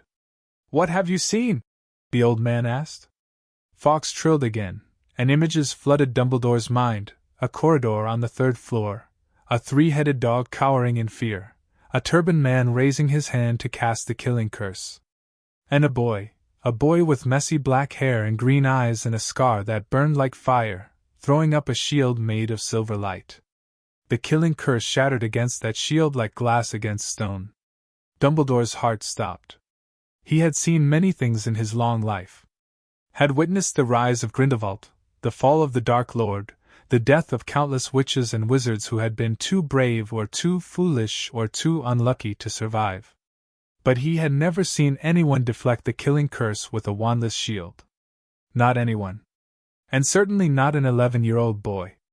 "Fawkes," Dumbledore said slowly, "what has Arcturus Black created?" The phoenix trilled a 3rd time, a mournful sound, full of sorrow and warning. Then he spread his wings and flew out the window, disappearing into the grey light of dawn. Dumbledore sat alone in his tower, the Elder Wand heavy in his hand, and felt something he had not felt in decades. Fear. The Order of the Phoenix had not met in 12 years. Not since the night the Dark Lord fell, when the surviving members had gathered in the same kitchen, this same safe house in London, this same worn table with its same scars and stains, and looked at each other with hollow eyes. They had won. But the victory had tasted like ash. Tonight they gathered again. Dumbledore had called them through means both magical and mundane. A Patronus here, a whispered message there, a letter delivered by a trusted ally who owed favors long overdue. Some had come willingly. Some had come with reluctance. Some had come because they knew, deep in their bones, that the peace could not last. "We have a problem," Dumbledore said, once the last member had arrived and taken their seat. Molly Weasley's hands were wrapped around a cup of tea that had gone cold hours ago. Arthur sat beside her, his spectacles fogged from the steam of the kitchen. Remus Lupin stood by the window, his prematurely grey hair catching the light of the moon. Alastor Moody's magical eye spun in its socket, never resting, never trusting. And Sirius Black sat at the head of the table, his gaunt face twisted with emotion. "Our problem," Sirius said, his voice rough, "is that you've been spying on my godson." Dumbledore met his gaze without flinching. "I have been observing a student at Hogwarts. A student who may pose a threat to himself and others. Harry is not a threat. He's a child." "Is he?" Dumbledore's voice was soft, almost gentle. "Is he a child, Sirius? Children do not cast wandless shields against the killing curse. Children do not undergo blood rituals that change the very nature of their souls. Children do not carry the weight of a prophecy that could destroy our world." Sirius shot to his feet, his chair scraping against the stone floor. "You don't get to." "Sit down," Moody growled, his magical eye fixed on Sirius. "The headmaster is speaking." Sirius remained standing for a long moment, his grey eyes blazing. Then, slowly, he sank back into his chair.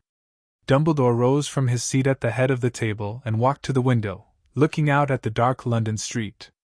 "The prophecy," he said quietly, "was made by Sybil Trelawney in the Hog's Head Inn, 16 years ago. I was the only witness. The Dark Lord's spies learned of its existence, though not its full contents. It cost him everything, and it cost us everything as well." He turned to face the Order. "The prophecy states that the one with the power to vanquish the Dark Lord approaches. Born to those who have thrice defied him, born as the 7th month dies. And the Dark Lord will mark him as his equal, but he will have power the Dark Lord knows not." The kitchen was silent. "Harry is the one," Dumbledore continued. "He was marked the night his parents died. The Dark Lord's curse rebounded because of Lily's sacrifice, because of ancient magic that even I do not fully understand. Harry survived. The Dark Lord fell. And for 11 years, we have waited." Remus Lupin spoke for the first time, his voice quiet. "Waited for what?" "For the prophecy to fulfill itself." Dumbledore's blue eyes were heavy with sorrow. "For Harry to become the weapon we need." or for the Dark Lord to return and finish what he started. Sirius's hands curled into fists. You wanted Harry to be a weapon. That's why you wanted to send him to the Dursleys. To make him desperate. To make him malleable. To make him yours. No. Dumbledore's voice was sharp. I wanted Harry to be safe. The blood wards on Privet Drive would have protected him from the Dark Lord and his followers. They would have given him a childhood, a family, a chance to be normal. Living with muggles who hate magic? Who would have locked him in a cupboard and beaten him for showing any sign of what he is? Sirius's voice rose. That's not safety, Dumbledore. That's cruelty. The wards don't care about happiness. They care about blood. They would have kept him alive, yes. But they would not have kept him human. Dumbledore was silent. Molly Weasley set down her tea, her face pale. What's done is done, she said quietly. The question is what we do now. Harry is at Hogwarts. He's been trained in magics that most of us don't understand. And he just fought off the killing curse from a man possessed by the Dark Lord. He didn't just fight it off, Moody said, his magical eye spinning. He deflected it. Without a wand. Without an incantation. Without any visible effort beyond raising his hand. The kitchen fell silent again. Arthur Weasley cleared his throat. That's impossible. The killing curse can't be blocked. Everyone knows that. Apparently, Remus said slowly. No one told Harry. Dumbledore returned to his seat, his shoulders heavy. Arcturus Black has spent 8 years training the boy in ancient magics. Magics that predate the Ministry, predate Hogwarts, predate everything we think we know about magic. The rite of heir's Ascension, which Harry underwent in September, is one such magic. What does it do? Molly asked. It binds the heir to the family's ancestral power. It grants abilities that most wizards could never dream of. But it also... Dumbledore paused, choosing his words carefully. It also exacts a price. Sirius's face went white. What price? The ability to love without cost. The ritual hollows out a piece of the soul, replacing it with ancient magic. Harry can still feel attachment, still form bonds, still care for others. But every such attachment will cause him pain. Every moment of happiness will feel like a debt incurred. Molly's hand flew to her mouth. That's monstrous. That's the House of Black. Sirius's voice was bitter. Power at any price. Sacrifice without hesitation. They'd been doing this for centuries, twisting their children into weapons, burning away everything soft and human until only the magic remains. Dumbledore nodded slowly. And now that weapon is at Hogwarts. A weapon that may be the only thing standing between us and the Dark Lord's return. Or, Remus said quietly, a weapon that may become the next Dark Lord. No one spoke. The fire crackled in the hearth. A clock ticked somewhere in the darkness. And Albus Dumbledore, the greatest wizard of the age, sat in silence with his fear. The next morning, Dumbledore sent for Harry. The summons arrived during breakfast, delivered by a first-year girl who looked like she was about to faint. The headmaster wants to see you, she whispered, thrusting a note into Harry's hand. In his office. The password is sherbet lemon. Harry read the note, folded it, and tucked it into his pocket. Daphne glanced at him from across the table, her blue eyes questioning.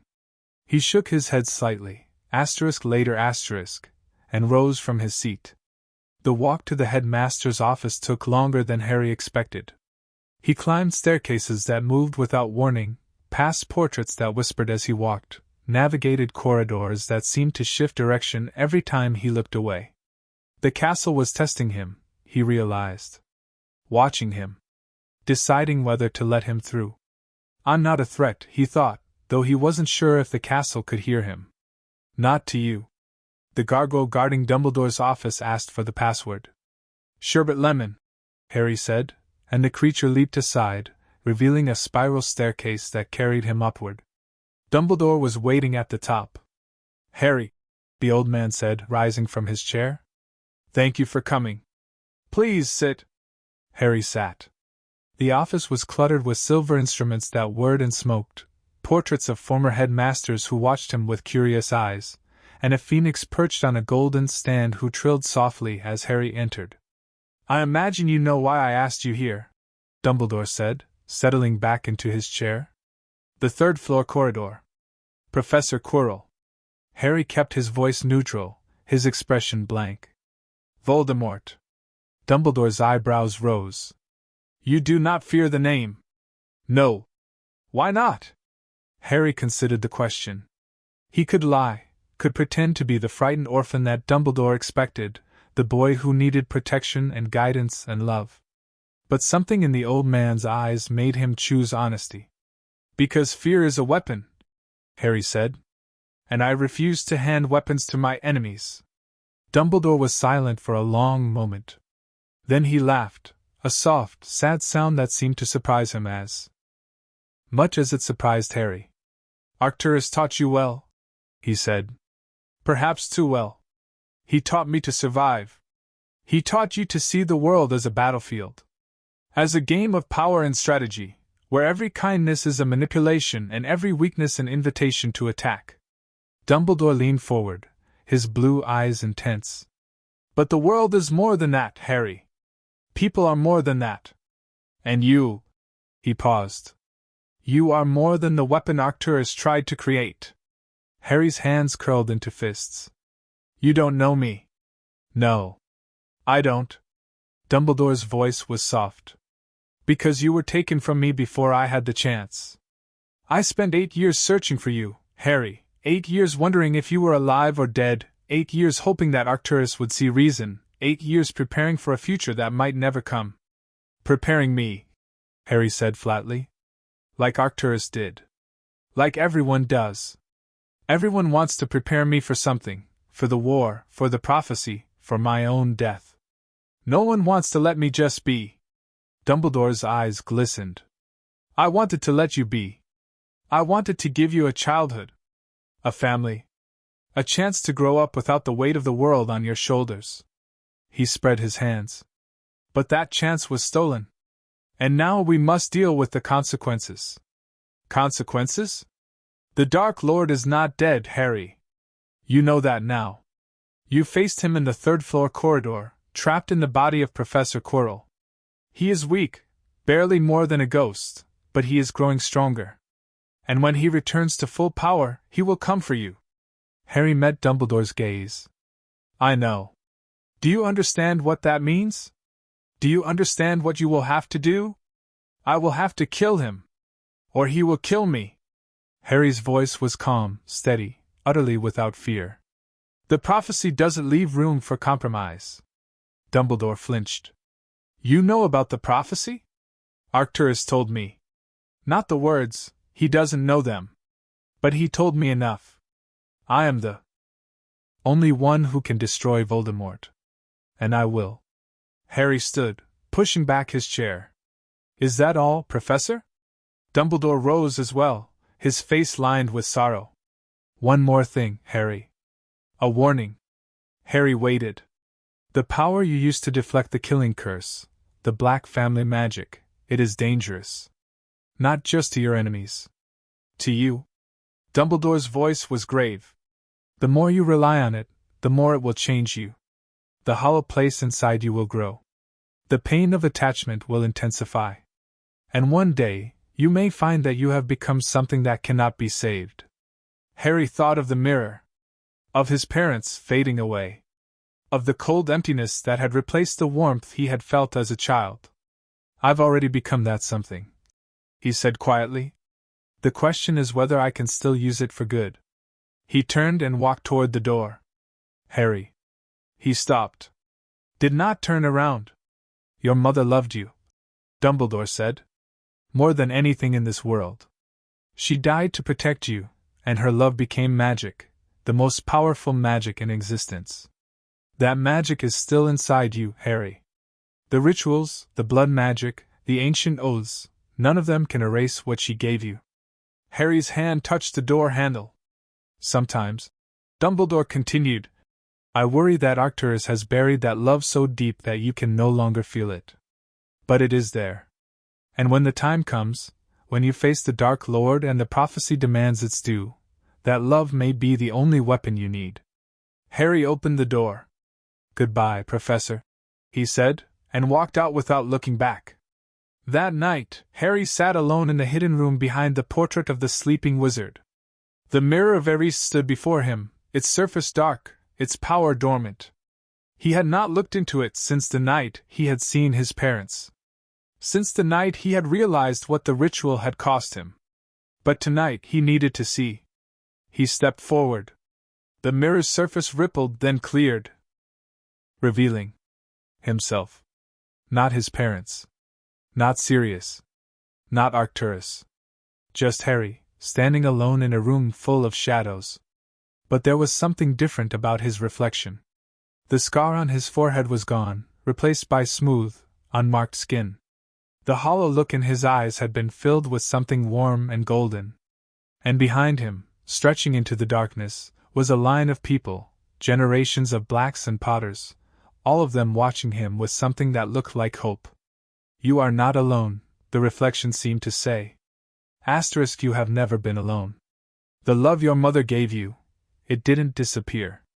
It became part of you, woven into your magic, your blood, your soul. Asterisk. The ritual didn't take it away. It just made you forget. Harry reached out to touch the glass. His reflection reached back. But this time, when their fingers met, Harry felt something warm spread through his chest. Something that pushed back the cold emptiness. Something that felt like his mother's kiss on his forehead. Something that felt like hope. He pulled his hand back and stepped away from the mirror. The reflection smiled. And Harry walked out of the hidden room with tears on his face, the first tears he had shed in years that were not born of pain or fear, but of something else. Something that felt like coming home. End of Chapter 14. Chapter 15. The Chamber of Secrets reawakens. The whispers started in January. Not the rumors that had followed Harry since September. Those had become background noise, a constant hum of fear and speculation that he had learned to ignore. These whispers were different. They came from the walls themselves, slithering through the stone corridors of Hogwarts like serpents hunting in darkness. Kill, rip, tear. Harry heard them first on a cold Tuesday morning, walking to Charms class. He stopped mid-stride, his wan hand twitching, his scar pulsing with a heat that had nothing to do with Voldemort. "Did you hear that?" he asked Daphne, who was walking beside him. Daphne frowned. "Hear what?" The whispers faded, retreating into the stone like water into sand. Harry stood still for a moment, listening, but heard nothing except the distant chatter of students and the scrape of boots on stone. "Nothing," he said finally. "Never mind." But the whispers returned. Every day. Every night. Always in the walls, always slithering, always promising violence in a language that Harry understood without translation. Parseltongue, he realized. Someone is speaking Parseltongue in the walls. The question was, who? The first attack came on a Thursday. Mrs. Norris, the caretaker's cat, was found hanging from a torch bracket in the second-floor corridor, frozen stiff and staring with glassy eyes. A message painted on the wall above her read, "Asterisk, the Chamber of Secrets has been opened. Enemies of the heir, beware. Asterisk." Harry heard the news at breakfast, delivered by a pale-faced Colin Creevey who had been first on the scene. "The cat's dead," Colin whispered to anyone who would listen. "Frozen solid. And there was writing on the wall, in blood, I think." Blood. The great hall erupted in chaos. Students screamed. Teachers shouted. Dumbledore's voice rose above the din, calling for calm, but no one was listening. Harry sat at the Slytherin table, his breakfast untouched, his mind racing. The Chamber of Secrets. He had read about it in the Black family grimoire, a hidden chamber beneath Hogwarts, built by Salazar Slytherin himself, containing a monster that could kill with a look. But the chamber was a legend, Harry thought. Asterisk, a story told to frighten children. No one has ever found it. Asterisk. No one except Slytherin's true heir. Harry's scar throbbed. He looked across the great hall at Draco Malfoy, who was pale but composed. At Daphne, whose blue eyes were wide with fear. At Hermione Granger, who was already pulling books from her bag, searching for answers. No one looked at him. But he could feel their thoughts, their suspicion, their fear, their certainty that the heir of Black must be involved.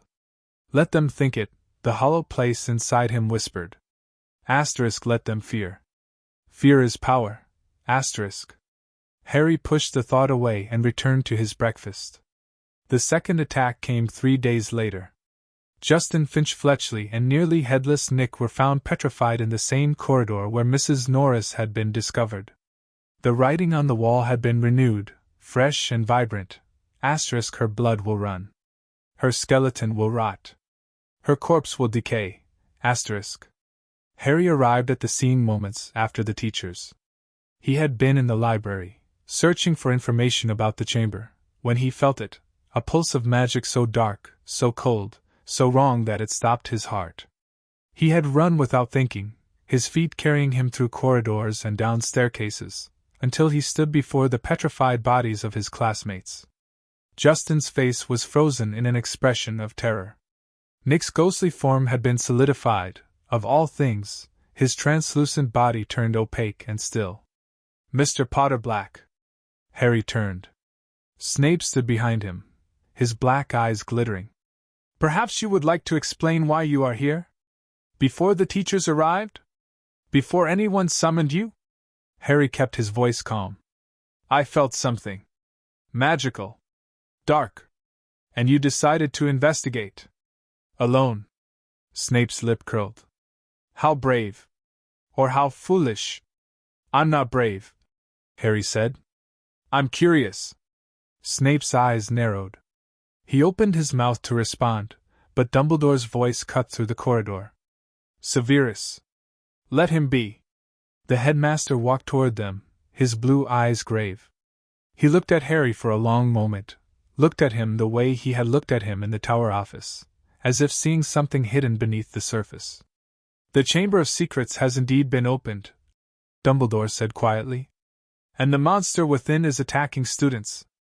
We must find it before someone is killed. You know what the monster is, Harry said. It wasn't a question.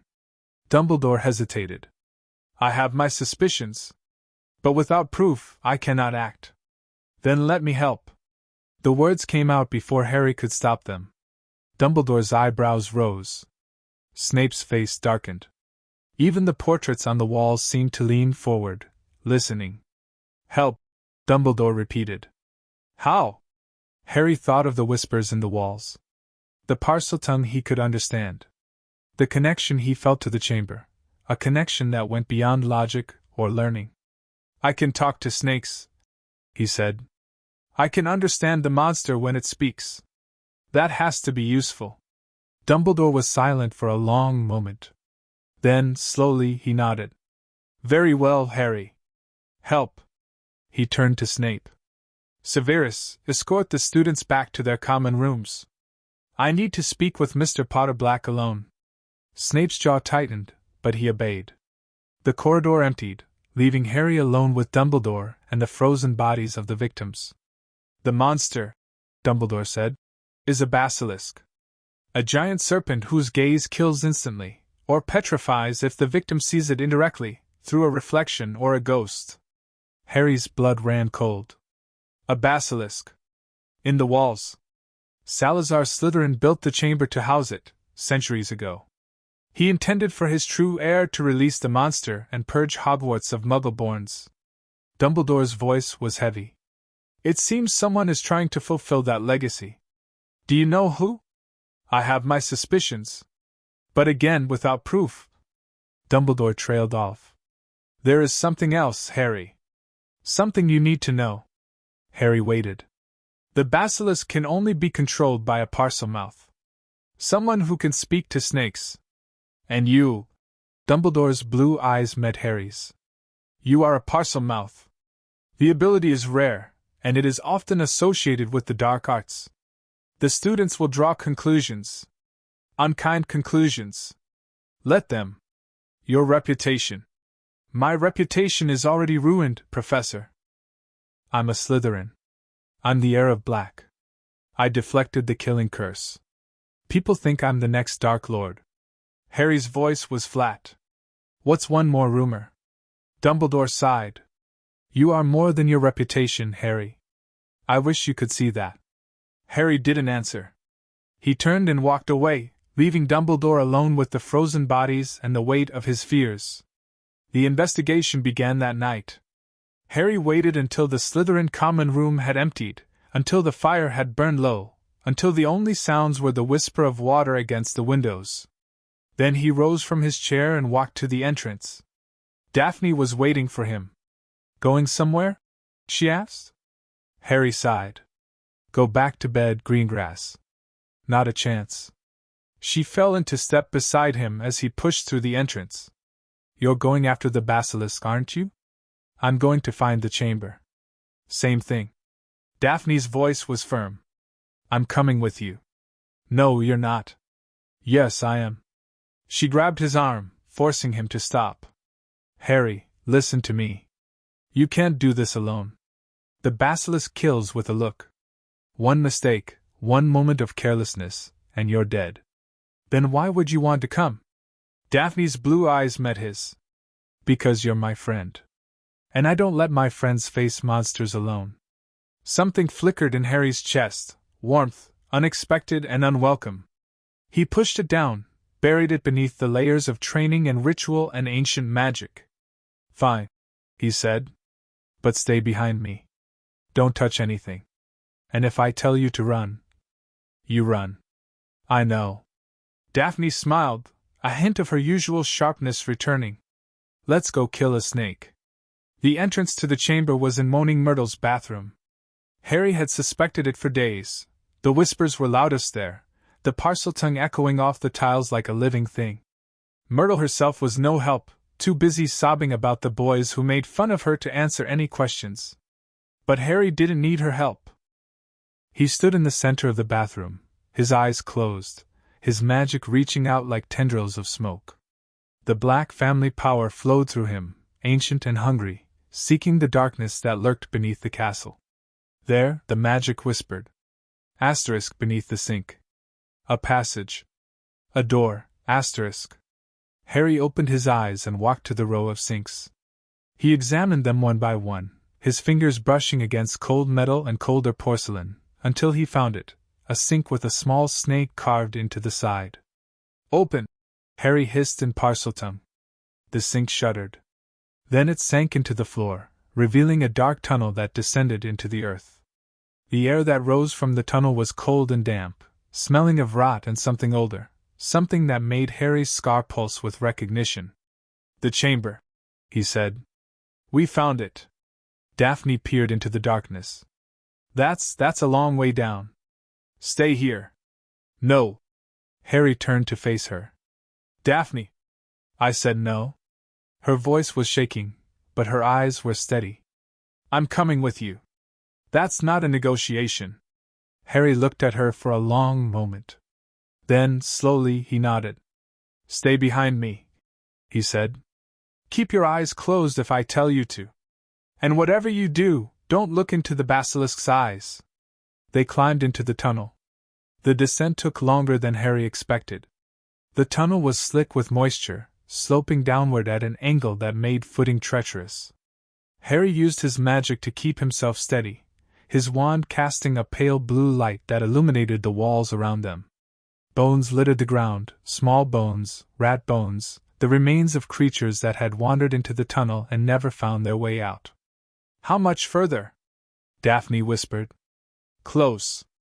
Harry could feel it, the chamber, pulsing with dark magic, waiting for him like a beast waiting for prey. The whispers were louder now, no longer slithering through the stone but echoing in his mind.